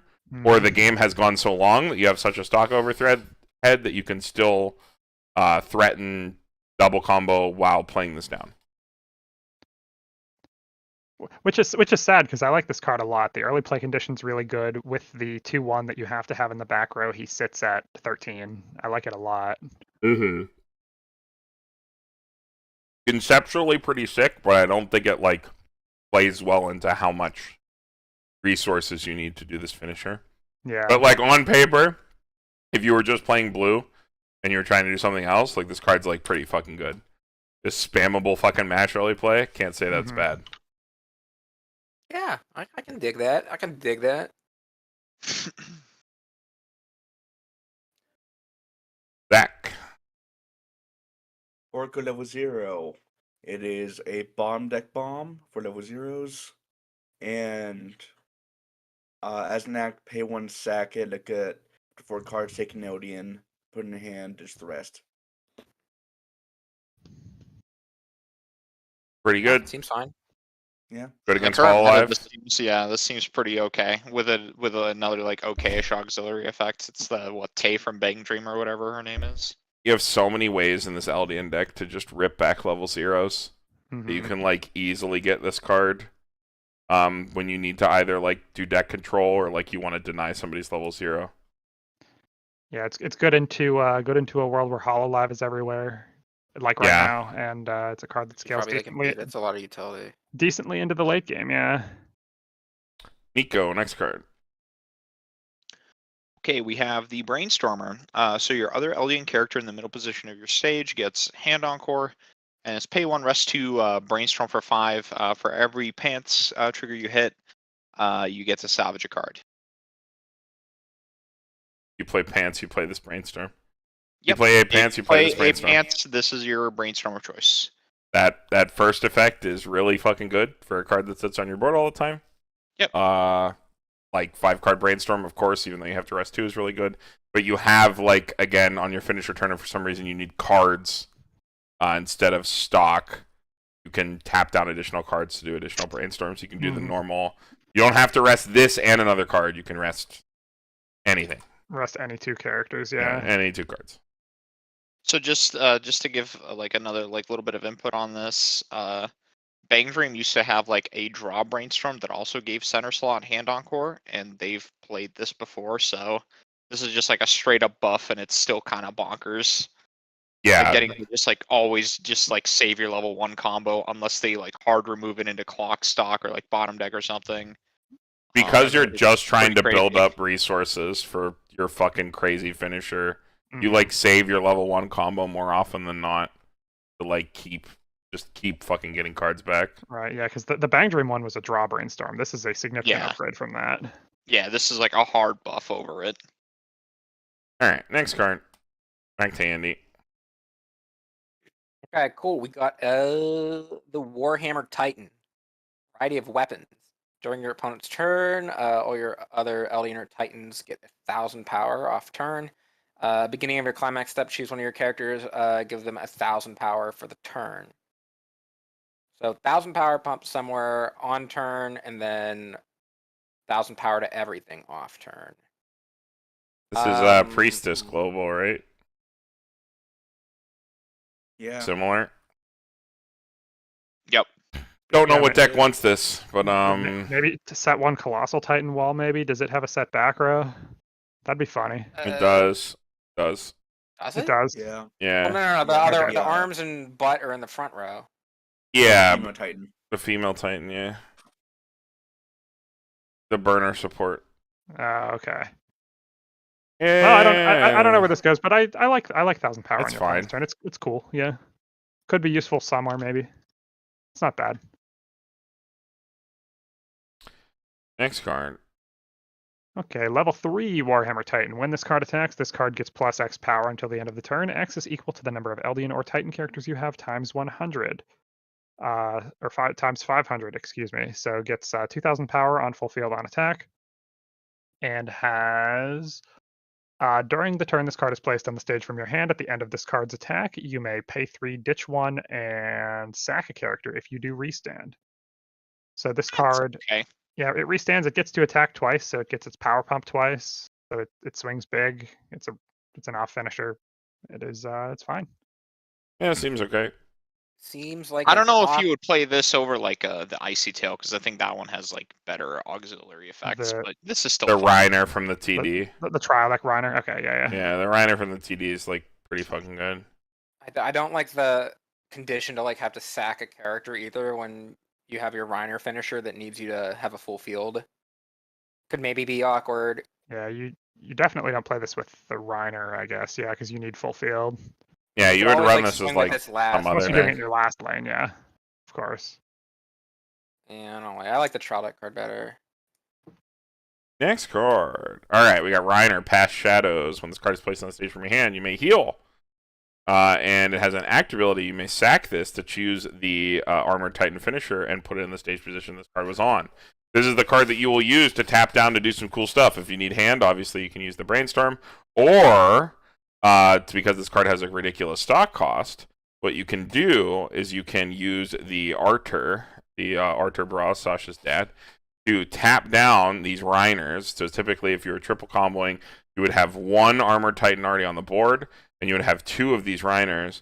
You would tap down the 2 Reiners and tap down your back row, both targeting the Armored Titan, and then sack these off to turn into Armored Titans. So that way you would have, you'd only need 8 stock to do triple, because you would blind stock off the first reverse. I got it off last night at at locals.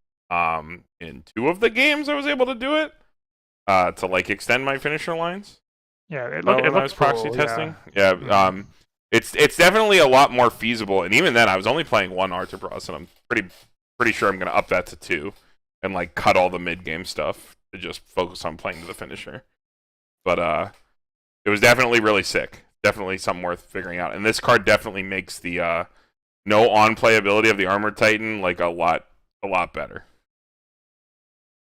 So I'm gonna give this the same rating I gave the Armored Titan. Well, I gave that an A. I guess it's plus, like an enabler. This card is pretty good. Mm-hmm. Next card, Zach. All right. Lara Tiber, level 0. If your hand has 7 more cards, it gets 2k. Beginning of your encore step, if you do not have another rested characters, you can pay 1 rest this. Arna, 35. Yeah, I do want to point out that this card reads your encore step, so it only works during your turn as it's written right now. It needs errated, probably. Yeah, it should be the encore step. Mm-hmm. They have written this wrong in the past, like multiple times. How is it written wrong? Your encore step. It should work on all encore steps. No, you always get an encore step, do you not? No, during your opponent's turn, when you I thought- encore, it's still your opponent's encore step because it's their turn. Technically. Yeah. I thought. Yeah, is it should that the technically. official wording for Yeah, it? it should technically be That's the cringe. encore step. Yeah, Okay. Connor Yeah, if it's already like talked that, about this. yeah. Yeah. Okay. Yeah, if it's like that, that's Okay. pretty shitty. But yeah, it's fine. I don't think you need this card, but this card's acceptable. Mm-hmm. I don't think I'd run it even if it was worded properly. I mean, you just play the Zeke. The Zeke is 10 times better than this because it doesn't. You're a deck that wants stock, so you don't. If you trigger clean and you don't have a reason to spend it, you don't want to. Next card, Niko. We have Willie Tiber. He is the head of the Tibers. This card is placed on stage from your hand. Choose one of your other Eldian characters. That character gets X power until end of turn. X is equal to the number of other Eldian characters you have times 500. And then you have put 1 card from your hand into your waiting room and put this card into your waiting room. You have another Eldian character. Choose one of your opponent's characters and move it into an open position on their stage. So ditch a card, sack self to grappling hook. It's pretty alright. This was the tech I was talking about to make sure that you could confirm Levi or Aaron combo if you're still playing Aaron. I actually really like that. I really like that actually. That's a because if you're playing cost than most. If you're playing Azumabito, you can even though you can't search this with gear, right? Because it's Eldian. If you're playing Azumabito and like the door bar deck, you can grip into Azumabito and then use that to pick up this because it's Eldian trait, and then sack it off and grab your opponent's card to get a reverse. Mm-hmm. Okay. Like a decent tech card. It also has drop power, which has good synergy with the Levi too, right? It's just like another power pump in your deck. It's a 2-for-1. But Yeah. I think any way to confirm reverses in a set where a set like Attack on Titan that has a lot of reverse combos, I think is much appreciated. Yeah. Isn't this also one of the few ways in the blue deck to actually like pump power? Yeah, it is. Like drop power. It's like this in Shimikai's, but Shimikai's have to attack and probably crash. Which fucks with your your whole thing of playing around Memkick. So next card, I believe we are back to Andy. Okay, we got the Jaw Titan, sharp teeth. Looks like me going ham on an Advil liquid gel.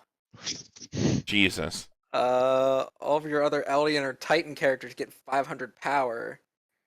When your character's trigger check reveals a climax with pants, you can draw a card. If you do, choose a card in your hand and discard. So a nice little pants assist. And beginning of your encore step, you can send your sharp teeth from climax to waiting room. If you do, salvage a Eldian or Titan. I kind of like these combos where you like have this card that sits in your back row the whole game, and every time you play the climax, you get a plus. That's kind of nice. But probably don't have room for it, but you can still run it, even if you're not using the climax combo. Just run it as like a global power assist with the pants effect. Mm-hmm. I think if you I usually I like these combos too. I've tried to make them work in the past with not a lot of success, but I feel like in a deck where you're playing a lot of pants triggers, especially since this has a little bit of a pants filter attached to it, makes it a little bit more playable. Well, why is everyone giving it like a D or a D No, minus? I thought I don't. I Boys. thought people love these effects. Boys, let me tell you something. This ain't no Spriggan. This It's is not- coming it's- from a Charlotte player who's Yeah. played 8 pants with this type of profile before. This shit ain't Spriggan. No, we've got Spriggan. Drawing That is cards coming up. sucks. Drawing cards sucks a lot. This filter blows for one, to the point where it's not worth running when you have better filter cards, which we're going to see very, very soon. Including the one that we already saw, the TD Falco. That card in 8 pants is an MVP. And because of that card, because of that card alone, there's almost never a reason to play this card at all. And I'm not even talking about the shitty combo. It's just on attack. It gives every character, when they trigger a climax, you can discard a climax as salvage. So it turns every pants into door. Yeah, but I mean that's not passive. It just doesn't like sit there and give It might as well be passive because you can just attack with it first. It gives every character in your front row the ability. Man, you guys are really down on that effect. That's like really harsh. I'm down on the effect because I've played with it a lot. It's not good. Yeah. Yeah, it's just not good. I was like, I don't know if it'll be the exact same if you play something like 8 Pants Titans, but yeah, it's dice rolling for a new card is not ideal. Next card. Is this Ryan. me? Yep. All right, we've got Zeke's baseball buddy. When this card is placed on stage from your hand, mill 2. If you hit a climax, choose one of your characters. It gets 1,500 for the turn. This card also has, on play, you may discard a card if you do salvage a baseball event, which is it's like Wooly from Beaufrey. It's a 2/2 event. Choose one of your characters, and that character gains the following ability until end of turn. The character facing this gets one. Yeah, and you do it twice. Okay, you choose. It's the same as Wooly, yeah. Yeah, you choose your characters with Wooly too? Yeah. Yeah, it's just... Okay, yeah. So you choose up to 2 of your characters, or choose the same character twice, and the character across from them gets -1 soul. Like, Wooly's good. The biggest problem with Wooly is that if it was your main game plan, you had no way to confirm it other than drawing it off the top. And this is a way to confirm it. It's literally a bonder. With, like, a decent enough other effect. Force Mill, sometimes good, sometimes cringe. Depends on what deck you're in. But like, I don't know, if you're like trying to play this card right, Bonder is like a good thing to have. Yeah, if you're trying to play baseball, it's a fine thing to have. Yeah, that guy in the comments earlier who said it's basically just budget Beaufrey, and it's all making sense now. Mm-hmm. All right. I don't know. I like the baseball combo. That's cool. Porco, 1/0. Choose the Jaw Titan card, the one that we saw. You can sack this and then put that in your waiting room onto the field. You can also tap this to give something 2,500 before you sack them. So it's like a 2,500 pump that changes into this card that sucks. No. Yeah. No. Do not like it. No. The 2,500 pump is good. Yeah. Actually, wait. So the 2,500 pump's actually okay. D minus. Yeah, he pumps 2,500 and then is an effective 8 copy, or effective 5th or more copy of your bad level 1. 2,500 tap pump is better than the entirety of the other card. Mm-hmm. I think even then, I would still give this an F because isn't your back row a lot of the times already taken up by other cards? Like, Yeah. So like if you're already playing like this 8 pants deck, like this card is cool, but like your back row is going to be other cards. Yeah, I mean, it's Brainstorm and Arter or Brainstorm and 2/1. Yeah, if you're playing the Zeke early play at all, your back row is set in stone. Well, he doesn't have to be a back row per se. You can use him, tap him down, give the power, and then change him into the Titan. I think that's but that takes like a ton of slots. Takes a ton of slots to have a shitty card. And you're running a bunch of extra slots to play a shitty card. That's like the big thing with it. I guess how big would he get? It's to like what 65, 90 or 9,000. You can't buff him because he sack changes into him. You can't buff the card he brings out. Oh yeah, I mean it'd have to be another. You have to pump something else on the field. It's interesting. All right, that On play, this one's your peak. On play, Force Mode 2 gets X power exceeds equal to the number of Eldians you hit. On play, ditch a card. You do choose a level 0 or lower character in the waiting room and put it on any position of your stage. card slaps in that deck. Slaps.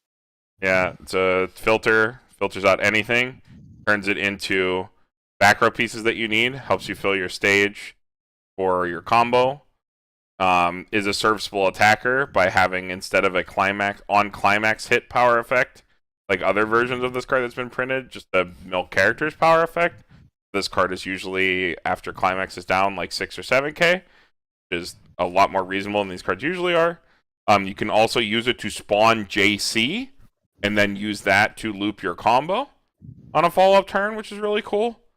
So it has a lot of uses. You also just have good level zeros to just like keep shitting out. You have the Arthur you want to spawn, you have the Brainstorm, obviously, and of course, just filling your board so that you can ensure that you do your combo. This card is pretty invaluable, and specifically that 8-pants deck. Just being able to have access to all of your good zeros, like JC, like the Stalker, like the grappling hook, things that don't necessarily have the relevant on play effects that you're looking for, but have that do useful things on board. This card's pretty good for grabbing those.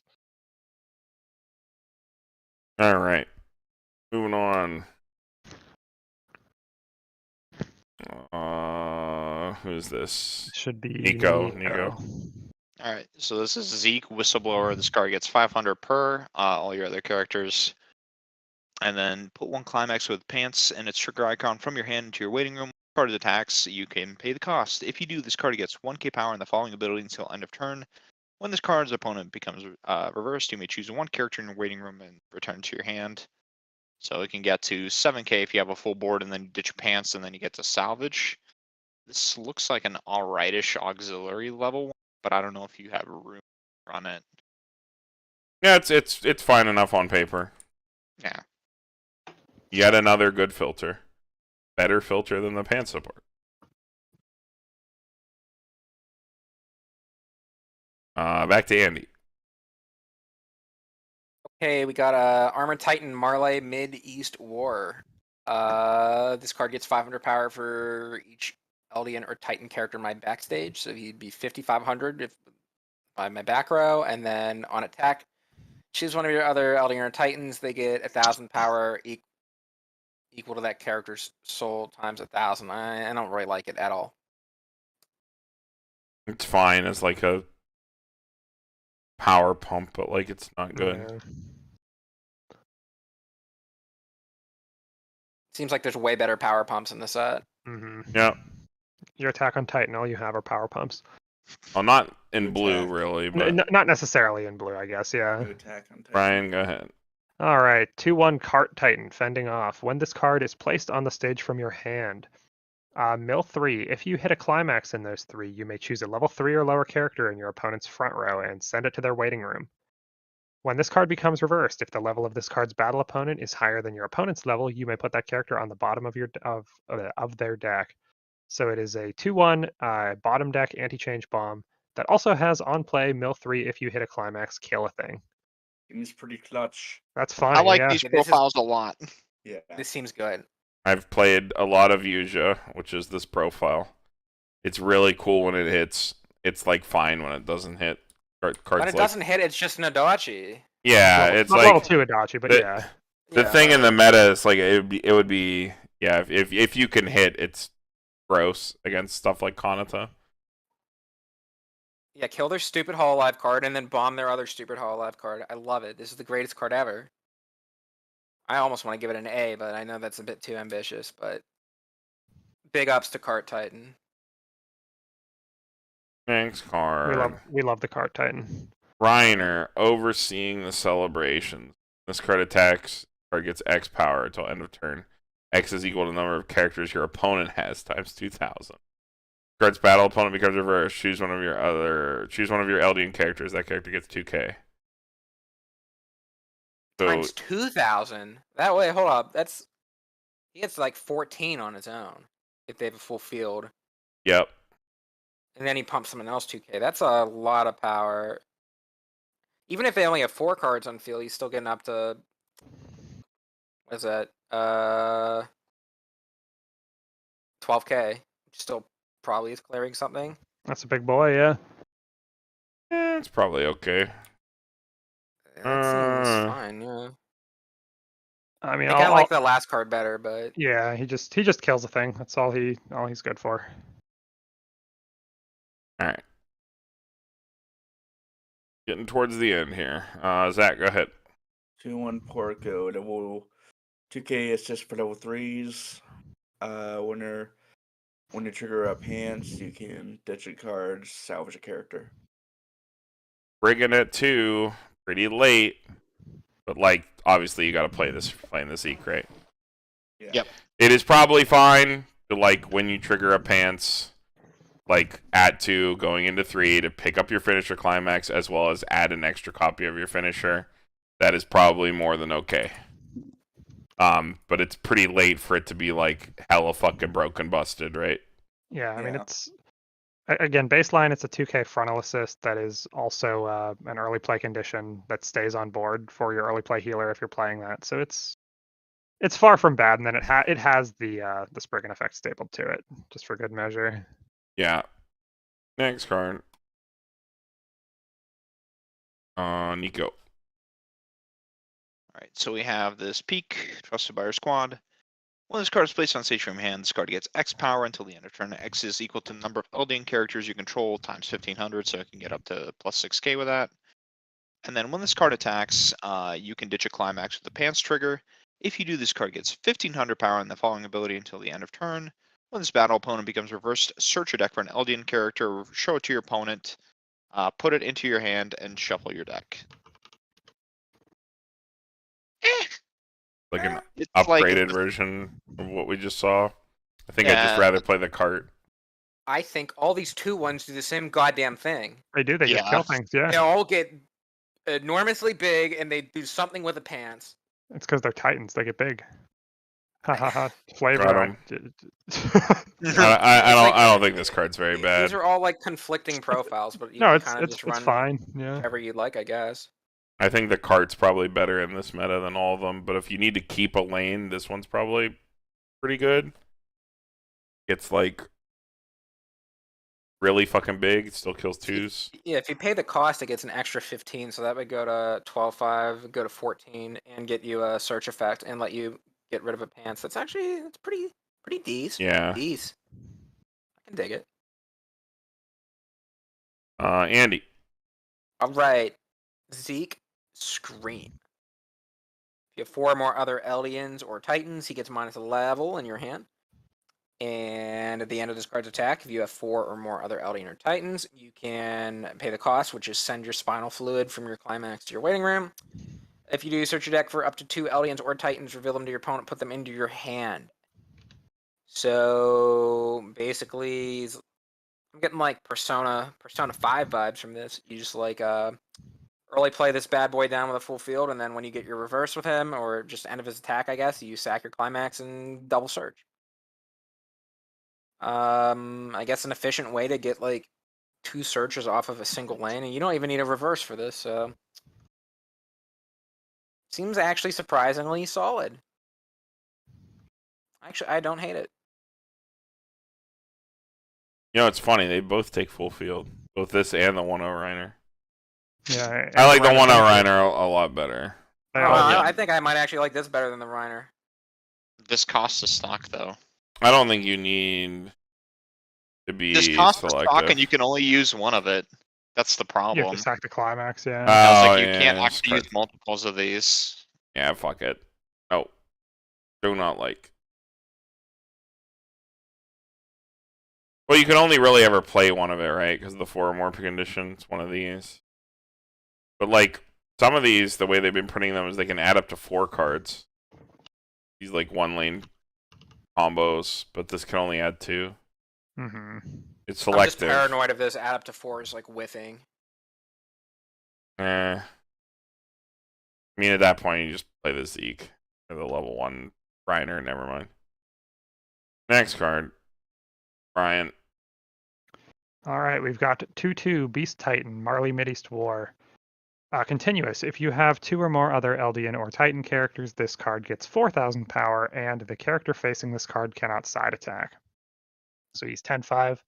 And when this card is placed on the stage from your hand, if you have a full field of Eldian or Titan characters, you may choose an Eldian or Titan character in your waiting room and put it into your stock.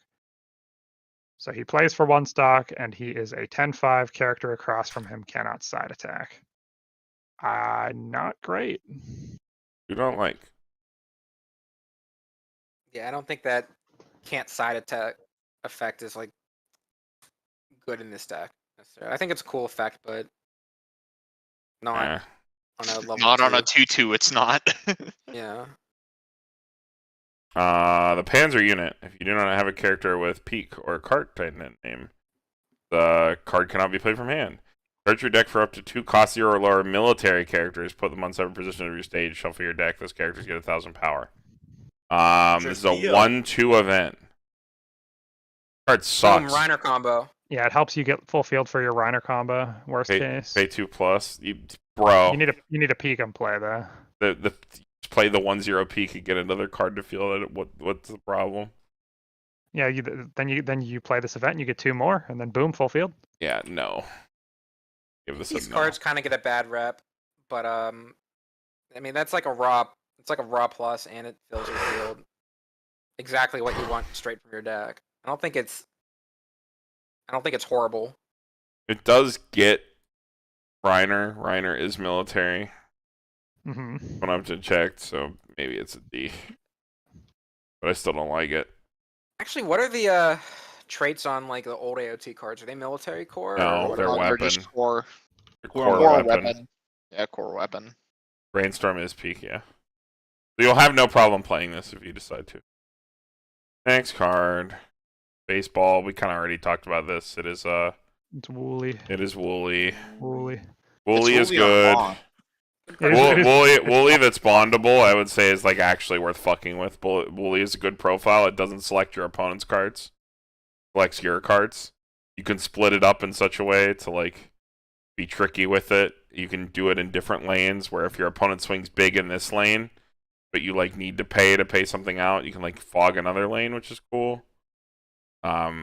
Get as tricky with it as you want. So I think they just actually can't fuck with you at all. Like you slap this, like you have your Armin in your back row, you play the baseball, and it's like here's 2 lanes that like you cannot, like you can't win this shit away. You can't like. Yeah, you can't do anything about this. Yeah. Because the way that hexproof is worded in Weiss, you can still select your stuff, so it doesn't matter. Next card. Zach, go ahead. Ready to end. It's a 3/1 event. Rest a standing character with Reiner and Steam. If you do search up to 3 Eldians, then ditch a card. 3/1 plus 2. Well, the +1, you gotta rest a character. This card is dark, dude. Yeah. This is very dark. No good vibes with this card. Is it good? Thin your deck 3 is good vibes. You do not have a Reiner that you're comfortable sitting in the back row, but you do have the 3/2 Reiner that you could rest. So you could play this with the 3/2 Reiner that Titan, because you can rest him. And because you don't care, because he sacks himself. I wonder if that's the intent, is to play that. That is the intent, yeah. Yeah, rest this, filter 3 non-climaxes out of your deck for your combo, so you hit for bigger numbers. That is the idea, I believe. Yeah. Unfortunately, the Reiner combo is a stock gated, not hand gated, and therefore this card does not have a lot of use. As well as there is no way to really cantrip into this card. So, idea is cool. It's probably like fine. I don't think this event is like bad, but like it does not have a place in the deck that it would be played. I don't think you necessarily want to be ripping 3 cards out of your deck when you have that pants combo as the finisher either. Because you want some dead air in there, in a sense. Right? You don't want to, like, we joked about it earlier, but you don't want to be like, all right, burn 7.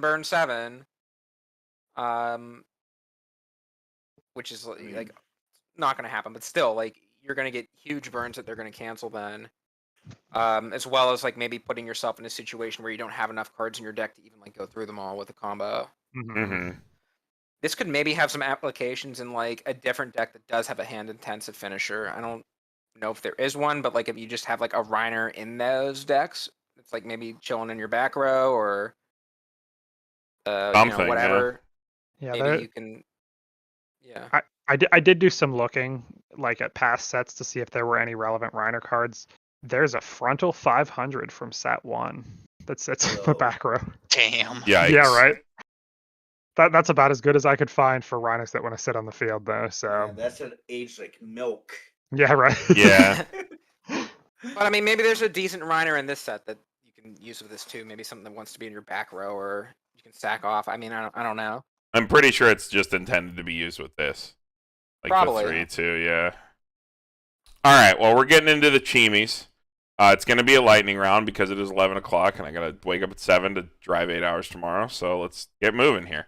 Chimie Aaron, Branching Pass. When this card is placed on the stage from your hand, put the top 2 cards of your deck in the waiting room. If there's a climax among these cards, this card gets 2 soul. When damage dealt by this card is canceled, you may put this card into your stocks. Isn't this a no game, no life card?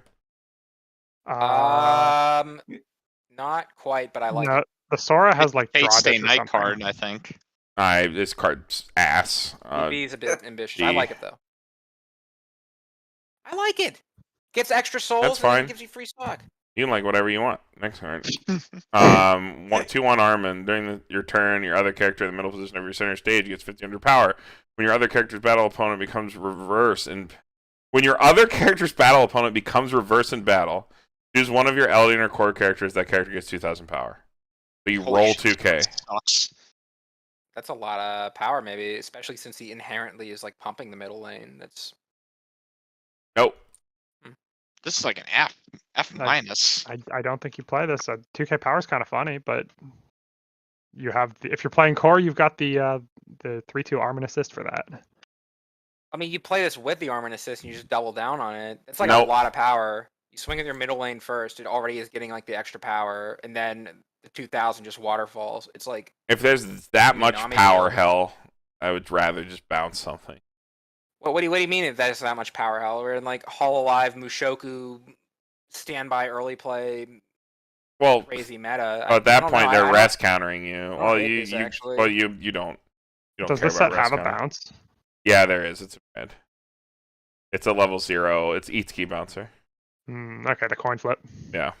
Okay. Level 0 Levi. Assist. All your levels are your characters in front of this get 1,000 power. And then when your other Eldian or core character is frontal attacked, you can stack this.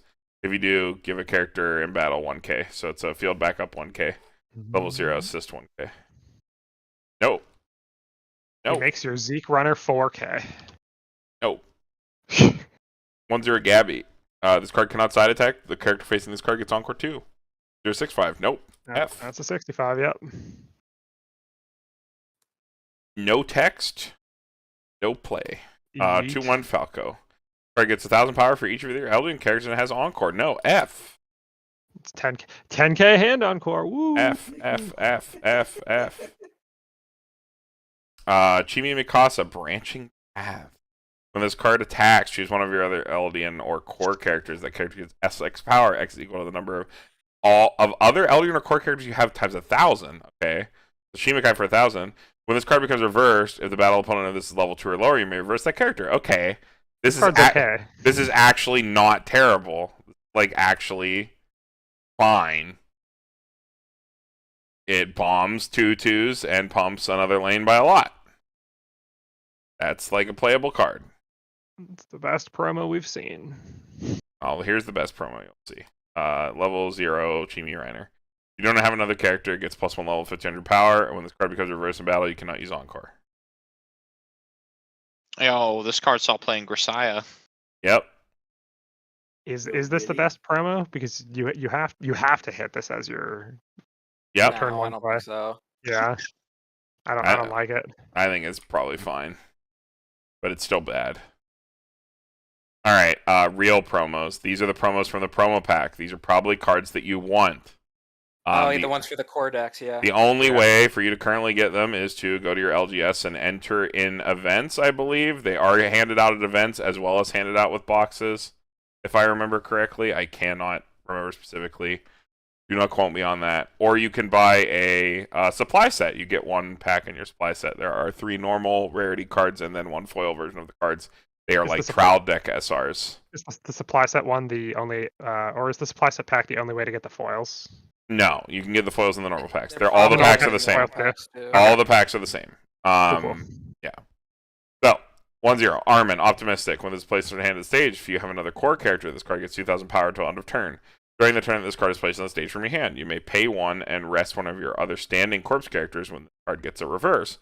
And if you do, you can search your deck for a core character revealed to your opponent, put it in your hand, and shuffle your deck. It is a Yuko. These are okay to have as auxiliary, like. Yeah, that's a nice. Stuff. Yeah, these are fine. Auxiliary, potentially plussing. Profile. Totally playable profile.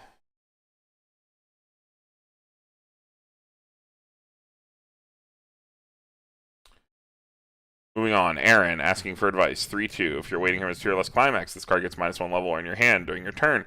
While your characters are core, this card gets 2,000 power. This card is placed on the stage from your hand. You may discard a card, and if you do, put the top card of your clock into your stock. Adds a 2 or less healer to the deck. I'll get you a box, Niko. Hold on. Stock healer, yeah. Wait, isn't the Aaron early play like the double rare from earlier? Isn't that He's also 4 or stock more. healer, or? He's 4 or more. He's not a stock healer. He's not a He's a stock normal healer. healer. He's a normal healer. Okay. And he's 4 or more, and this is 2 or less. Being able to mix your early play conditions is pretty good. Card's fine. Yeah. Anything to not play may cause a change, right? Next card, Aaron Titan, welcoming foreigners. 3-2. Card is placed on the stage from your hand. You may pay 1, ditch 1. If you do, choose up to 3 of your core characters. Those characters get 500 power and a soul. Power crept commanding strength, like Maureen from the Rushia Hololive deck.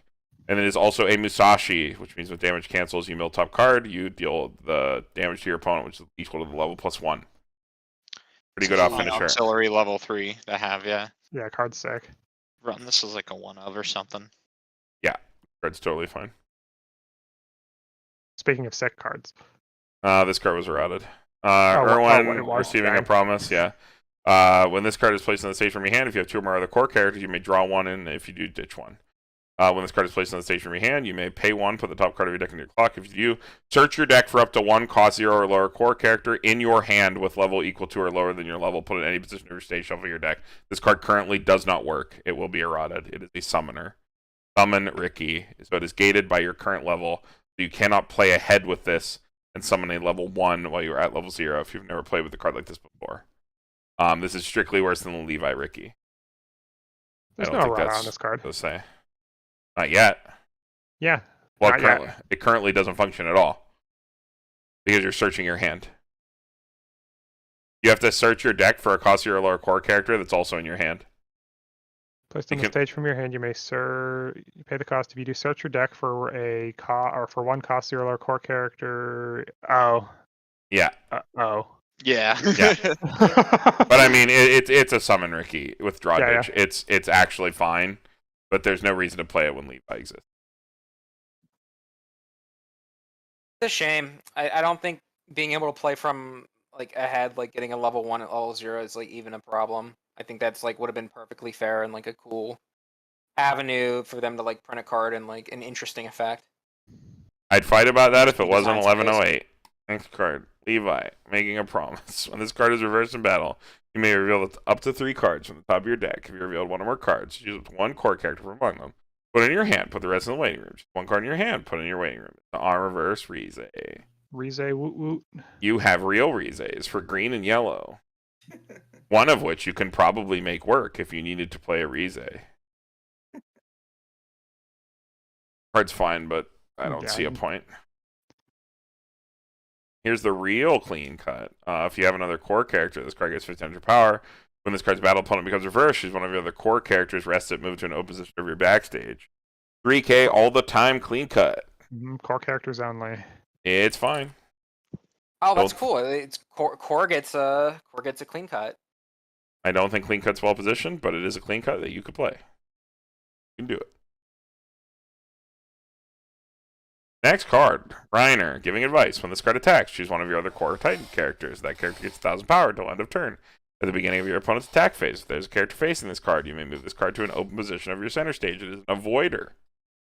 It also pumps 1k. It's fine. It's not fantastic, but it's all right. It's playable. All these PR cards are like at minimum playable. They are all like pretty good. 1-0 Historia. During your turn, if you have 2 or more other core characters, it gets 2k. When this card attacks, if the character facing this is level 2, this card gets an additional 6k power to be 12k against level 2s. Pretty good if you're playing Mikasa level 1, because there's no fucking auxiliary red level 1s in this set. Across 3 sets. I like the level 2 killer profile, so I'm a fan. Yeah. If you want to play Mikasa level 1, this card is like literally sat there staring at my proxy deck for like 3 hours trying to figure out what you could possibly play in that slot, and it's really fucking painful. This is like the best card. Moving on. Ymir, Titan Inheritance Ritual. If you have 2 or more other core Titans characters, the card gets 5 plus 500 power and hand on core. And when this card attacks, if this card is facing a level 3 or higher, it gets 6,000 power. So it's 13-5. You're playing the game and has hand on core against level 3s. Pretty good. Yeah, not horrible. I don't really like these profiles too much. It unfortunately does not like get over a single Kokod Kanata, which is like the most common case for this card right now. But it's still probably pretty good. Just like generally. 3-2 Birdholt, Reserved Thoughts. If you have 4 or more other core Titan characters, the card gets -1 level in your hand. When this card is placed on the stage from your hand, look at up to X cards from the top of your deck. Choose up to 1 card from among them, put it in your hand. Put the rest into your waiting room. X is equal to the number of core Titan characters you have. When this card attacks, you have 4 or more other corpse or Titan characters. Choose one of your characters, and that character gets 3k. It's an okay auxiliary, like red. You fucking have Armin, you don't need to dig. Yeah. Titan trade in red is interesting. Yeah. Well, if you notice, they just completely gave up trying to like ever like obfuscate who is a Titan. They just don't care anymore. Actual PRs. Yeah, we're in the final season now. It doesn't matter. Reiner Gloating. It is a 1-0 bottom deck cost bomb, and when you play it, you can scry top. It's an acceptable card. It's okay. Shit's on Miko. Does shit on Miko. 1-0 Aaron. If all your characters are Eldian or core, this gets 2k, so it's 6k all the time, and it is a twin driver.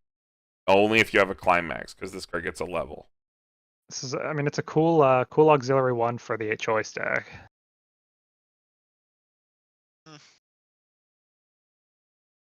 Yeah.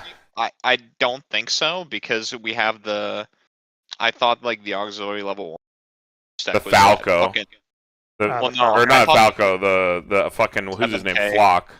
That and the 7k, yeah. The card that's just the climax agnostic climax combo. That card's really good. Yeah, so I think this card's fine, but probably doesn't see play. I missed the whole yellow part of the set review. Oh, you were watching it. And this is the fucking vanilla. The only way you got this card is if you went to AX.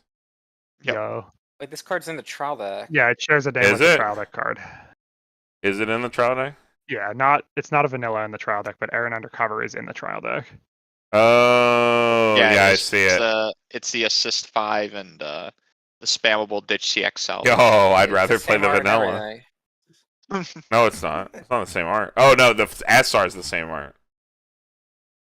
Not confusing at all. All right. Well, that was Attack on Titan. I wish we could like hang around, but it is like 11:15, and we have to drive 8 hours tomorrow morning. So we hope you enjoyed it as a live stream. Yeah, you're flying out on Saturday, Brian. We know.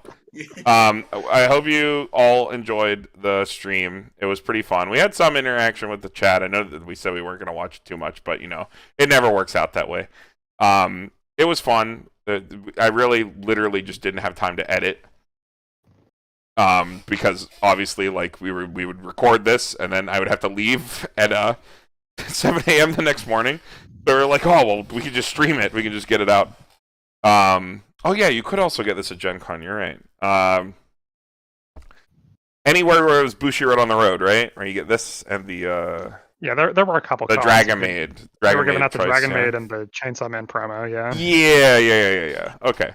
Yeah, I hope you all enjoyed the stream. We just figured that we should take advantage of the built-in YouTube VOD feature so that people can like listen or watch the next day if they want to. Just get it out there. If you're going to Chicago Regional, we will see you there. Hit us up. That would be cool. Me, Brian, Tyler, Zach, and Tanner will all be there. As well as Niko, who was with us on the cast. So if you are there, please hit us up. That would be awesome to meet y'all. And with that, I think we're just gonna get the fuck out of here. I will do the shout out to Burn14 Niko for both of us. I'm sure Dean's doing something with Shadowverse, whatever. We'll make more content every week here. So see y'all next time.